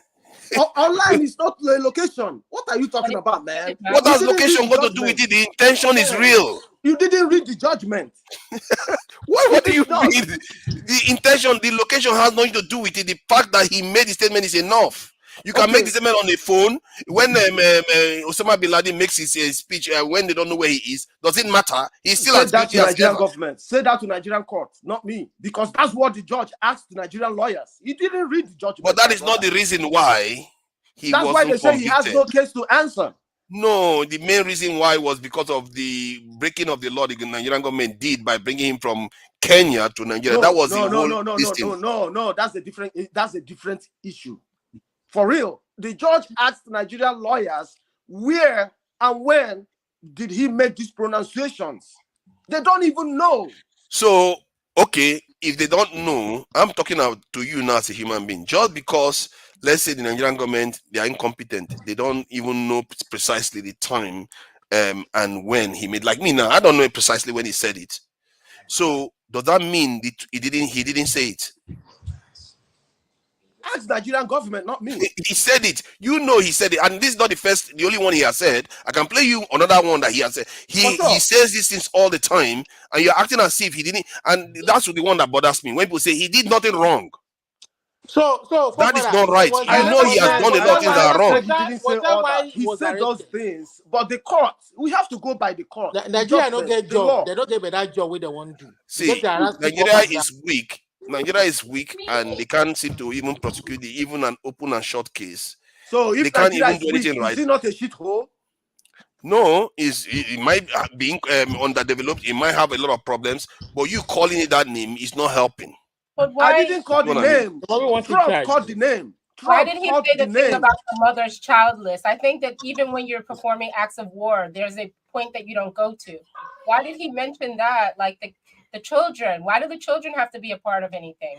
That's disgusting. He has said more incendiary things. He has said more things about other groups in Nigeria. More incendiary things. Black Beauty and Two Niger. Have you ever seen? If I say now that if I ever gbab Sanwo-Olu, anytime where I gbab that guy, I go slap him anyhow.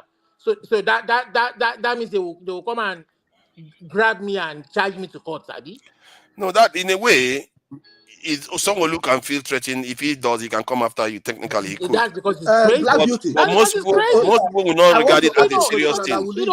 No. I'm telling you that technically, but I don't think anybody will take you seriously. I want to ask you because yours is personal. Yours is personal. I make that statement and they feel threatened. Yours is personal. The question is, can I really do that? Please. Will I do that? Can I ask this question to Black Beauty and to Niger, and I will leave. Black Beauty and to Niger, have you ever seen a video or heard where Palestinians in the United States said they want to kill Americans, finish America? We haven't heard it, but that does happen here. That does happen. No, I didn't say it happened. Listen, pay attention. I didn't say it happened. I heard what you asked. Are you talking about death to America? To Niger, have you seen where Palestinians were chanting, pull down America, destroy America, kill Americans? No, I think the one I tend to hear is death to America chant. Yes, I've heard it. I don't know whether they do it in America. Kill Americans and death to American chant. What's the difference? No, death to America is different from death to Americans. You see what I mean? Who is and even that, I don't think even that you're allowed to do that in the United States anymore. I'm not even sure you're allowed to do that in the United States. It happened last week. What are you talking about, man? It happened last week. Okay, let me find out now. Let me find out. I don't know whether you can bring it up. People have been found, and a lot of them have been executed. A lot of those people that they found that were like with insurgency in this country, those people are no longer here with us. No. We don't hear their conversations. Black Beauty, what are you talking about? Muslims in the streets of United States, they pray on the road. They block the streets to pray. What are you talking about? Well, we're asking a question. What do you watch? Where do you get your news from? Damn. What I'm saying, as part of a protest, when people chant "death to America," is something that is well known that they do all around the world. But you see what you're talking about? Can somebody say that in Nigeria? Yeah, I think to an extent, I'm not so sure in Nigeria you can say that and get away with it. To Nigeria, you are not sincere. You are not sincere at all. No. I'm trying to be truthful about it. I'm saying in Nigeria, you may not be able to say that and get away with it in Nigeria. I'm trying to be true. Here you won't get away with it either. I bet you. You know what happens? I bet you know what happens. People make threatening statements all the time online, or maybe through the social media somehow they post it, or maybe through programs like this. See, the police, the FBI, or whoever is in charge in America, they can call them and interact with them and find out what their intentions truly are. And maybe the case will die down there if they know that this guy has no serious intention or anything. You understand? It's not like that's what they normally do. But in the case of Kanu, it's not benign, is it? It's not like just going for a protest. It's deeper than that. World, they are so high-handed. They will railroad you before you know they are charging you to court. They are locking you up without trial. They're over nothing, over innocuous free right statements. I think Black Beauty has a point about the death to America chant, because what I wanted to say is we have something called the Patriot Act, and it's one of the things that people like Julian Assange and all of those people, they kind of give us a little understanding of the fact that our phones are all being tapped. So essentially, they have their own networks, these insurgents that make these statements. We don't hear them because they don't make them on YouTube, but the CIA and the people that guard the Patriot Act, Homeland Security Department, they are tapped into everyone's phones. They do hear these statements. And before those people can even rise up to make a bomb, they quell them. Yeah, look at this now. Let me show you to show you how you have a point that America, they won't let you do that. Look at, I just searched it about death to America chance in the US. This is just 3 days ago. If you look at what the people are saying, they should be investigated. They are condemning them left and right.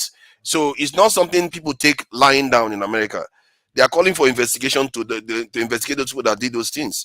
So you can see, look at that. This one says there's no excuse. The difference is that the government understands that these people have a right and they need to be careful. They need to have strong evidence before they take action. Otherwise, it will come back and bite them. But in our own part of the world, they don't even take any precaution. They don't care. They abuse rights. They flout, and you want me to come back home and do what? But it matters who says it, right? Do because what? If a person like Nnamdi Kanu says it, he has a lot of influence. But it doesn't matter who said it. Speaking. It doesn't matter who said it. Does he have the wherewithal to carry out that threat? Olivia, are you saying that they are calling for investigation because they chatted once this year, death to America on an American street? They are calling for investigation on it. Yeah, so they don't take it lying down. I'm sure. And these are people that have not taken action. IPOB has taken action. Things have happened on the ground. So you can't, and the kind of statement he made is even deeper than that. It's personal. For fathers, what we are saying, we are not going to do online trial. Let them go to court and prove it. And if they can, if the Nigerian government cannot prove it, and their court are saying that you have nothing against this man, let him go. I don't know why people are always shocked when they see these things. It's like they don't want to see the truth for some reason. It's so weird. How can you know somebody has done something wrong and you say the person hasn't done anything wrong? Because if you understand that, okay, the person has broken some part of the law. No, I'm not saying, I'm not trying him. I'm saying the person has done things that by law you'll be brought in. The question you should be asking yourself now is, should he renounce violence and say, okay, I want to do everything by the books? When he has done nothing wrong without violence, you see, that's exactly what I have a problem with, to say he didn't do anything wrong. What do you mean without violence? But what, see, he should just admit that he did some things wrong. The people instigating violence on the people is the government himself, when they cannot protect the lives and properties of their people. Yesterday, last week, over 50 people died in Benue. Yesterday, 26 people. How many more are going to die? See, all you do is reel out all the negatives. You are telling these people who are victims to love this country. Love it by all means. Be faithful by all means. When they've done nothing to them, they've never benefited from anything. You have no choice. All these people do. You have no choice. You don't give them nothing. They go to their farms to make their own livelihood. You think it's conditional? Do you tell your mom to love you is conditional? That is not how it works. Russians, 18 million Russians lost their life in the Second World War. And then black people. And they went on to lose up to 20 million just under Stalin alone. You don't see them, they call their country the motherland. You don't see them abandoning their home. They are fighting for their land to the end. But our people that God has given everything, and Black Beauty, you think they are very quick to abandon it. You think I'm the only one committing treason? No, let me say this. There are Nigerians who are not born in the US or Canada or in the UK, who are today in the military forces of the US, in the military forces of the UK, military forces of Canadian. And are you going to say they are committing treason? I did not say anything about them, but what I said are you going to say they are committing treason? What I'm saying about your statement, and this is the real issue with your statement, you can feel how you want. When you're at your dinner table with your family and friends, you could say what you want. But in this public forum where you are a Nigerian, no one cares. It's a shitto. You're horrible. You're a traitor. I would have you hung today. Leave him. I think when he says that kind of stuff, and most of his opinion. His opinions will be cheapened whenever he says that. Yes. That's the end of the country. Yeah. Thank you so much. Thank you. Sorry, Black Beauty. Thank you. You made a comment that they refused to follow through when he talked about raping of children and making them fatherless. I asked a question. You asked a question, yes. So do you know the scenario that led to that conversation? That's why I hate getting in this conversation, because I can't begin to understand this. You know, when I was introduced to Nnamdi Kanu, I'm there as a visitor in your country, living there for 2 years. I get to hear the best of what he has to say. This is the first time I've actually heard that. Good. But now that I've heard that, I'm disappointed in him. So let's Forefather tell you what led to him saying that. Oh, no, is it the riots? No, it was the Lekki. Tell her about the Lekki toll gate. Oh, but that's not a reason. That is not. How can you say that's a reason to say that? I know about the toll gate. My friend was at the protest, so I know about that. So, the government unleashed mayhem on that happened right before I got there, like a month before I got there. Yeah, so the government unleashed mayhem on the citizens. And they've been lying about covering it up. And the citizens reacted, and somebody is encouraging the citizens to go for the government that did that. What is wrong with that? Burning houses down and everything. You can't do that. Wait, my father. Wait. You see, but I understand what you're asking me. Yes. But I don't understand how both are tied together, because now I'm thinking that what Nnamdi Kanu doing is something that is a Biafra thing. Is that a reaction to the SARS thing? Yeah. I did not know that. Okay, have you seen that, forefather? That it's okay to go and kill family members and all. So no, look at it. Was the people that died were carrying Nigerian flag. Those people were not different from Nigerian military. Have to do with that. Okay, this is what I don't like. When we are being facetious, you are saying it as if he has not been advocating violence even before then. Hold on. Let me finish the point I'm making. Regarding this, just because the government did one thing wrong, does not mean you should do another thing wrong. It's not an excuse to do another thing wrong. I was there during that protest. I was there during that protest on the week that the government started killing people on the street in Lagos. I was saying the government has given them everything they wanted. There is no need to be taking this thing further because they were breaking into prison and releasing prisoners. They were doing things in all their new country. And I said, hold on, I was there. I was there. I even came online. I was one of the few people that was saying, I'm sorry. You said the citizens were breaking into the prisons to release people were breaking into the prison to release people. Have you ever read the report? That it was the government. It was the government that was releasing prisoners. Oh my God! Now the government is breaking into its own prison to release prisoners. In order to justify what they did. Jesus Christ! Is there nothing we are not going to concoct? Is there nothing we are not going to concoct that sounds far-fetched to excuse killing people? So to excuse somebody saying that they should kill people and burn houses and go after their children too. So, forefather, when you speak like this, you begin to behave as if you're not in Nigeria.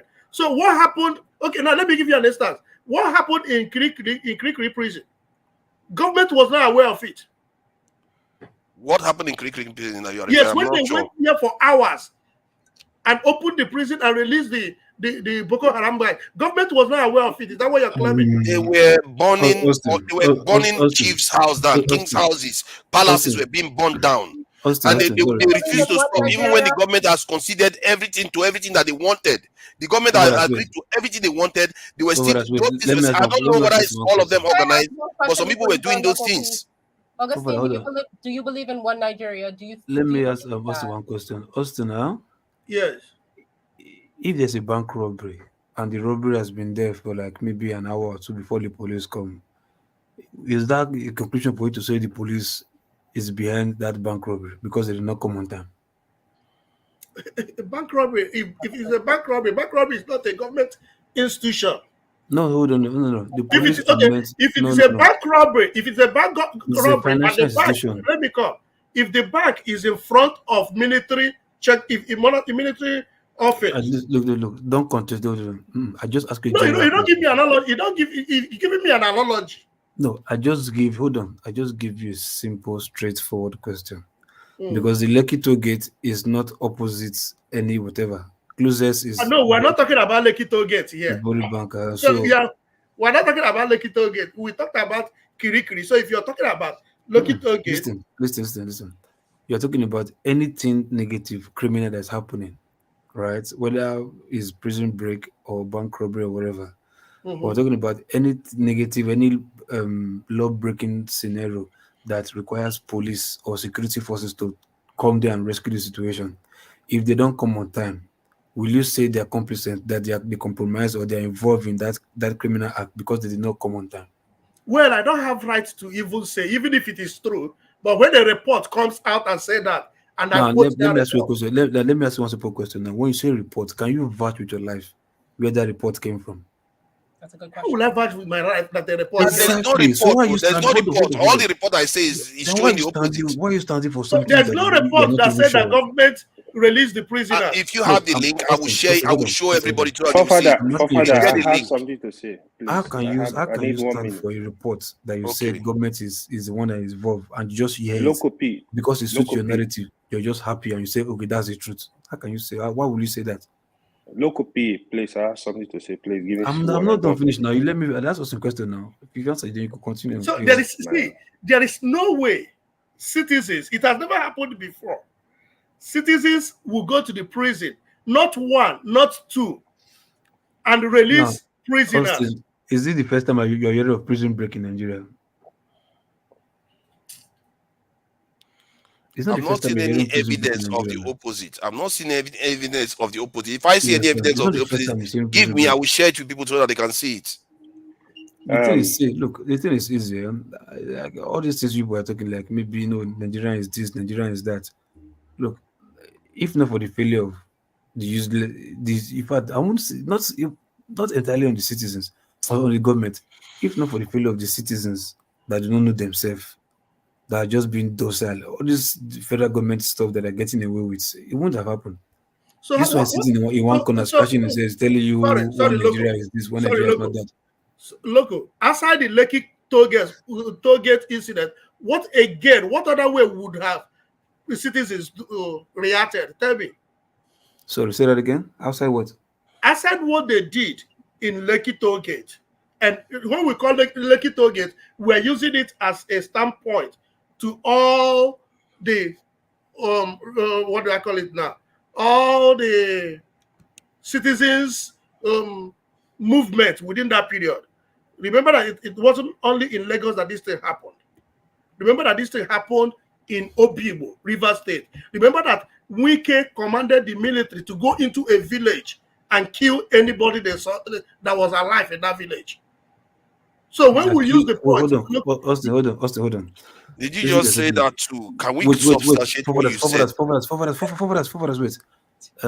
Austin, you said Wike ordered military to go and kill people that is living in a village. Yeah. Okay, now, let me search that. Hold. Now, let me ask you one simple question. Where did you get the story from? Exactly. Wike said it openly. Search it.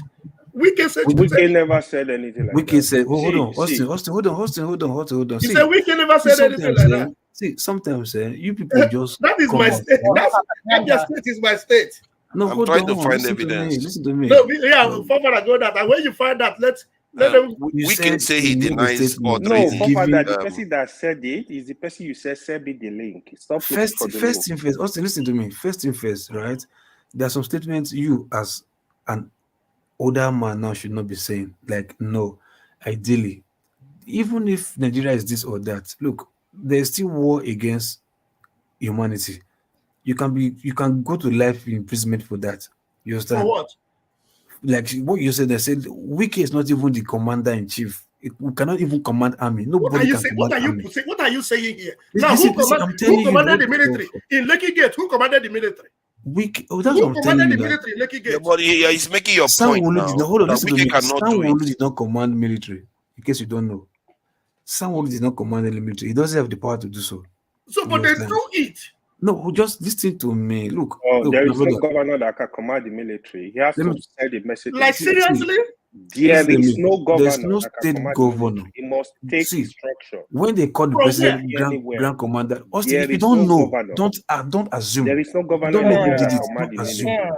See. I hate when people come out. Austin, listen. They have to request.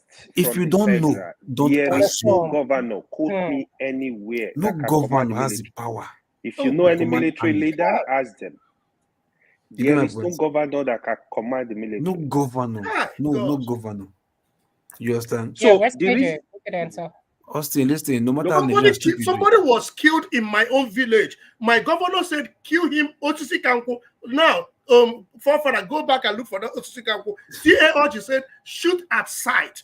Now, hold on. Listen to me. Hold on. Listen. Sorry. Niger State governor 3 days ago said any criminal person should be shot at sight. Will you telling me no governor is doing? What are you saying? Listen, hold on. Now, Austin, ask yourself this question. He said, who is he referring to?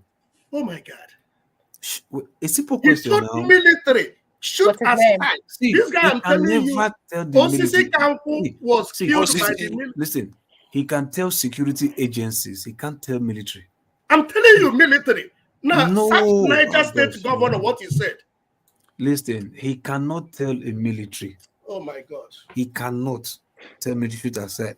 Is it OCC OSI can KAKWU? That's what OCC Kanko, and it's only in 2 news this is OCC Kanko kidnap kingpin killed by soldiers.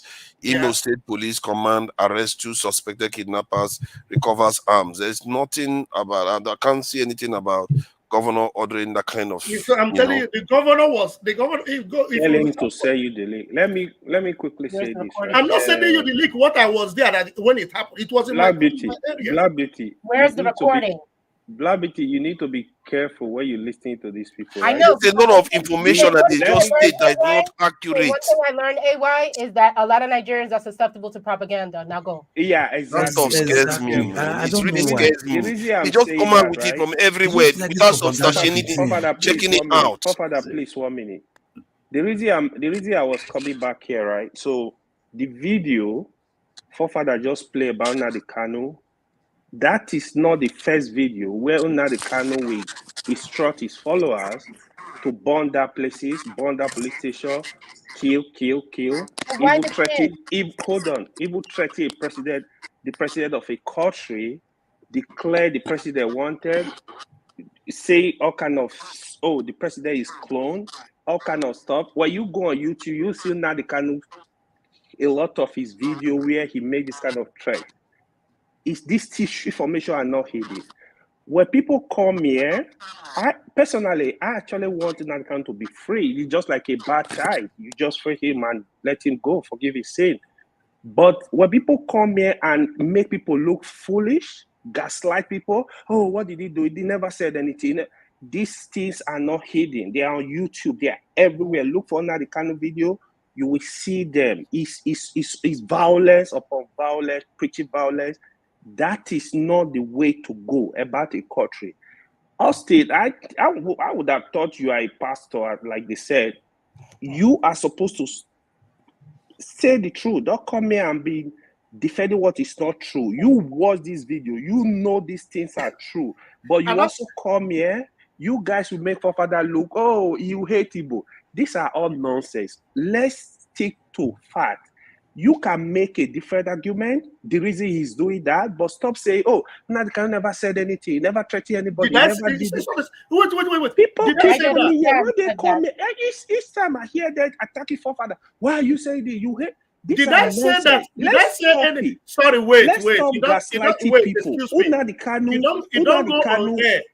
I want, to be honest, if I have the power, I will free Nnamdi Kanu today. But say coming here and defending Nnamdi Kanu who never said anything. I could make an argument. The reason why Nnamdi Kanu was doing that was because of the state of the country. He was frustrated. But when you come here and say Nnamdi Kanu never said all this stuff, it made me wonder, like, who said that Nnamdi Kanu did not say that? I thought you were defending him too. Did I say that? You didn't say that, but every time people come here to defend all this nonsense, you're implying. And people will. And I told you the circumstances that led to what he said. But that's not the first time. I'm telling you the one he played. What are you arguing? Yeah, but the one I played, but you could have just exactly. You know what you were doing when you did what you did. No, you are the one that knew what you were doing. That was why I came. Because what I was doing, I can tell you exactly what I was doing. You did something from the air. I didn't. No, wait, let me come. Remember that the state minister for defense, Matawale, when he was the governor, he told citizens to go carry gun, to go carry bullet and defend themselves. Now he is the minister of state. Remember that this guy from Benue State, that was what's his name? One of the richest guys in Nigeria, that was Minister of Defense during the military regime. Danjuma made the same comment. Citizens go and carry gun, go and carry. Nobody called him for questioning. Hold on. You see what you don't. You seem nobody to be called these two people for questioning. Can I just add to something? Hold on, wait. He said that he can never say that to the military, to go and carry gun to do that. So you can only say that to the citizens because you can only go over the citizens. You can say that. But I'm telling you, the power of military to go under a governor, it can never happen. You understand? Even IG of police, governor do not have power over them. If they don't have power over commissioner of police. AY, forefathers, let me let me tell you now. this In a government bad is not country, serious. now AY, see, Austin, you know why I said they're and go not you serious. now. So Look, Austin, I was reading some Olumide, one at a time. I was reading on an information. Olumide, one at a time. Did you just hear what I said? Yeah, that's why Loco is quiet for me. Also, you're keep quiet, my friend. Austin, as I was saying. Okay, Loco, sorry. You see, the point here is people go by emotion and they go by their bigotry. Personally, I don't hate any tribe in Nigeria. I don't condemn any tribe. I look at statements. I look at statements and I analyze statements, no matter where it comes from. Yeah. I analyze statements. Have you read the report concerning the 17 military guys that were killed in Delta State? What does that report imply? No, because he is telling me because he's telling me that it's only hold on first. Let me ask you a question. Have they concluded that report, that situation in Okwama? Have they concluded the report? There's an independent report that is out already. Who by who? You need names. No, why Austin, do you just ask? You always ask me, have you seen this? Have you seen that? Just tell us what the point is in the report. Let me help you here. Remember, nobody had even had the infantry to enter that place. Military are the only ones who are still there doing their investigation. Police cannot even enter there. People are journalists are not allowed. You understand? People are there. Listen, just listen to me. Police are not even given access to enter the place. Journalists never. The governor even went there. Governor of the state went there. You understand? They just gave him the respect and allowed him to enter. The bounce is what's called journalist that came with him. You understand? Even the police came here with open air, which is very wrong of them, saying that the military are doing their investigations. Are the military supposed to do the investigations, or is the police they're supposed to do investigations? But no problem. Nigeria failed country, whatever. Okay, no problem. Then the military have done this. Now you are telling me independent people, police not free enter, journalists not free enter. Then somebody else you call independent will now enter. Independent from who? From the military or from who? I'm asking you, Austin, from the military or who? What you're telling me independent? Sometimes you ask yourself question like, is it possible? Independent people go there and make investigation. The military did not allow anybody to enter there. Coming out from independent sources that will not be coming out to the government. There's no report. I think the police are beginning to go in there too. I want to make a statement. What it sounds like to me, someone who doesn't have as much a breadth of knowledge of the details of these events, is that you all are allowing propaganda to get in the way of your one true mission in Nigeria, which is to be a land of excellent blacks, Negro land, Western Sudan, a land of the most excellent black people of the most highest capabilities. Black beauty, please now. Go, thank you.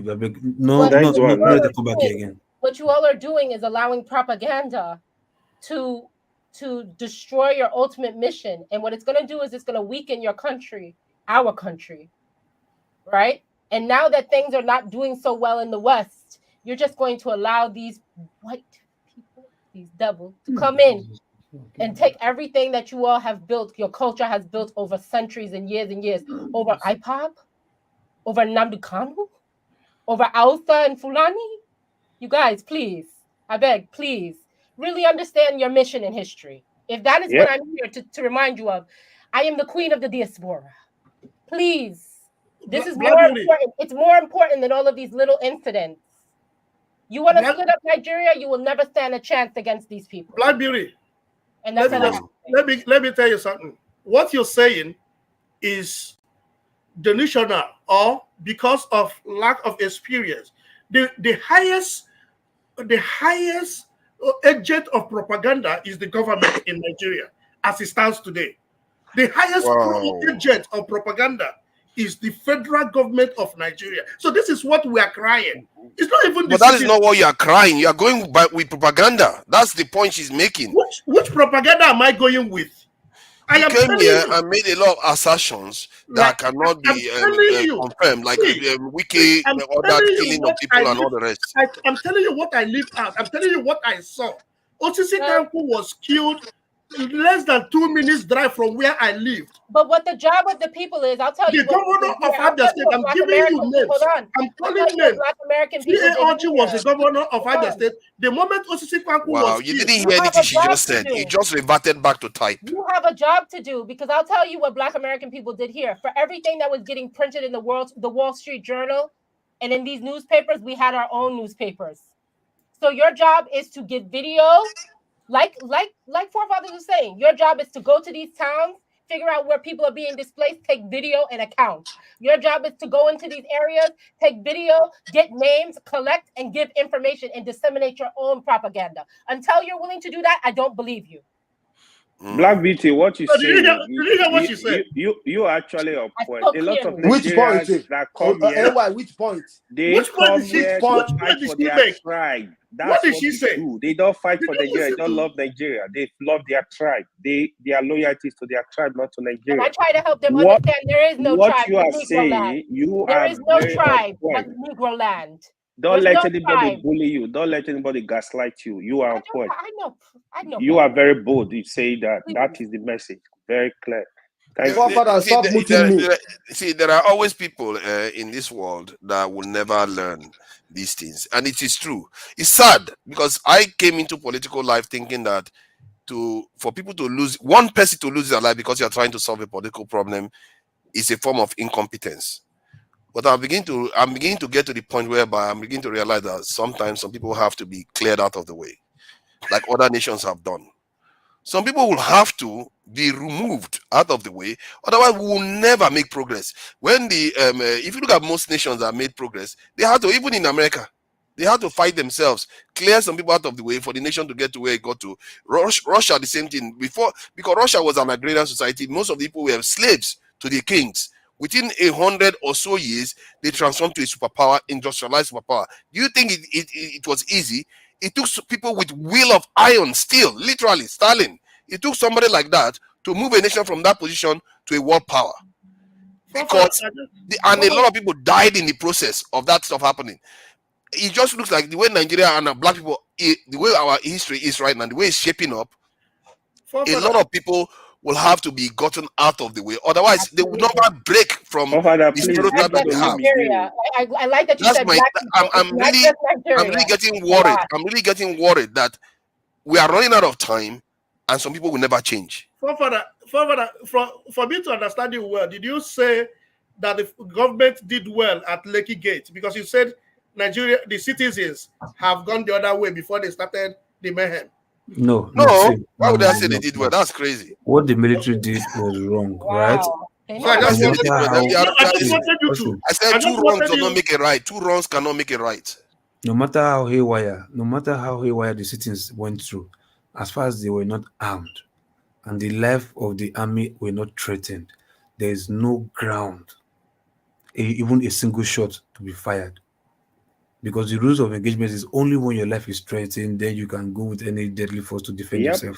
Now, there was no gun that was fired. It's just like we've had this callous military way of behaving. When military think that they are God, they can kill anybody and nothing will happen. You understand? And there's no punishment for them, and there's been no punishment for them for a long while, except it's obvious, maybe few policemen, a few soldier men. But this one that it was many. How many can you account for? So after all, the Lekki whatever was about to stop a massive, investment of Tinubu and maybe many military generals, so to speak. Because you cannot tell me that Tinubu to get whatever is just going to Tinubu's pocket. Federal government is there, because I think that Lekki Express it's supposed to be federal, Lekki Expressway or whatever, I don't know. But regardless, at least some ton of that money is still going to the federal government, despite, or maybe some military generals or something. So if their business is being threatened, Tinubu does not have to make the call. You understand? Before they will react to like, oh, but this guy wants for our business, which one we say issue? They can even just go and kill anybody they made a good get out. Especially if they have maybe a northern commandants So this is happening in the south. Kill them now after all. They are infidels. So no problem. So many things can spark up those stuff. But to say it was a governor, no, governor do not have the power. Never. Because governor cannot defend them when The you same are thing gas. happens in the north too. They kill the Yes. same nonsense that they do in the south. They are doing it in the, they even kill more in the north. Actually, you see what this one went and said now. Because I said some Hey, people may need to get out. Now he made it about Igbo people. I knew somebody was going Because to say that. I they knew are that always was going to turn it you to see, I kill knew that Igbo was people. coming. That's what they are talking about. It's Yeah, just I knew that was nonsense. coming. I'm talking about people. that is how See, they behave. the best case anybody has made for being a Nigerian was made by an Igbo man here about 2 to 3 weeks ago. That was from Dr. Okonkwo. He came here and the case he made for being a Nigerian, I've never had one Nigerian made that kind of case before. Yeah, and it's an Igbo man that did that. The idea that people is about one tribe or the other, that's our problem. We focus on the minutiae. When there is a bigger mission out there, there's a bigger objective that we should be focusing on, like the Black Beauty just highlighted. But instead, we should still go back and let's deal with these little problems. It's really, I don't understand it. Why can't we just elevate can our turn thoughts? anything to tribe, right? Even I don't understand one it. of Nigeria's best nationalists ever. It's an Igbo man, so it's not even about tribe. It's not even about tribe. It's all nonsense. When people come here and be talking about tribe, oh, Yoruba, Igbo, outside Fulani, nonsense. If we keep dividing ourselves like this and you want the country to be good, it will never be good because you are loyal to your tribe. Right now, we have a Yoruba president. You will tend to see a lot of Yoruba leaning towards that way. This is not how a nation is built. The moment you cannot criticize, even if your father is the president of Nigeria, Daddy, what you are doing is wrong. You have to build this country for the people. We know we're going nowhere. We are too divided. You can't be divided and want to build a nation. How do you want to build it? How do you want to build it? Father, I was listening to a video where you were on a one-man show where a lot of them, oh, you heard Yoruba, like they were making this statement. I was like, oh, look at forefather that is defending every other tribe every day.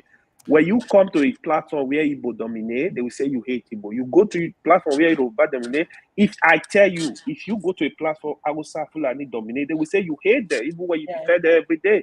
That is Nigeria. Don't let them gaslight you. Stay true to your thoughts. Black Beauty. Hold on, let me talk to AY. That scares me, AY, because I don't come from that mindset. I come from a Pan-Africanist black mindset.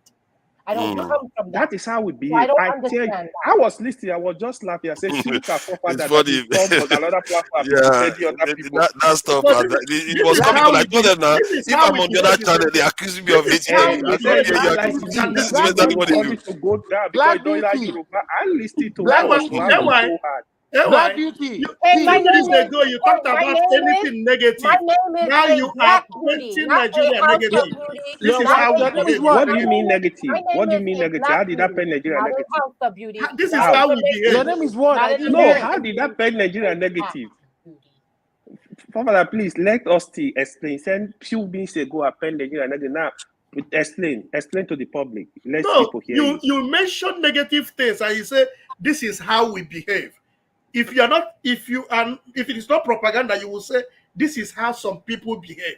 When you generalize a group in a negative sense, you are painting the people negative. Like That's what I'm saying. Like which group? Like what I'm saying here. Augustine, don't mind AY. See, people like forefather, look at the struggle. Hold on. People like father, here is their struggle. Because of the outlook, they are nationalists, they are Pan-Africanists. They go to platform, they say the truth because the thing is affecting you. You calling him a hater. Either it's on Igbo platform, it's on Hausa platform, it's on Yoruba platform, it's on Edo platform, it's on the Shekiri platform. He's gonna face this kind of trouble. That is just the truth. Because he is looking at issue. End the statement. You ended the statement with "This is how we behave." I said a lot of Nigeria. That is how. No, you didn't use a lot. That's why I corrected you. You didn't No, use a lot. I think that's what he meant. I think that's maybe what he I meant. meant That's a what he lot said. of Nigeria. That is how That they is not behave. what you said. So you can correct Okay, it. maybe it was a mistake. Maybe it was made. But So my if you had intention, corrected yourself, we won't go this route again. my intention is a lot of Nigeria. You Not just a lot. A lot is still negative. misunderstood what he Because said. even me that Yes. is What he's talking trying to here, say. No, a lot is still negative. Do you want to be offended? I will Are you say a lot. arguing I will about say that? a It's lot. a Can A lot. I I have mean something? it. Black Beauty. See, I've been on platforms. Hold on, let me just say this. I've been on platforms like now. I've been here. People accuse me of eating Southeasterners, Yoruba. They will say the same thing. And I went on another platform where they always support Southeasterners. Then when I said something against the tribe of those people, and not even like against, just a figure that is within that group, it turns out like I'm attacking them too. So it tells you that people don't. It's like even when their person is doing something wrong, you criticize the person. Maybe it's true or false. It doesn't matter, but don't make it an ethnic issue. Like Okay, it becomes too defensive Can I of the say person. something? Can I say something? When an issue affects each individual ethnic unit components of that country, you guys turn things around and say, oh, they're making it tribal. There's nothing wrong with Pan-Africanism. There's nothing wrong with Pan-Nigerianism or whatever. But when an issue like people dying in Benue, people dying in the Jaws, people that can't go to their farm and fight, we tell them to keep quiet and move ahead. We are one Nigeria. Keep quiet. It even surprises me that a man from Benue will come on this platform, will come on this panel, and won't even mention one thing about the killings going on in that part of his world. I've never seen that in my entire life before. And all in the name of one Nigeria. His people are dying daily. I think And John Abba talks about it. I don't know why he's he saying talks about don't come here and cover up for him. Just stop it. John Abba talks about it. That I'm just bearing witness. That aside. My last.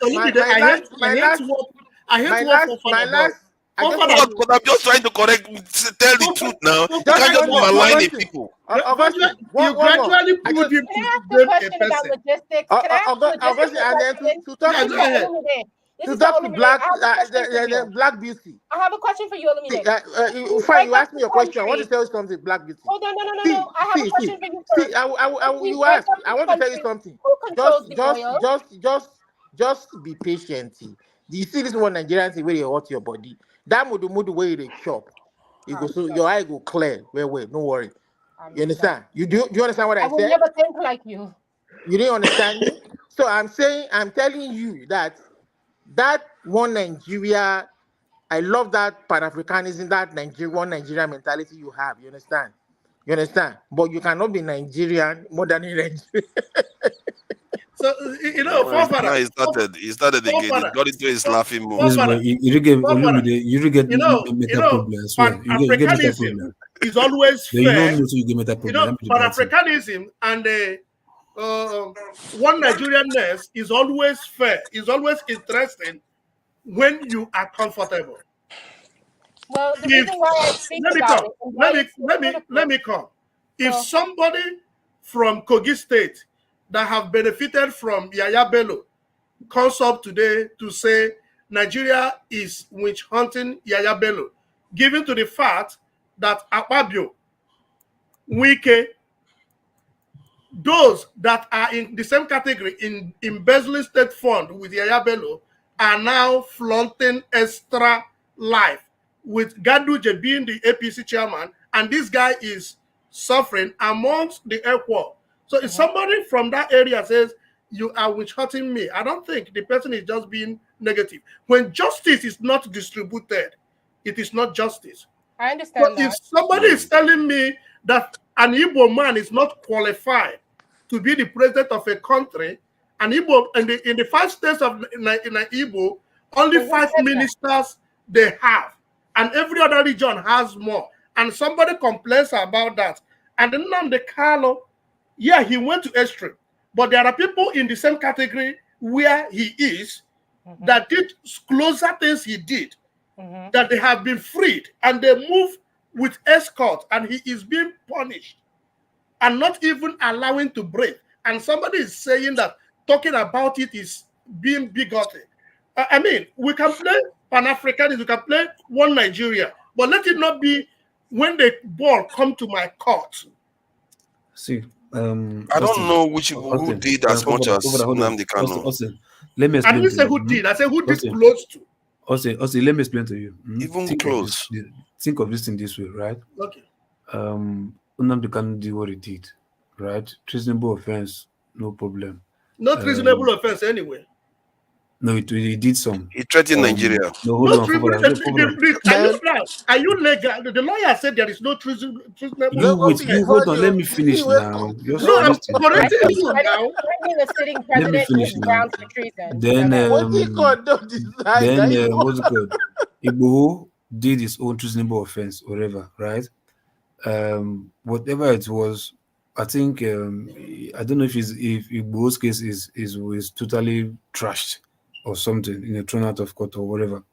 For Nnamdi Kanu's own, his case is being freed by the same government, the same justice that you are criticizing right now. He was freed, but another criminal justice system or coming from the executive is using their veto power to say, no, put him there. No, let's deal with him, or for whatever, some certain reasons. You might be surprised. This might just be in collusion with your so-called governors or politicians from the Southeast. You might be very surprised, but you will not know. But like I said, this same justice system that you say is not good, freed him. You understand? But another one is holding him back. So you cannot say because one part of the justice system is holding him, you will not say, no, the whole justice system is bad. But you forgot the fact that another justice court, another court of the same Federal Republic of Nigeria, grants him freedom. He has no case to answer. You did not say, no, that part of the country is good. But because you are banking one that is keeping him captive, you are saying, no, justice system is bad. Can't you say that's a bit unfair for I don't understand what you're saying. Did any justice system grant him what's called freedom? When we talk about justice system, no, I'm asking a simple question. Did any court in Nigeria grant him freedom? Yes, now. Yes, now. I think it's only the court. Yes. It is only the court that uses the word justice. Executive doesn't use the word justice. No, I said the court. Executive doesn't have their own court. Okay. The courts, whatever court they took him to, did any court in the Nigerian system grant him freedom? Yes. Yes. Right? Yes. Is that court system part of the Nigerian that you don't like? Nigerian justice system that you don't like? You don't ask questions like that, Loco P. No, you don't Of ask course. questions. It's uncomfortable. The truth is uncomfortable. Look, no, it's uncomfortable about that. No, listen then to me. answer the question. Why are you telling me not to answer the question? When you are talking, you talk because it doesn't favor you this way. You just like, hold on, just like now, I'm your friend, right? Ever since I've been busting my ass, you understand, for you to do some certain things, just because of one day, that I just, without telling you, I took money from your wallet because I was hungry. You start telling everybody that I'm a thief. This guy's a thief. Look at what he did. He took my money from my wallet without telling me. But those other times I was busting my ass for you, this and that, to make you progress. You refuse to tell people that. Will you say you are fair for telling people that I'm a thief? Yes, you are a thief. You say you are biased for saying that. You are a thief. Not saying the other side You of you. are a thief. You can't tell, mister. But you can give a person a pardon. You don't take what does not belong to you. It doesn't matter what happens. That's what I'm telling you now. Okay, no, then if they you will not tell the people the other side, like, oh, but this guy did something for me, sacrificed his money for me, he did this for me, so that you will never tell people that one. No. No, regardless, my brother. Regardless. We have to be sincere, regardless. No, I'm asking you a simple question now. And out of your own will, you went and steal from the person. Doesn't justify Nigerian, you are the one reporting this issue right now, right? A deed has been done. You are the one reporting the issue. You will tell them, yes, this guy's a thief. That is the fact. Nobody's denying that. It's a fact. But will you also be courage enough and be sincere enough to tell those same people that, look, no, wait, despite this guy stole from me, this is what this guy has been doing for me still. Will you be courageous? This is the problem this is the mind of a Nigerian. I'm asking you a simple question. It's not will a you be question. courageous enough to tell them that truth, that fact? I'm not obliged, right, to tell people the good you've done for me. It's my own opinion. Will you be obliged to tell people the bad I did for you? It's not your right to steal from me because you've been doing good for me. Why will you hold on now? If you are being fair, like you say, justice is fair. You are not obliged? Why will you be obliged to tell people the bad side of me? The truth and not of to be obliged to tell people the good side of me? By omission, you are lying. No. Who got justice?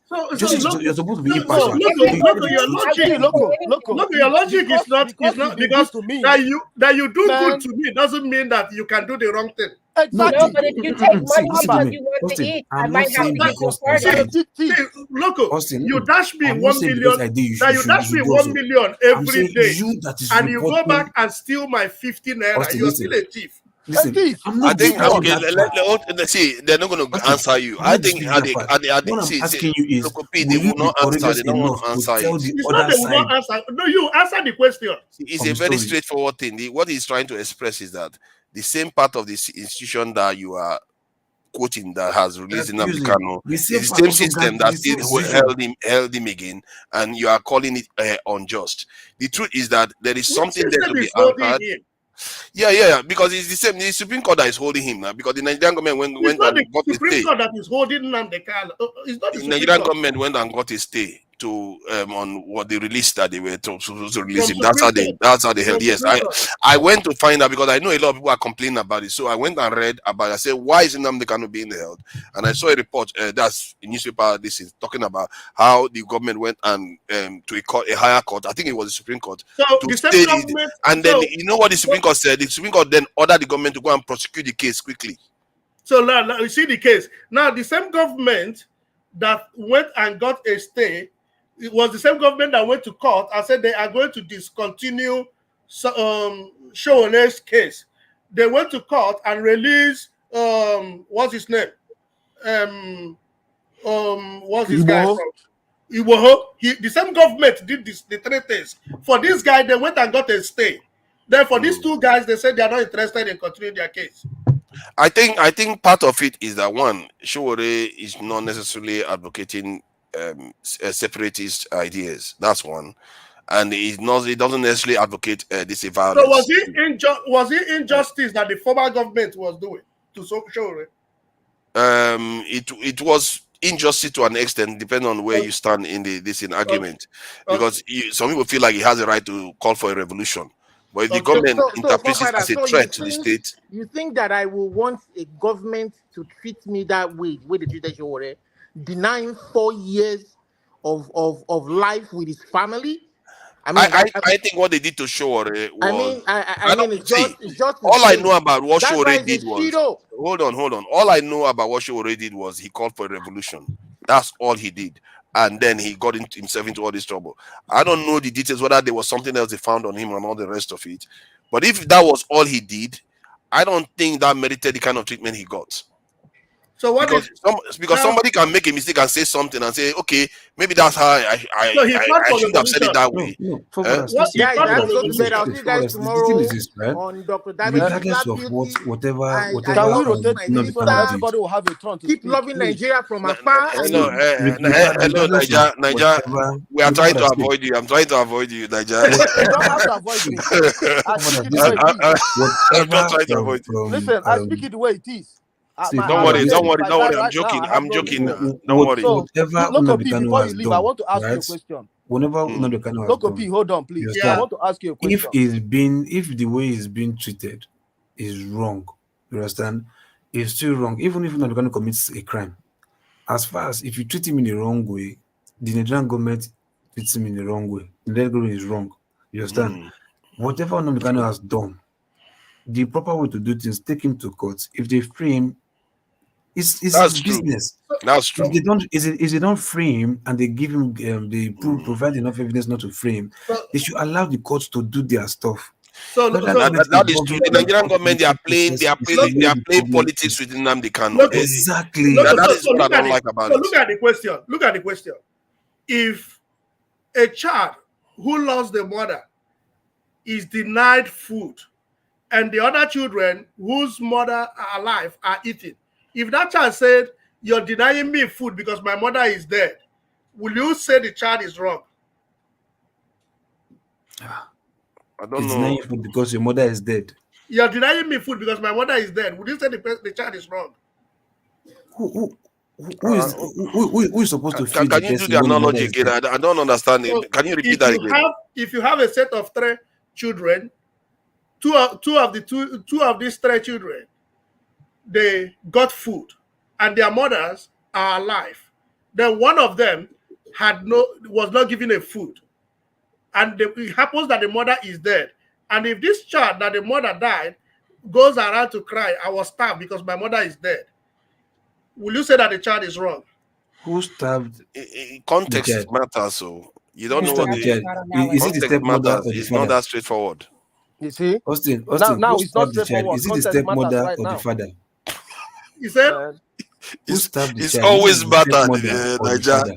To Nigeria, let me speak, please. I want to ask Lokopi a I'm question. asking a simple question. Who stabbed the child? Is it the father of all the children or the stepmother of this single child? The uncle. The The uncle. Yes. And he didn't feed the child. Did he give any excuse The for uncle not feeding can the also child? tell you because he did not give birth to that child, right? He has the right to feed whoever he wants to feed. The uncle can stand on that ground. Yeah, but then the boy will be right. Then the boy will be right to say that it's because What his is the mother boy is will not be there. right because my mother is dead. That's why you're starving me, right? So, Or maybe I'm just not the feeding uncle can also because tell you're you bad. he has the right to feed whoever he wants to feed because it's not the parent of any parent of So of would that, the boy that be right? That's the question. Sorry? Would the boy be right? The boy be right, the uncle will be right. Okay. So why am I telling you this?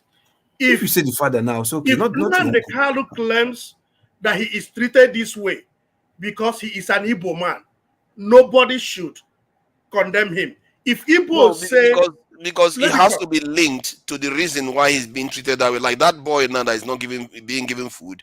If the only reason why, like he didn't do anything wrong, there was no reprimand to the reason why he's not being given food, is if there's nothing other than only the father he doesn't have a mother is the reason, then you can put it that way. But you can't say maybe the boy stole food, maybe the boy beat somebody, or maybe the boy did something wrong. They are trying to punish him by not giving him food, or as wrong as he appears from the story, that the analogy that you are giving. But that is a reason. It's not because of the parent not being around is the reason why they didn't give the child the food. You see what I mean? See, well, Austin, get this straight. What the Nigerian government is doing to Kanu is 100% wrong, right? Get this straight first. So if you are saying because he's an Igbo man, I may not really 100% agree. Lokopi, why did you say what they are doing is wrong? Why? Sorry? Tell us why you said what Nigerian government is doing to Nnamdi Kanu is wrong. Why? Why do you say it's wrong? Because you took him to court. One part of court were delaying him, and another part of court gave him freedom, gave him his freedom. Okay. You understand? And you, Nigerian government, you came back to say no. You did not honor, you did not obey that court system, and you kept him there.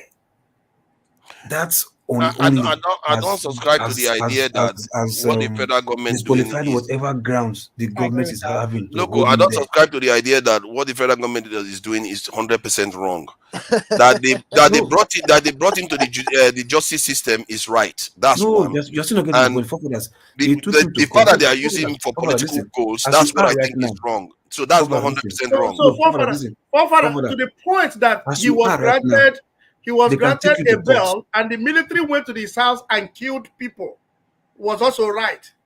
No.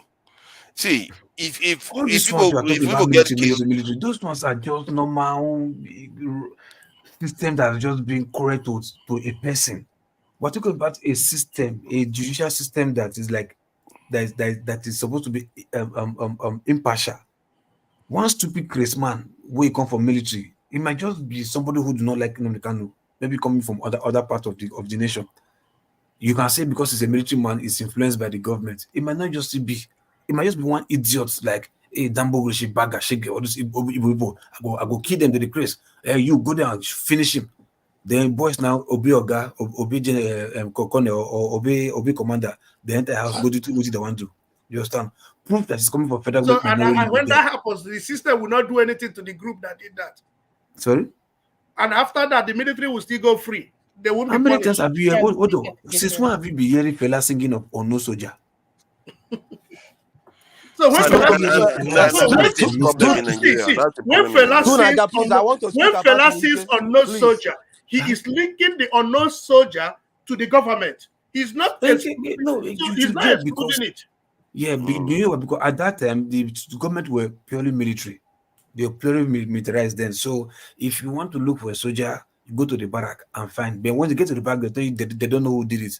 That was why I came up with no soldier. You understand? So the same thing still applies. If they commit any crime now and go to the barrack, none of them will be ready to rat themselves to say, "Oh God, I ain't done, not me done." Nobody want to snitch. None of them want to snitch on each other because it's like it's a code for them. So, it's a military code for them. Look, let me tell you. Can I said ask I will tell you this before I leave. Please. Look, I have seen where a citizen, a civilian, collected the military, a soldier's gun, and was shooting in public. You've seen this? Yeah. Okay. So? No, I want to tell you that when you say that nobody can command the military, it's not in reality. No, in see, theory. listen. Oh, now See, you are getting this wrong. So the last thing you can take from a military in the document, in the theory you're talking about, is his gun. No way. The military's gun is more important than his life. He can't release it without a command. So if he can give it to a citizen, then you're telling me that he can't shoot. So in that case, hold on. So in that case, even an armed robber can command military. That's not what we are saying. So you see the analogy. Make I talk now, go. He's talking about legal command, a kind of chain of command. A governor cannot have a chain of command to command the military. So, Father, what I'm telling you that it is in theory when it comes to where we come from. Where we come from, if a citizen can command an ordinary citizen that is not in power, and you're telling me that a governor... I think you do have a point there, that a governor, is possible for a governor to tell a police officer that is supposed to be commanded by the central to do something, and they will do it as a favor to the governor because they are close. Don't say but it's not legal. Let me give you... Yeah, so what I'm telling you, if it is legality, I get what he's saying. In legality, and once you can talk about legality, is if you can challenge it and win the case. Let me give you a case. There was an election. That was 2019, yes. A military guy was in the room where they were thumb printing. He was videoing it. A local government chairman came in and saw him, called him, said, "Come on, guy," collected his phone, brought out the SIM card, broke the SIM card, smashed the phone, put hand inside his pocket, give money, ask other military people to take him away. Local government chairman, not elected, TC local government chairman. These things are not, you see, we don't say these things to negate our country. I am only telling you where we are coming from. Austin, so do you think in this case now, right, the same scenario would have played that in Lekki Toll Gate where one guy said, "Come, as I am guy, you're going to kill all of them." They will just shoot people like that. They won't do it. So who did it? So who did it? Please, can I say something? Please? Okay. Let me. Look. Hold on. You've had quite a bit of a go on this. It's a very, very simple matter. People that break the law should answer for it in Nigeria. And the idea that I don't think anybody should be excusing law breaking in Nigeria. There is no excuse for it, no matter where it comes from, any quarter. But when you talk about breaking the law, is when the law is standard, right? The law is always standard. It depends on its application. No. The law is not always standard. In your case, the way you said now, where you are wrong is this: when somebody breaks the law, you should go for it, right? If I break the law, tell me the law I broke, read me my sentence, and let me serve it and go home. Yes. Don't be playing police with me and be keeping me here. You are talking about the other side of the equation. I agree about the other side of the equation. They need to execute better. But the idea that somebody has broken the law, we should always say, okay, yeah, this person has broken the law. Let him answer the case. The question you should be asking yourself is, let them try him now. Why not let him answer the case and try him? Exactly. No, that's the point. Hold on. Let me just make my point. That we can make that argument. Let them try the case. But let's not go and start saying the person didn't do anything wrong, he doesn't deserve this, and all the rest of it. Because you have to say the person should try the case. Like deserve it. The way he's treated, he doesn't deserve it. Because if by now, right? But I agree with that. It's the idea, but we shouldn't go about from there from that point that the person didn't deserve it to say the person did nothing wrong. That is my issue. Hold on, but you can still stand on that ground until the court proves that. Forefather. I guess you could say that, but you cannot say the person did nothing wrong. No, but there are things you can especially do. when there's public evidence available. No, forefather, there are things you can do. The wrong is now negated. I think it's wrong to call for the killing of women and children. Period. Sorry. There is something you I don't know. do. People have very, very vague sense of what justice means, as if there's halfway to it. So no, let me tell you, there is something you can do, and the wrong will be negated. One, let me give you an example. If I'm speeding, and the police pull me, and I am doing 75 in a place of 65, the police has right to give me a ticket. But if he said I'm doing 85 when I'm doing 75, if I prove to him that I'm doing 75 and not 85, he will no longer give me that ticket. Let me no, if you have broken the law, he will give you the same ticket. You've still broken the law. No, if he lied against getting me. Look at this argument. Oh, yes, he's brought a wrong case now. He's brought a wrong case. But technically, by the law, you should still be answerable for it. Well, I can see that my father is avoiding me. That's good. No. Okay, let's go to Nigeria. Nigeria is the best. Nigeria is the best. No, I can't see anything there. All I can see is Nigeria is the best. That's all I can see. But I need to get my glasses checked. You see, all I can see is Nigeria is the best. Okay, please go ahead. Go ahead. So, Lokopi, you were saying something. I want to ask you a question before I say what I want to say. You know, who is the chief security officer of each state in Nigeria? The governors. Thank you. Are you aware that ICC told Wike to withdraw the military? They gave Wike 72 hours to withdraw the military from Obibo. Are you aware? ICC, yeah, International Criminal Court. Are you aware? They gave what? Wike 72 hours to withdraw the military from Obibo when they were killing people. Okay. No, are you aware?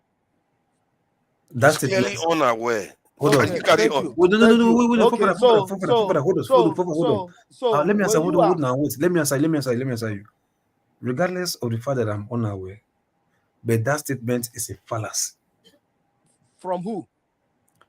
From whoever came up with that statement. Hold on, I'm not done. Hold on. Let me correct you. ICC cannot tell the governor. Don't correct me. Go and correct Punch. Go and Google it. Don't correct me. I'm telling you what Punch said. It's not me. I'm just telling you. Just look it up. If Punch carried that news, Punch carried the fake news. Okay, it's okay. That's between you and Punch. It's all right. It's all right. Let me continue. When the governor is not the grand commander of the Hold on. Let me continue. Does that make sense to you? That is your business with Punch, not me. I just told you what Punch said. Okay. That is wrong. Now, you were Austin. Austin was telling you something about what happened in Abia State, about the killing of Osisi Kankwa, and you were asking him if a bank robbery happened and the police didn't come, was government accomplice? Let me tell you. Lokopi, do you know where? Because of the Kirikiri prison break. Hold on now. I'm going there. I'm asking you now. Do you know where Imo prison is located? I know the state there now. No. Okay. So thank you. So I don't like it when people come here. What they don't know, they keep saying it. Prison break happened in Imo State. Owerri, just right in front of what is it called? The police headquarters. Police headquarters. Right? It happened for more than 5 hours. Okay. Nothing happened. Right? That is aside. Okay. So if you say that Nigeria is the best, let me ask you this now. No. Do you know when? Hold on now. Let me ask you now. No, I just want to make one point. Do you know when the power station in Imo State was built? You know the year? No. How can you be saying things you don't know about Imo State when you don't know anything, even when the power plant is being built? Are we talking about power plant here? The point I'm making is that you can't be using gotcha statements to qualify people's opinions. Forefather, listen. Listen, Forefather. If you go by that way, I'm gonna ask you: are you aware when I was born? You don't exactly. know. So my Chill. point, you are making my So, Chill, point. You what can't you are use talking that to about. disqualify or undermine people's opinions. No, I'm not Hold on, undermining his opinion. let me see what he's saying now. No, Let I'm me not hear you. Let undermining me his hear you. opinion. Continue, I think continue. Loco P understand. He understands very well where I'm coming from. You know, Continue. if something like that will happen right in front of police secretariat headquarters and nothing happened, what do you expect a common man to think about the government, about the But security? you said it was for 5 hours, right? So nobody Okay. who was standing on the sides has any video or anything? Okay, now listen, Nigeria is Video of what? Nigeria is, let me answer you, Nigeria is scam. Look, you of course, you of all people know the trajectory of Nigerian police system as a whole. Like, today say that they can even be engaged in ordinary armed robbery shootouts. And Why are you laughing for? they'll put their uniform. They'll put their uniform and they'll run. Even if Okay. it's shootouts, right? Am I to are the citizens to be blamed for that or the government? Hold on now. I answer your question now. Because I thought your question is going towards what Austin said, that because they did not turn up on time, that means the military or the government is complacent of that. No. Hold on. Loco P, you don't even understand. I said, hold on, listen. I said a prison break happened right in front of police headquarters for more than 5 hours and nothing happened. Who is to be blamed? The Nigerian security system now. Thank you. That's what Austin was saying. You don't have to blame citizens or blame Austin, who is here talking. You don't have to blame me. I blame the government. So what do you mean by no? That was what I was saying. Yeah. I don't understand. No. Exactly. That's Are what you you're saying that Yeah, because right. they broke out of the prison, Austin, you should blame the Nigerian government for releasing them? Exactly. You said kiri. Yes, I said the Nigerian government was aware of the breakage. That's what I was saying. Being aware is different from them releasing them. You said the implication is that they released them. You said it was that government that did it, that Yes. sent them to go and do it broken. No. See, Loco P, you guys are not understanding. I said, I'm talking about what hold on. said. No, you don't. Hold That's on. what we heard. That's what I heard. That's not what I said. Loco I P, said let me clarify again. Aware. I literally had to search that. You said that is the government that released them. When I said you were breaking into the prison and releasing prisoners, you said it's the government that did it. That's what you said. Don't worry. No. You can listen to my argument. You may be hearing the same different thing, but listen to my words. Go back and check what I said. That's what you said. That was what you said. 3 people have confirmed it. You said the government. I had to search it. The government is complicit. That's what I'm saying. That is exactly what I'm saying.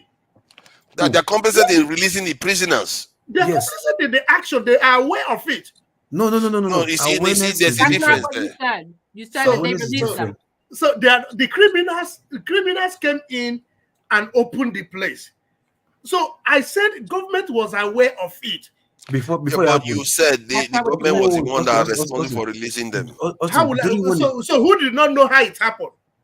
Did you not know that they came with Okadas? Sorry, Austin. Are you not aware how it happened? No. Those are the people that came out to disrupt the protest. So I'm talking about the one that broke into prisons. Oh, now you people are separated. So he's talking about Krikri. I thought about Krikri, but about the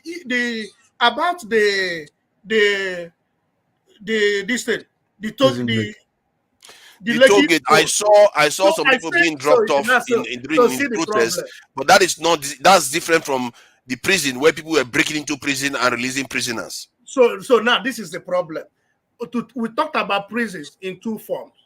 The Krikri own, I said government was aware how they were released. Now, before the Lekki toll gate, I said a report came out that government was involved in releasing those prisoners in order to perpetrate what they did. There is no evidence of it. I said you said government was involved. There's no evidence for it. But do you not separate what I said?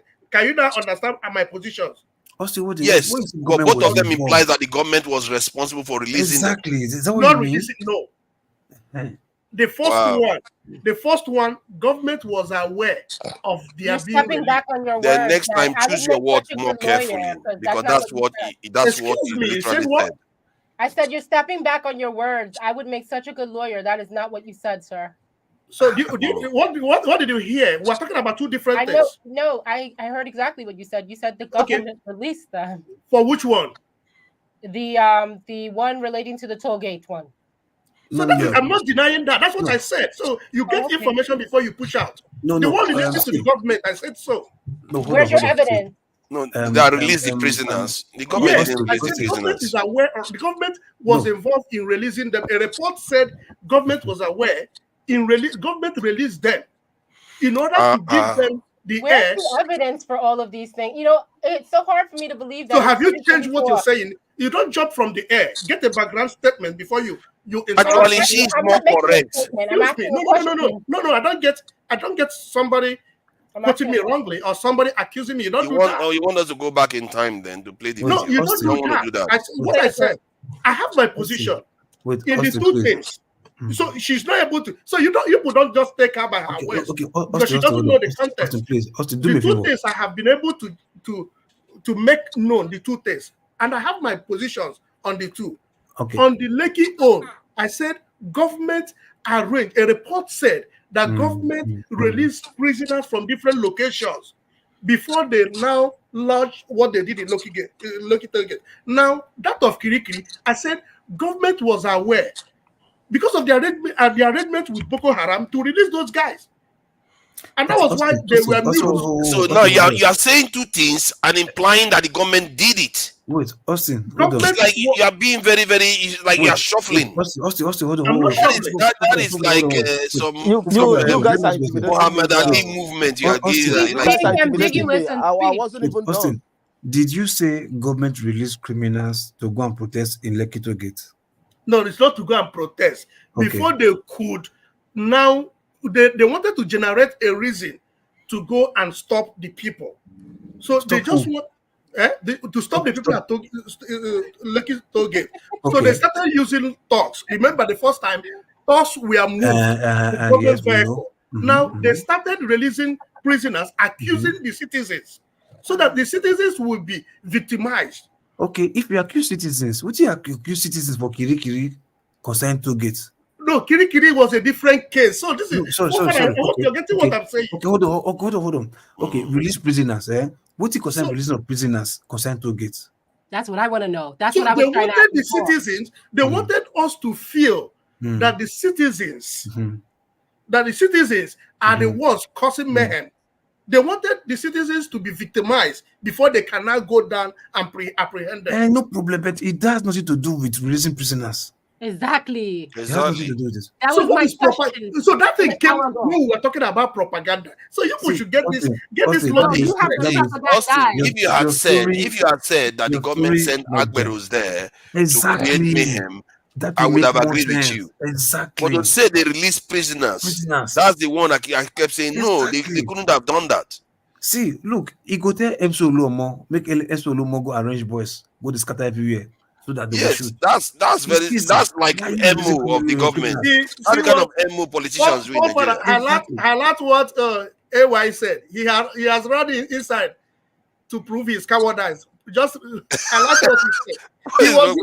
What did he say? He didn't say. What did he say that was so cowardice? Look at it. Nigeria is the best. Where's Nigeria is the best? Nigeria is calm. Nigeria is the best. I can't see anything. All I see is Nigeria is the best. Like, what have you got to say about what the person has just done? See how cowards do. Call AY to come back and say it before me. Seriously, AY, you are going to call AY back here. He's going to come and have a go at you. He can't be on the platform and he will go there and be saying trash. In the end, all we are saying is that I think almost anybody, you see, this is the thing I say about Nnamdi Kanu supporters. You have to try to win people to your side. First, you have to admit that, okay, some things went wrong, he went too far, and now the point is let's try to get him out, and he too has to come out without advocating violence. And you know what? The last statement Nnamdi Kanu made in court, very interesting. I didn't pick up on it at first. I don't know whether you guys picked up on it. He basically renounced violence completely. Did you know that? No, it's not normal. I've never heard him say that before. He says it's not for any form of violence in the name of Biafra. Did you know he said that? Yeah, true. Martina. So Fofana, do you listen? Semantics is one thing I am so good at. You see semantics. Okay, let's hear this. That is not the same thing as him saying this, is it? No. You like this video? Leave all these things first. The point I'm making, because I don't want people to start acting as if. No, let me tell you. The other one you showed, he said, if they bring war, we give them war. That is semantics. No. That's not what he said in this one. The other one, he said it. This one is like he said, if they don't give them Biafra, this one is. I said the one you played before. He said, since they have. But don't worry about the one I said before. I'm talking about what he. I was trying to say that he has made. Sorry. I'm trying to say that what he said in court recently is quite a change, because he is saying, in the name of Biafra, no violence is tolerated. But he has never advocated violence. That is opposite what he said in this video. That's the point. He said if they don't give them Biafra, that Nigeria is going to be subject to violence. He even went on to describe how violence is useful in history, how they used to, the Europeans used it to conquer Nigeria and everything, that Nigeria will look worse than Somalia. That's what he said. And he went on to say, I am threatening Nigeria. It's not like he is hiding from it. That is not the same thing as what he said in his last court appearance. That's what I'm saying. He said in the last court appearance. Nigeria can't be coming down. What did Usman Danfodio use to conquer the northern Nigeria? Is it not violence? Yeah, but that is true. But I'm trying to tell you what he said in court. And I think that's the kind of stuff that will get him off. These two things together. Don't just put one aside. Now, you said, I'm asking you again. What did Usman Danfodio use to conquer the northern part of Nigeria? You are not even following the thrust of my argument completely. You are just going because sideways. Your argument is one-sided. The thrust of the argument is about him changing his mind, changing the way he's perceiving these things now. He said in the name of Biafra. Nnamdi Kanu said he doesn't want to believe it. You want me to play both videos so you see the difference? Yeah, let me play both videos. I just hope it's loud enough because it seems to be a little bit low in volume. Let me see if I can play this video. Of violence, then I can give you this assurance today. Of course, your worldwide listeners and viewers may be able to note this. If they do not give us Biafra, there will be nothing living in that very soon. Don't like that advice, bro. Nothing will survive there. I can assure you. You see, it's not 2013 to 2015. We had scientists then. Now we have men that can make things happen, even better than what we had in the late 60s. So that should ring as a warning to all of them that we are not joking. I do not believe in peaceful actualization or whatever rubbish is called. I have never seen where you become free by peaceful means. If you know, you tell me. I am a student of contemporary history. I have never come across anywhere in history books where you get your freedom out of a peaceful process. It's never happened. Never, ever, ever. Now, let me ask you, if you look at the world today. Because the only language that people in the zoo understand is the language of violence and force. After all, that very contraption was put together by Freddie Lugard by force. That's one thing people don't understand. That's Lugard killed people to bring Nigeria together. And the killing of people to disintegrate the zoo shouldn't come to anybody as a surprise. Our promise is very simple. If they fail to give us Biafra, Somalia will look like a paradise compared to what will happen to that zoo. It is a promise, it is a prayer, it's a pledge, and it's also a threat to them. They must understand this, that we've had enough of this nonsense. These criminals cannot be stealing money belonging to everybody. These same men cannot be responsible. I do not believe in peaceful actualization or whatever rubbish is called. I have never seen where you become.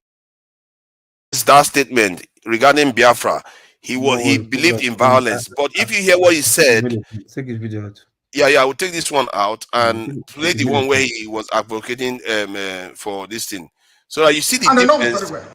It's a very, very different position, and I was quite surprised by it. I was like, then if that is the case, I think he will be released. If that is the case, leave whether not. Look, even if he's say violent or not, right?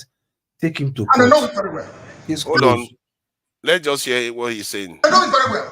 And I suspect that some people in government are complicit. They are making money with insecurity. That's correct. They're making money with it. I'm not sure this is the one. In 2 minutes, this nonsense will stop. Who is the It's the video. Now we It's the speak video. It's now. the video. Who is the fool? Who is the idiot? I ask. That I It is give the another video. in the east, and any idiot will counter it. Who is the bastard? I'm asking you. So, sir, Nobody can. Sir, are you I'm against? Nnamdi Kanu. No. Who is the idiot? Form of violence or insecurity in the southeast in the name of IPOK is a gun, and they know that. Let me come out of this nonsense, this mess. 2 minutes only. Only 2 minutes, I guarantee you. And then the peace in the east, not just southeast. Everywhere in the east, it's not the entire south. Huh? Even the people around him cannot even believe what he's saying. But like I said, this is what you always say. The court's also entitled to change its mind. Yes, then. They were jumping. So we hope that they'll change their mind. They're using it to do experiments against SS. Exactly. So there is no way we're going to allow that to happen. My rights must be respected. Is important. My right to fair hearing must be observed and understand that. They brought him to Kenya into this dock and allowed him to talk without his You were lawyer. talking about your health condition. What exactly is wrong with you, sir? I have Health-wise? congenital Everybody wants the camera. See, look at all the layers behind you. contamination, you can tell. So they're basically trying to keep me alive. So that when they calculate that I'm about to give up, that my heart is about to pack up, they will now say go. So when I go outside, I will die outside. That's what they're trying to do. The medications they've been giving to you, Yes. has it not been working? It's not working. If it's working, why would I have all these lumps underneath my? And he has written a petition to the Nigerian Medical Association where they brought one quack doctor, somebody who is not a doctor, to treat him. To come and try and treat. But up to now, they have They don't know what they're doing, and they know they don't know what they're doing.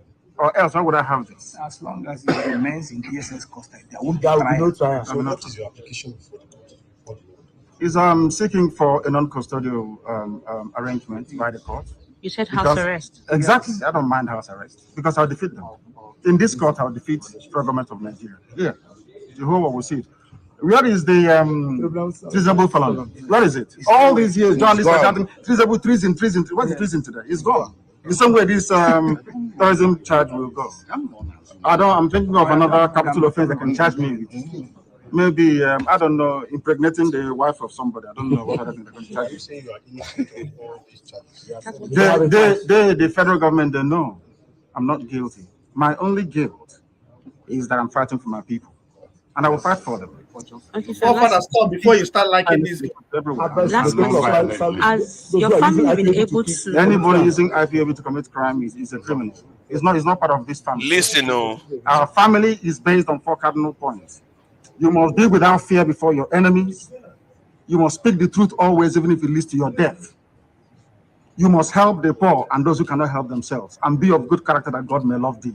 That's who we are. So what will be your words to those out there in the East who are killing in the name of IPOB? That they are criminals. They are criminals. They are not part of this family. We are called a family for a reason. We've come to serve our people, not to enslave them. Anybody conducting any type of activity that contravenes the welfare of our people is a criminal and must be dealt with. Thank you very much, sir. Any form of violence or subversion in the name of Biafra is not part of this family. Our family is noble. It's called IPOB. It's all over the world. So you condemn anything that has to do with killing? In total, why would I kill? And violence. People have sacrificed my parents for them. Why would I want to kill any other person after that? Huh? Anybody who's committing crime in the name of IPOB is a criminal. You saw that. So that is, and I think they are encouraging him to change his position. You notice how they were nudging him with the statement. Yeah. So basically, he's now saying, in the name of Biafra, no violence. That is a total shift in position. Look at the countenance of the lawyers behind him. They were even not into what he was saying. They were even into like camera, see me, at the look at lawyers. Seriously, look, is that how petty you think they are? Jesus Christ. That is local opinion. It's a fact now. So these people are appearing court all the time. So let me tell you what Nnamdi I think they are more preoccupied with him getting that statement out that he's not for violence because they know that's how he can get out. They want to say now we deal with they want to be a part of it. That's how you saw how they were feeding him the words. They are literally fed him the word. They said non-violence in the name of IPOB. Then that's how he finished. He said yes. Forefather, look at Nnamdi Kanu. From all his speeches, this 4 points, but where you get the semantic is in the number 1. Never you look afraid before your enemy. Oh, shocker. So even when he consulted these other people that started using gun, his reason was that they were using Fulani inside the farms, that they should go and defend the people inside the farm. You are talking about something else. The thrust of the discussion, why do we always sidetrack? The thrust of the discussion was that the two positions are very, very opposite each other. Which other two positions? He said he doesn't want violence in the name of Biafra. That is what you are not listening to. The first video, he's saying he wanted violence for it. So what is number 1? So you don't listen to people. You just frame what you want to respond. Okay, no, because that is the discussion. What is number 1 he mentioned? No, the number 1 is not the point. I highlighted the case. I'm the thrust of argument. The conversation is about the 3 things that the Biafra. No, but that is not my point. Yeah, that is true. But that is not the point I was making. The reason why I played the first video was him saying that he wanted violence. He was willing to go for violence. But the second video, he was saying he's not going to tolerate violence. So this is the issue, is that you construct the news the way you want to construct it. So number 1, let me come now. Number 1 in the 4 points is, if the people are bringing violence, if the enemies are bringing violence, you're giving them violence. That's what he means. Do not be afraid. Well, let's see. Yeah, but he didn't say no, and yet he went on to say no violence. It doesn't matter. He can say whatever he wants to say, right? Truth or not, nobody cares. It's his conscience. But my question is this, right? Look, you are keeping this guy there for what? You said he's committed a crime, take him to court, case closed, and let the matter end. If you want to jail him, if you want to sentence him, if you want to free him. You get my point? I think we're all in agreement in that, but the point I'm making still stands. The point is a specific point about him changing position. It doesn't matter. Of course, it does matter.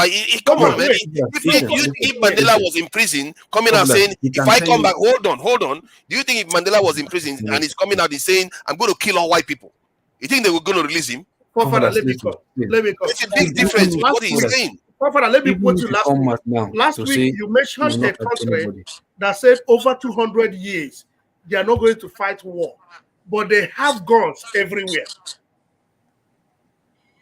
Oh, you see, now he says this in note crime. I can go back again so that this guy can hear it. I'm telling you. I don't know why he didn't hear it or what. I heard what he's saying, but I'm telling you the consequence of what he said. What is the consequence again? Nnamdi Kanu, even when he calls for violence, he wants to be on the path that he is only retaliating what you are giving him. That's what I want you to understand. You can't do that to a state from that point of view. Okay, so regardless, well, let him say what he wants to say, no problem. Right? He said, okay, no violence. Why are they still keeping him there now? Take him to court and sentence him, case closed. I agree with you on that. We're all in agreement on that they should try him. But the Nigerian government, they are just as saboteurs as anybody that is sabotaging the state of Nigeria is. Personally, the way I look at it is that he has created instability in the south-south, the southeast. The Asari Dokobo and co have created instability in the south-south. Boko Haram has created instability in the north. All these saboteurs, the federal government has created instability by making Nigeria security forces so weak. They are all, for me, I look at them as they are all in group of one. They are the ones causing the problems. None of them are doing anything to better our people's future. All they are doing is fighting each other constantly, causing all this chaos in the country that we will never develop, and we end up here talking about all this stuff while the rest of the world is getting stronger and stronger. Okay. Taking us to death. This useless And all of those groups have to be. All of them. I see all of them as one pack of people that are just causing problem for us. Father, I want you to go back. When I was listening to this guy's news, I remembered you and I laughed. Have you listened to Kenneth's news today? Sorry, which one? I don't know. I'm not listening. What Keme? What is it? Keme? Which one are you talking about? Kenneth Osoko, the guy. Oh no, I'm not listening. What happened? Oh, he was talking about the tripod stand of any country to be successful. Where he was talking about economic stability, what again, on political stability and military stability. Go and listen to that news. Oh, that would be interesting. You sure? You know I would like him now. When Yeah. whenever they mention security. But do you know why I obsess about security to an extent? Because from 400 years ago, when we encountered the Europeans, we've been obsessed with economy and a few other things, but never security. That is one thing we never took care of. From 400 years ago. But forefather, with what happened in Yaya Bello's residence the other day, is it this kind of security people that you will give nuke to keep? See, I don't care, man. As long as it's my person that's carried the nuke, I prefer that than Oibo man carry the nuke and finish us off. See, you have to be careful, you know. See, in life, you can't say your family members should not be strong. Otherwise, see, their children, the Oibo people are very clever. You see, what they do is they know as things are going today, if we carry on like that, they are getting stronger and stronger. Their children are going to get stronger than our children. They are going to get stronger. Their children's children are going to get stronger than our children's children. And eventually, guess what's going to happen? They are going to come and take us out. No, if we carry on in this pattern, is death we are wishing to our future generation. And we have to start understanding these things. When I was watching this, what came to my mind was, look at the kind of money Nigeria is using, wasting, just for nothing. Look at the kind of money. Look at the number of police force, SSS, military that were just in the house of a former governor for hours. The present governor came with his own entourage, with his own taxpayers' money. Where else can we have this? Let me recognize young one for all the insults he's been insulting me today. Young one, thank you for all the insults. I'm thanking for all this stuff because he's paying for it. Point is that the guy is using money to insult me. No violence, for father. Where's the other one that you did there? Another one, young one, go cry when the country breaks up. Yep, I'm very happy with that. See, as long as you are donating, I'm really happy. You know, so his insult is expensive. Yeah, it's good because at least you know, Dr. Damage is getting something from it. Insults are not always that painful. He's having his opinion, isn't it? It's not like he say, Augustine, don't mind these old ones, one Nigerian bigots. They are hell bent on keeping a failed state together because they are scared of being on their own. Yeah, we are very, very scared. See, what I'm more scared of is our bigger threat. We have a bigger threat out there. This our inability to see it is a big problem for me.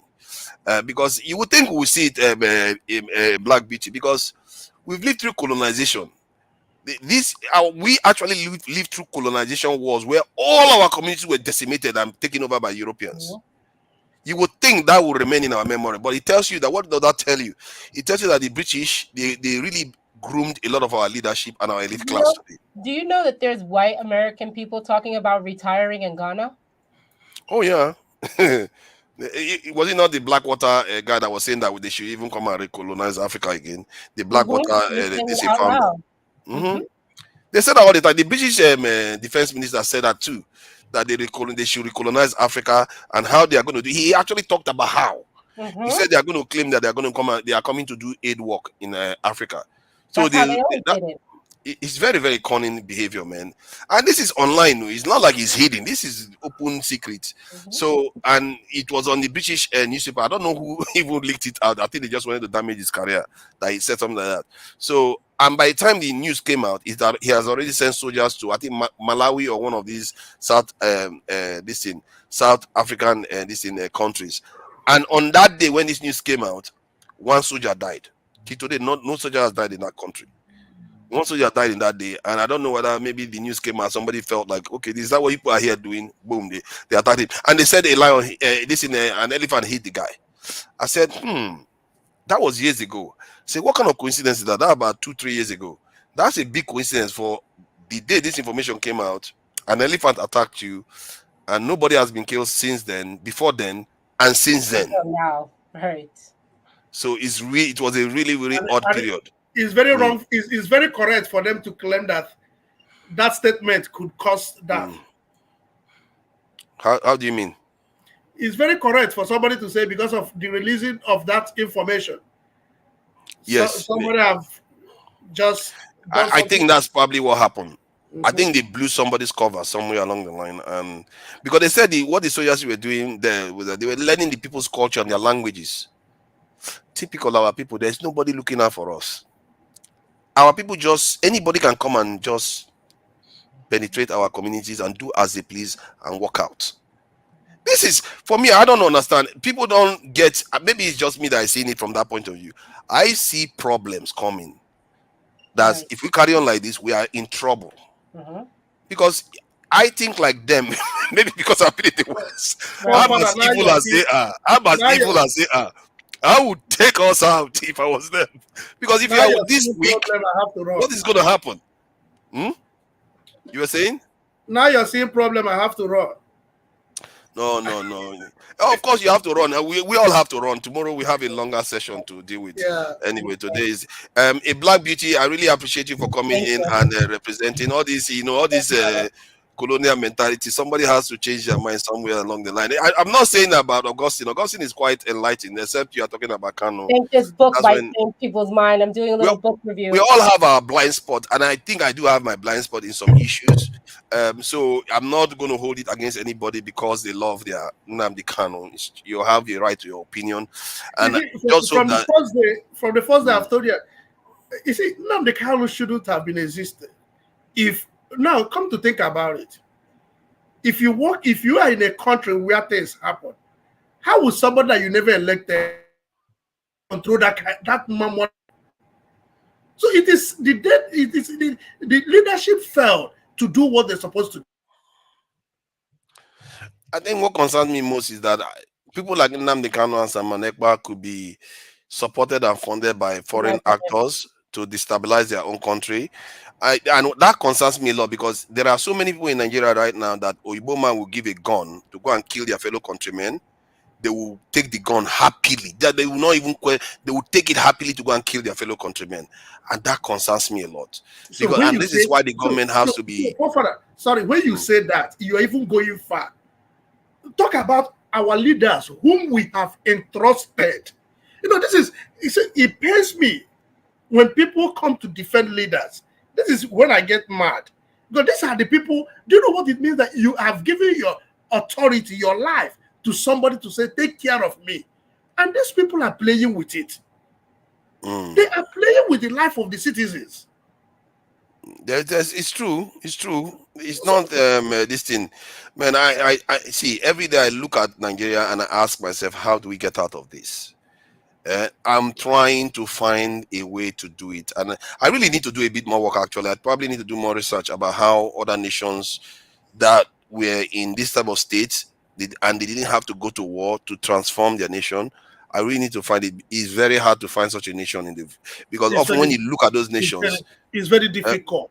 Yeah, because those nations, they tend to take security seriously. I want to find a nation that didn't take security seriously, and they never did, and they still end up becoming successful. I'm trying to find them, and I can't seem to find them.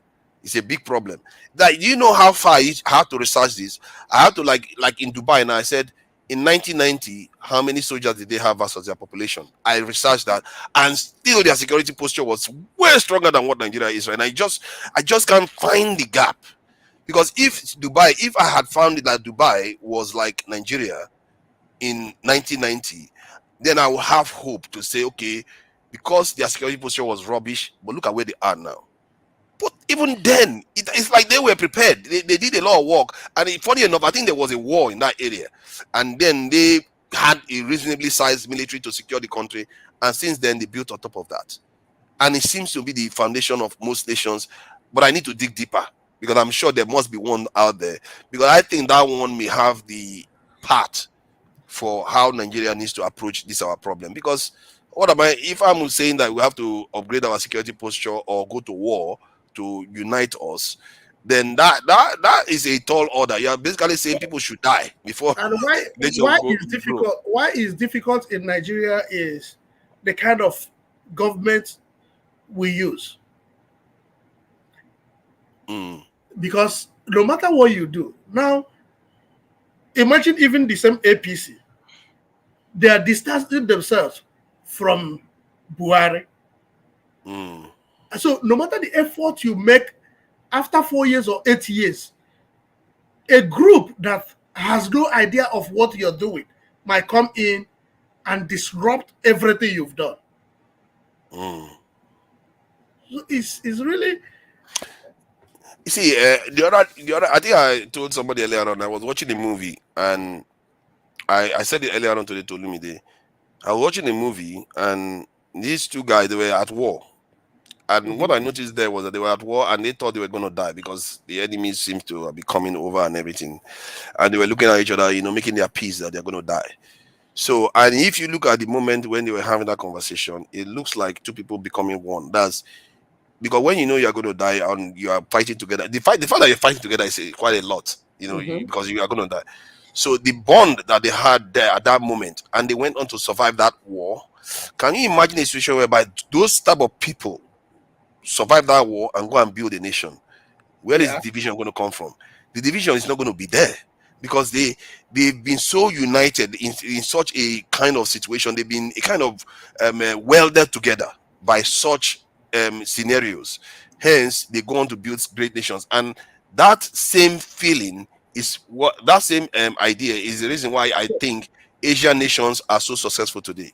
All of them went through that. Every single one of those Asian nations, like Taiwan, Japan, all of them went through all those things, but Nigerians didn't. Yeah, but that's why our elders feel like it's optional to be united. They don't care. Yeah, that's my thinking anyway.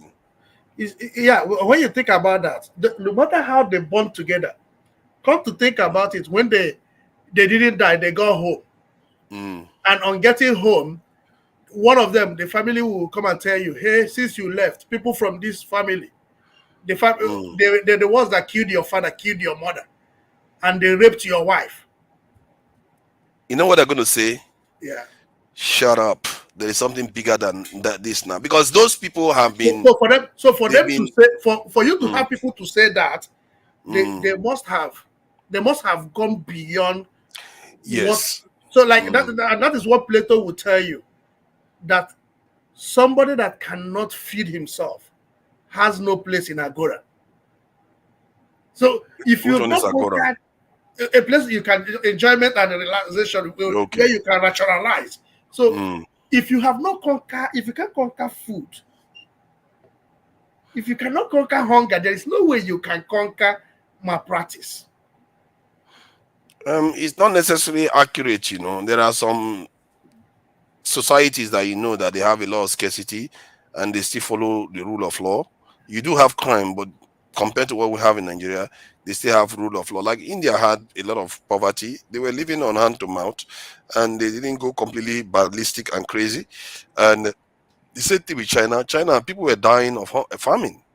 Millions perished because of some of the farming policies of Chairman Mao, and they didn't completely lose their mind. So all these things, I've had it said before, and I've checked, and I've seen Russia, the same thing. You get all this terrible situation that people go through, and you don't see a decay in their culture. See, forefather. So when you talk about that, you talk about the culture. Okay, now use example. Let me use example north and south. The northern Nigeria, from my own little experience, even in their poverty, there is a level of contentment. But the southern Nigeria, whoever that is poor is struggling to get something out of it.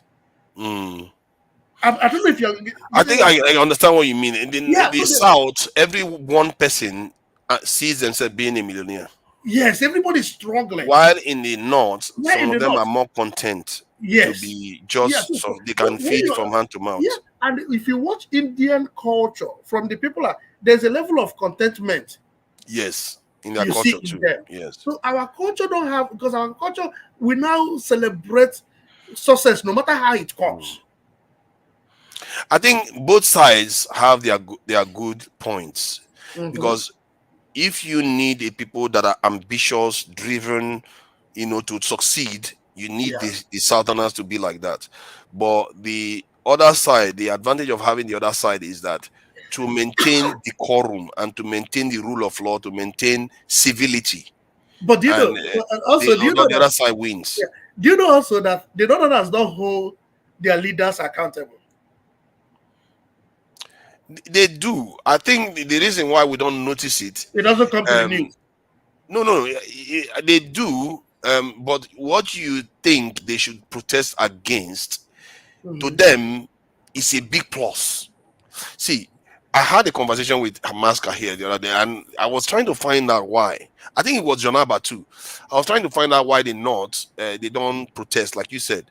What it turns out to be is that, at least where this stuff guided us to, is that if you look at Niger Republic, which are relatives of many people in the north, you look at Mali, you look at all of them, they are all desert in the desert, and they don't do that well in terms of wealth. They are not very rich. But in Nigeria, the northerners in Nigeria are the richest among them. So now you see, compared to their brothers in the north and many of them in the Sahel, Nigeria offers them far more. So now you can see why, when they look at the civil war that happened in Nigeria, where the South wanted to subdue this thing, do something, they feel like the South was fighting them, and their northern brothers or elders went on to win that war. They are looking at it from that point of view, that compared to the other West Africans, this is not so bad. It's not a bad gig. We control technically, we are the ones holding the country together. Yeah, we may be poor, but not as poor as those guys my brothers in Niger. So you can see. Okay, they look at their backyard, they don't look at the front of their house. Exactly. Okay. So I feel like there's an element of that common sense deep down in them that feel like, you know what, we don't want to rock the boat, because if we fight our brothers right now, those guys in the South are going to come and take everything from us. Now you see the dynamics that is playing in the country, that's keeping it the way it is. And sometimes you just have to look deeper and try to understand why are they. Because the reason why I noticed that too is because in Mali they rebelled against their leaders. In Burkina Faso they rebelled against their leaders. In Guinea, all of them are in the Sahel, and even in Niger they did. So why are they doing it? Sudan they do, but in Nigeria they don't do it as much, because I think that dynamics playing in Nigeria is the reason why they don't oppose them as much. Because by the time you oppose them, who is going to come and take over the South? And that, for them, that is not good. So they would rather keep the advantage they have right now. And until a Southerner comes along that doesn't make them feel like he's a Southerner, like he's one of them, and he's fighting for their interests too, believe you me, they will turn on that leader. And they are capable of doing it, because it's been shown in the Sahel. They're capable of doing it. They do it in the Sahel all the time. And that is why they are scared of receiving people in their midst.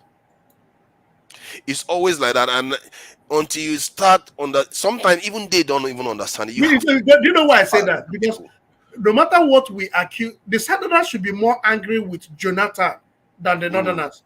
Because Jonathan invested resources in the North.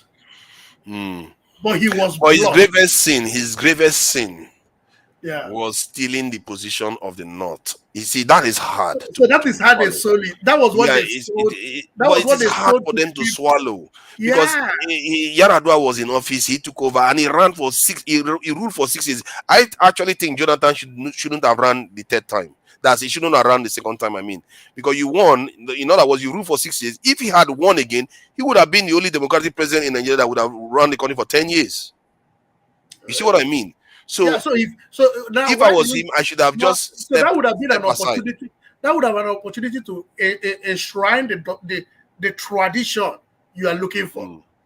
Yes. Because if you have somebody that is upstairs and runs a country for 10 years, you should be able to sink some fundamentals. But they will not see it like that. They will see it as the rotational system. He's broken it, and he insisted on continuing to breaking it. And that is not, personally, as a gentleman, as people that should stand, because you have to set it, because the future generation is looking at you. It's not only about you. You have to set good examples. After you run that finish the first time for Yaradua, the second time you run, because you can argue that, okay, yes, you are still a running mate for Yaradua. You can still run the second time you won it. You should have stopped there. He should have stopped there. I really think he should have. If he had stopped there, they will remember, the North will remember him for that. Because especially if he tells them, I finished the term that I was elected for, and as a former vice president, are you allowed to, let's say, let me ask this. Okay, yeah, because Osim Major was looking to run again, wasn't he? After Buhari. Okay, I see. So he has a right to run technically. Atiku did 8 years and been running again. Yeah, Osinbajo was VP for and okay, so he was able to run. So my argument was that because he was a vice president to Yaradua, and he went on to do all the 8 years of Yaradua, he does the extra 6 years. I mean, he could have just said, okay, I know how this look politically, that if I run again, I will be 10 years. Because of this reason, I will step aside. So we are finished our year. And even then, the Northerners are still not going to be happy. They are still going to say, a Southerner that ran for 6 years, now another Southerner is going to come and become president. So now, do you know that in our conversation, you've been able to make me to divide the Northerners into two? Okay. The elite. Yes. And the other ones. So I was thinking, because of the investment he made in the northern part of Nigeria, the elite didn't want him to expose the other ones so that they will come after them. Because the Amajiri, if you see the number of Amajiri school he instituted. Yes. Yeah, so they don't like it. They don't like any Southerner meddling in their affairs. I wouldn't say they don't like it. Most of them will probably be fine with it. They are, like you said, as you are dividing them, those some elite people may not be happy with it. Yeah. But I still think that Goodluck Jonathan was just caught in a vice to an extent. But what you're thinking, like, if somebody like my governor, Alex Oti, if he's doing well, do you think that 8 years is enough for somebody like him? If he is giving you all you need. Yes, I think he's going to do well. I also think that if P2B carries on with what he's doing, because I hear he's going to the north, building borehole and doing work with the north. If he carries on and they start seeing him as, you know what, this guy is okay, I'm telling you, man, Tinubu will be quaking in his boots. Because Tinubu, see, the thing about Tinubu's government is that people are assuming that he's just going to go and become president. It's not always like that. Politics is wicked. People can just chuck you out of office overnight. So you don't know what could happen. Events. Yeah. Something could just happen, and suddenly Tinubu's government will collapse, and nothing is going to work anymore. And Peter Obi will just ride it to office. And I think he should carry on doing what he's doing. And I really think he needs to win a lot of Northerners over. Let them feel at peace. And I think most Southerners, they underestimate it. They underestimate going to the north. Yeah. And for someone like me, I'm not going to be. I would never underestimate that if I was advising anyone. Yeah. So the problem I have with Tinubu government is they are making it to be more tense every day. By now, they're supposed to start calming things down. Come down. How do you mean calming things down? Calming things down by relating well. Tinubu doesn't relate well with the people. Oh no, he has never. He didn't even go for debate. Yeah. So why would you start relating with the people? Why did you come down to the people and meet them where they are? I think. This government, and I think in a way, is his style. Yeah. Tinubu's style is he governs, divide and rule. He takes power for himself, and he takes power from people by taking power from other people and bringing it to himself. Within that process, the general public gains from it. That's the truth of the situation. Because if you look at the Lagos tax revenue collection process that he did, he basically took it from Agberos and local government chairman and others people, brought it to the coffers of the state gained from it, and he also gained from it. No, but when you say the citizens, it is a selective citizen that gained from it. Now, do you know, like, depends on how you look at it. Now Lagos has more money than most states because of it. Now people are giving this analogy. Do you know that all these people that go to Ireland to work, you pay them, let's say you pay them 50,000, 80,000. But at the end of the month, they don't keep up to 10,000, up to 50,000 because they spend all in transportation. Yeah, she's confirming that some of the stuff I was saying about the north. Yeah. So I think I get what you are saying. One other thing I noticed about Tinubu, what he did with the forex exchange, is that he basically robbed the bureau de change people. I gave it to himself. I brought it to the CBN. So he's fond of doing that kind of moves. And because of that, I get a feeling that the Nigerian economy might improve, especially with Dangote. See, the thing is that Buhari has already laid the foundation. With Dangote, can you imagine Dangote refinery coming on stream, Port Harcourt refinery coming on stream, Warri one coming on stream, and Kaduna one? 3 Nigerian refineries working before the first 4 years ends. What do you think about election then? Yeah. So he's likely to win even without rigging. That is the problem. So Peter Obi, from that point of view, has his work cut out. Whoever is going to challenge him has their work cut out. But one thing I will say to them that will give them hope is that don't underestimate politicians from destroying whatever good thing they do. Yeah, don't underestimate them. These guys will find a way to screw it up, and P2B better be ready to help save Nigerians from them. And that is that's the only thing I can say. Thank you. I really appreciate your time for coming in. I appreciate it. Thank you. Augustine. And sometimes it gets rough here. Nothing personal. That's why we come here. Exactly. Thank you for coming in. And a Black Beauty, I appreciate you for coming in. And she always comes and gives the perspective of people that have been through all the nonsense. We should remember, but they still remember more than us. We think the whole world is hunky-dory and all the rest, but the beauty of African Americans is that they've seen the face of the beast. But for if you interact with African Americans, you see that you have your people yearning to be part of you, but because you've not been able to open up, they are finding it difficult. If Nigeria, oh my God, if Nigeria blows us, these guys can finish Nigeria. These guys will, make life in Nigeria something. Because imagine when you have 500, when you have up to 4,000 of them coming on vacation to Nigeria. Imagine the kind of money they'll bring in. I have many people that tell them that it takes them just $3,000 to go to Nigeria. They will tell you $3,000. They will spend the money. I have a friend. A family took her to Nigeria. She sneaks to Lagos. She will just leave. She will leave US, go to Lagos, spend some weeks, and come back on her own. So let me say this. You see, our officials go to America every year for the UN Assembly. Yeah. And they never meet African Americans. They never do. At least I don't have any record of them. They don't have that. To them. Yeah. And Tinubu is able to go to Dubai, go to India, go everywhere to beg everybody to come to Nigeria. But he doesn't go to African Americans that have a purchasing power of $2 trillion. You don't go to them to ask, okay, can you come and invest, collaborate in your own this thing in your own countries that your forefathers ancestors came from.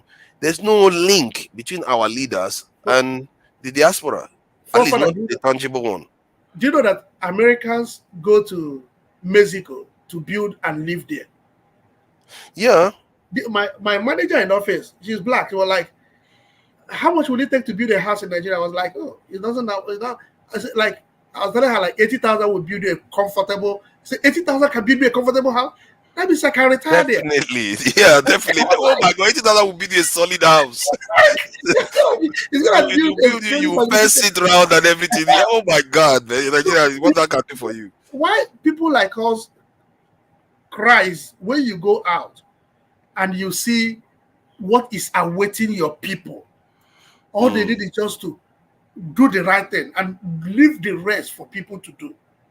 Put the three things stable. And it's unbelievable. This year, somebody called me in Abuja during that time when the Nigerian currency was depreciating, where dollar was over 2,000. Yeah. And somebody was like, do you want to buy a property in Abuja? It's 50 million this thing. And I'm sure you can price it down. 50 million bungalow, 4 bedroom with one boys' quarter is fenced round. And they wanted to sell it for 50 million. That is equivalent to, in the UK, it's about £25,000 or 20,000 pounds. Yeah. It's like crazy how cheap these things are. Yeah. It's like, I don't believe it, man. Nigeria, things are cheap. And I really think that if the refineries start coming on stream, that's going to make a big difference. And we don't have to do too much. And we have a space. If these guys can, the problem, it is a poverty mentality. That's what is the problem with our leader, because they don't have reason to steal the kind of money they steal. They don't have it, but they are scared. See, what I would say, Nigeria has made a turn for the better. Yeah. If Ajaokuta still come on stream and all our 3 major Nigerian refineries are working, including Dangote, I'm telling you, it's like a totally different world for us. That is a total change. And I say, man, if our government is not, if they don't fix security, then they will never fix it again. Because if you can have all those things, your nation is set to be. But do you know that if you get these things now, Nigeria can take care of supplying fuel to the entire West Africa, or more than West Africa. Even more. Even more. Because a percentage of cement that is used in Cameroon is Dangote. So if an individual... And you know what frustrates me much? All these things are just touching distance. They are just right there for us to do. Yeah. So that is how. I don't know why some people are hopeless in Nigeria. Some people feel so hopeless. Sorry, I'm interrupting a lot. You can find Port Harcourt. You can find Port Harcourt to Cameroon and be supplying them fuel and cash out. It's unbelievable. It's just around the corner. I thank God Dangote Refinery has set the pace, and then the others will come on stream, and they keep coming on stream every single day. In short, just counted almost every 6 months, something else is going to add to the Nigerian economy that's going to be making it better. Dangote came down from 1,250 to 1,000 now. Imagine. This job will just keep improving slowly. If these hopeless leaders, like they've always done, don't find a way to sabotage it. That is a problem with them. They just come in, they say, hey, you want to grow? How dare you? Hey, God, how dare you? And my generator friend. Exactly. I have to find a way to ruin this. I have to find so many ways to ruin this. You know, that's my fear. Because we're here once, and look at where we ended up. They will find a way to ruin everything. And I'm telling you, if all these refineries start coming online, I see any military regime, I don't need any drama. Get out of the way. Allow stability, because economies need to be stable. If you want to develop, you need stability and you need constant, continuous growth. And you know that the division we have in the country have made us not to acknowledge what the military did to us. So look at people crying for military to come back because of the division among our politicians. And even sometimes I can understand their reasoning, because if you are lucky, you get a good military leader that wants to fix the nation, you might just get lucky. In the end, it's not necessarily about the type of government, but for me, what I don't like is instability. Instability tends to lead to non-development. Because people have failed to be accountable. You know, like what I was discussing with my friend this time, I was like, this EFCC is doing is wrong. Get all the civil servants that worked with this governor, all the people that helped them, the bank managers that helped them in stealing this money, just put all of them in prison. Yes. Then tomorrow, if another governor calls anybody, it will be like, no, when you leave, I'm the one that will suffer it. There's a way you can walk around this thing. Like the way the Kogi State governor went to Yaya Bello, it is only the governor that has immunity. So you can take away the driver, arrest the driver, arrest all the security men he came with, let him drive his car and go. Yeah, okay. I see what you mean, but he could cause problems now. You go and touch him, and then you're like, oh, you went and touched His Excellency with his immunity. Excellency, you have immunity, you're the only one, but driver, you're under arrest. All the security men, stand down, you're under arrest. Governor, you're the only one under immunity. Go with your car. I think there's some truth there, but maybe the guys that they sent just were not very equipped for that. They thought, okay, I don't know what I'm going to do. The country is not ready to confront their enemy. That man, I think they should confront him, because I heard he was the one. He partly was the one that is sabotaging the Ajekuta Steel project. Yes. Man, oh my God, that kind of stuff makes me mad. It really makes me mad. People that are sabotaging the Nigerian economy, I really hate them, because these people, they put themselves in front before the people. I don't understand it, because you can still make money. That's why I hate them, because you can still make money. You are already powerful. Look at how young that guy was when he became the governor. I really, if I hate people, those are the kind of people I hate, because you just blocking the people for no reason, just for your stupid, narrow reason. You know how he became a governor? You know that? I don't know how he became a governor. Oh no, this guy was a deputy governor. Oh, that's how he became. The governor collapsed. The night of the election. Yes. I see. The governor. So look at Grace. The governor. That's how he became. The day as they announcing the result, the governor died. Oh my God. What a way to become a governor. Yeah. What a way. And I hope And they you didn't went find there, that and he you is went responsible there, for it. and you went there and messed it up. He wrecked the entire thing. And that man, he used to sound like somebody with promise. Yeah. But it looks like, in a way, you could argue that what Tinubu did is part of what is poisoning Nigerian politics, because everybody wants to be a godfather. Everybody wants to own something. You know, Atiku did the same thing, owned so many institutions by the time he left office. So they are copying all these people. Because I was shocked that Bello, Yahaya Bello, was doing the same thing. He wanted to be a godfather. He was causing all kinds of problems. He caused a lot of problems for Akpoti too. So he destroyed the road. These men, you would think they are doing these things for the nation. Yeah, no. Nobody, no. For themselves, they do these things. For themselves. It's really sad.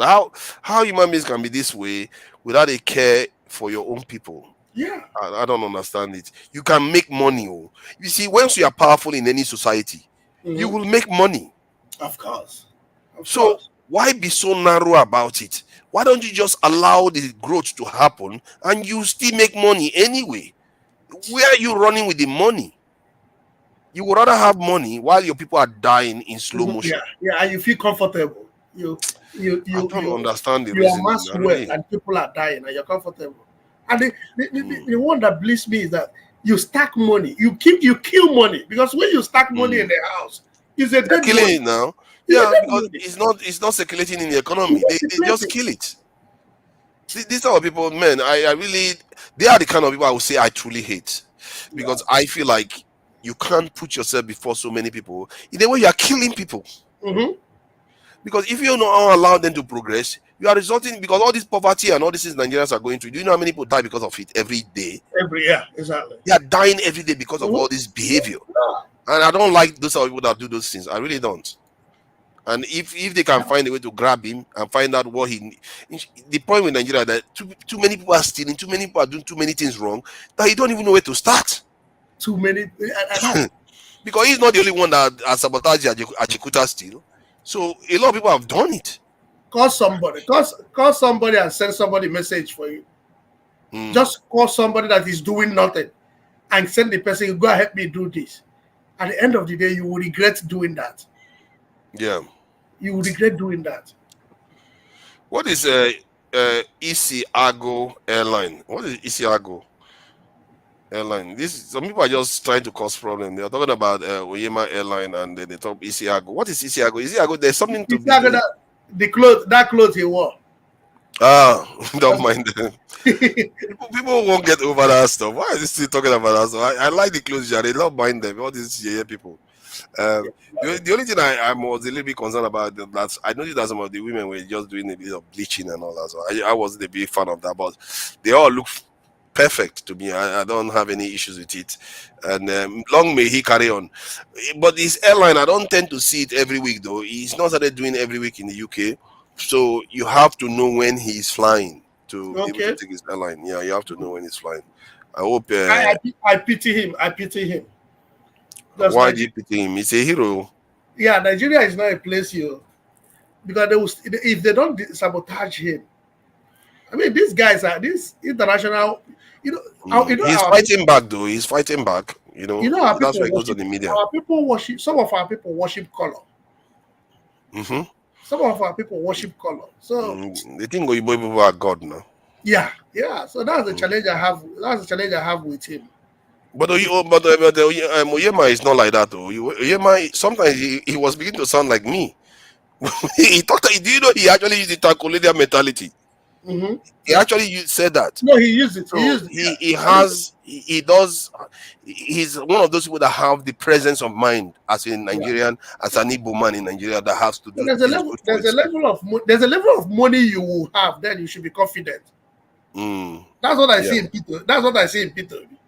I'm not just seeing him. I'm seeing somebody that is saying, "What do I really need all this money for? What do I need?" Yeah. So whenever I've gotten to that level, that what are you going to do?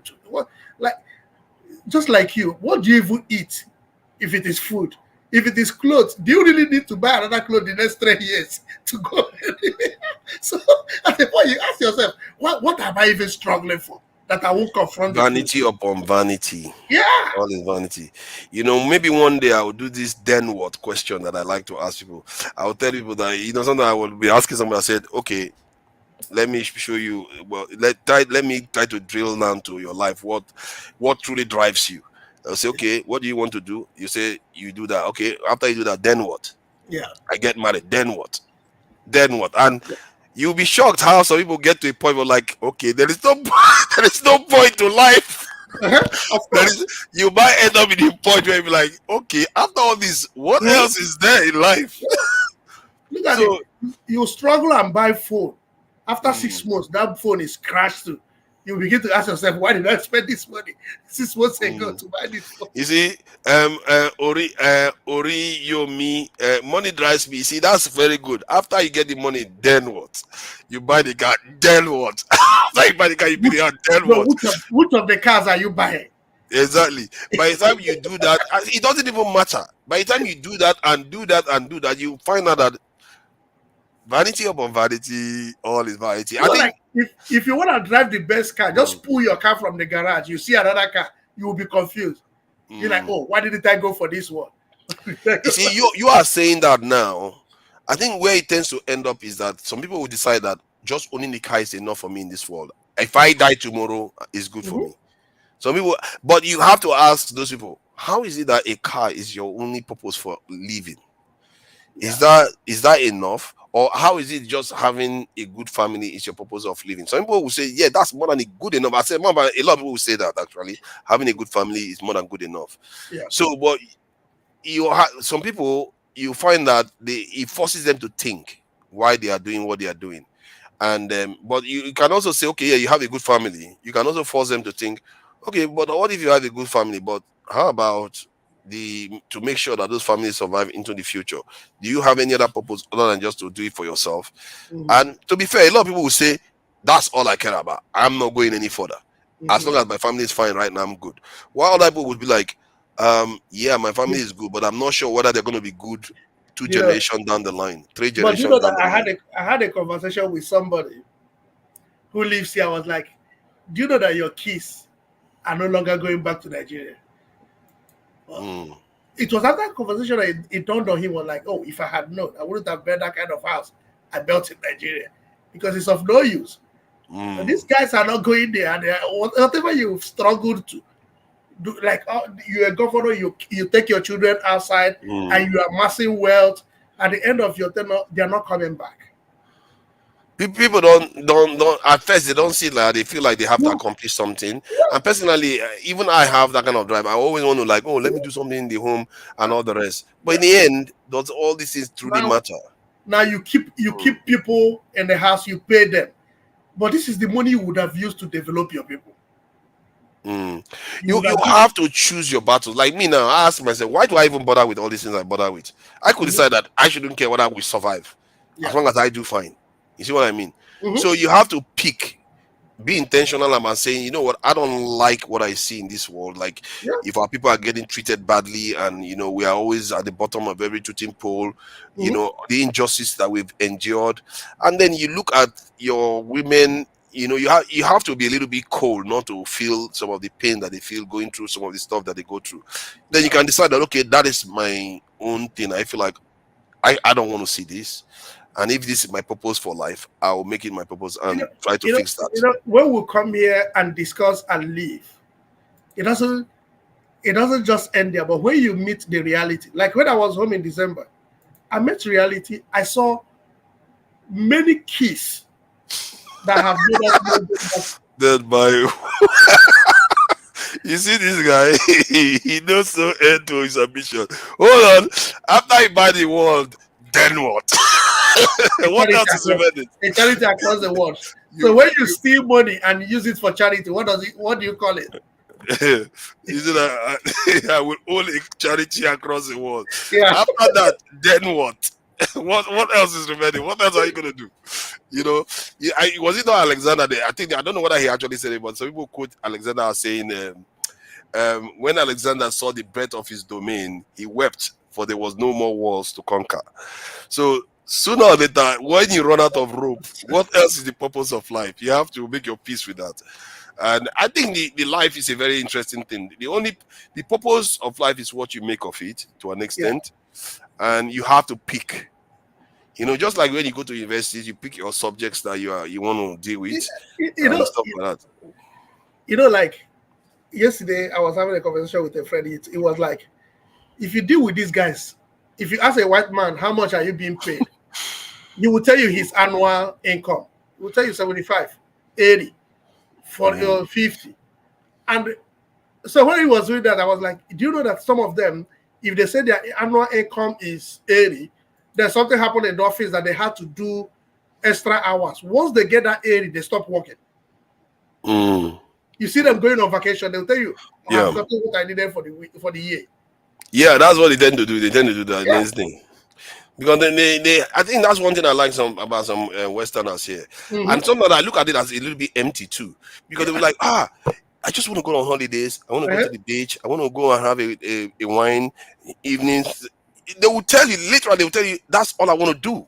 Yeah. You know, I just want to, and this type of life, I don't want to worry about so many stuff. It's unbelievable. I have some people, and I have to be careful because sometimes I judge them and say, why you just that? Is that all your life is surrounding?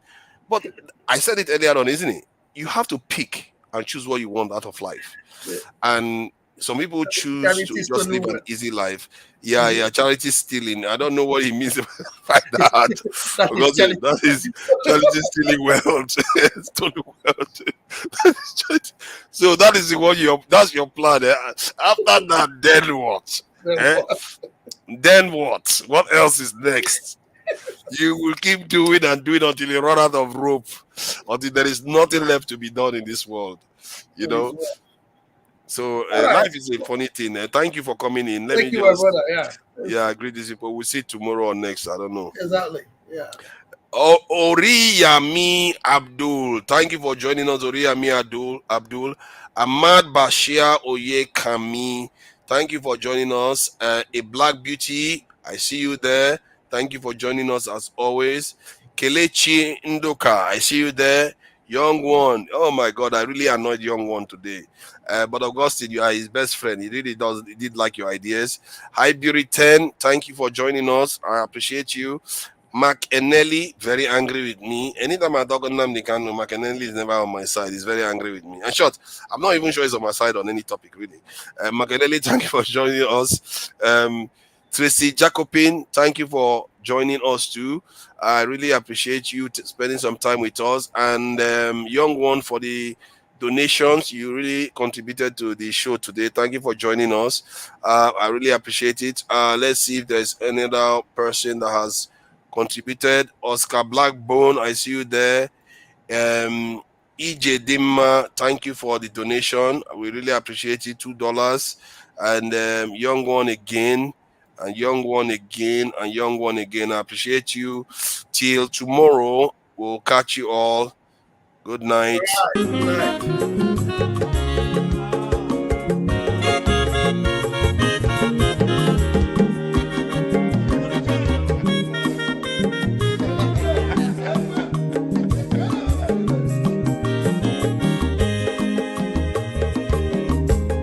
When your mazolo bio, akwa mazolo bio, Max, if you bunye go kwanu mo no fube nazo olaga ni piazugo, ulaga do ni piazugo, akwa wilo chio biko rapuzo, kona bazia. Onyo mazoro biko abamba wazoro dasari ibya unyane gana mo ulaga dori biazigo mo ulaga dori biazigo abamba wilo chila bigora buzoro ona wazia. Mazi wako mwe Odogu no kwere zinenke maniga dele mo mazini mazini ibu go with melody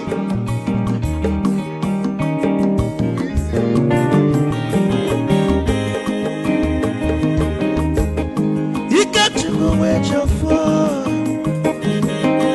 odogu nachala noka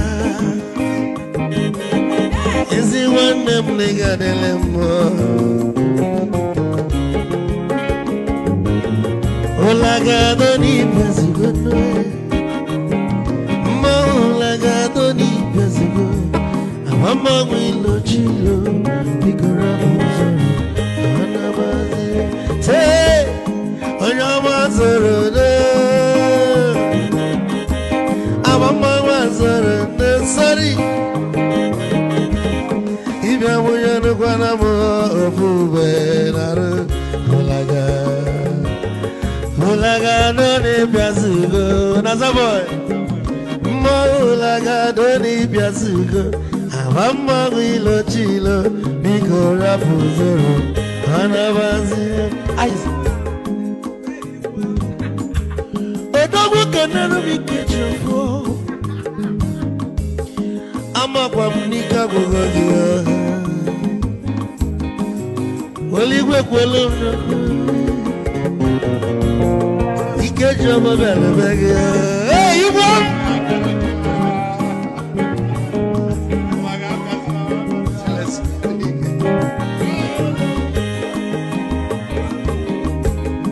Ebu kampu nekene Ama gondin so Chukwe mekalumo Chukwu negaji Esi nwanne m ekene ịlapụlụ ife niile na-eme wee bịa nke gosili na anyị na gị bụ nwanne wisdom ga-adị ka nye gị maịkị ka ogobanya bụ egwu isili maxi ọ bụ na-etiri egwu a malụkwa malụ n'imego m ife ọjọọ wee sị gị nwanne m ife ọkụ na ịchọlụ na ngeme wisdom onume ekene gị agbamanwe iyo iyo biko lapụ nabasị ya zoro zoro zoro zoro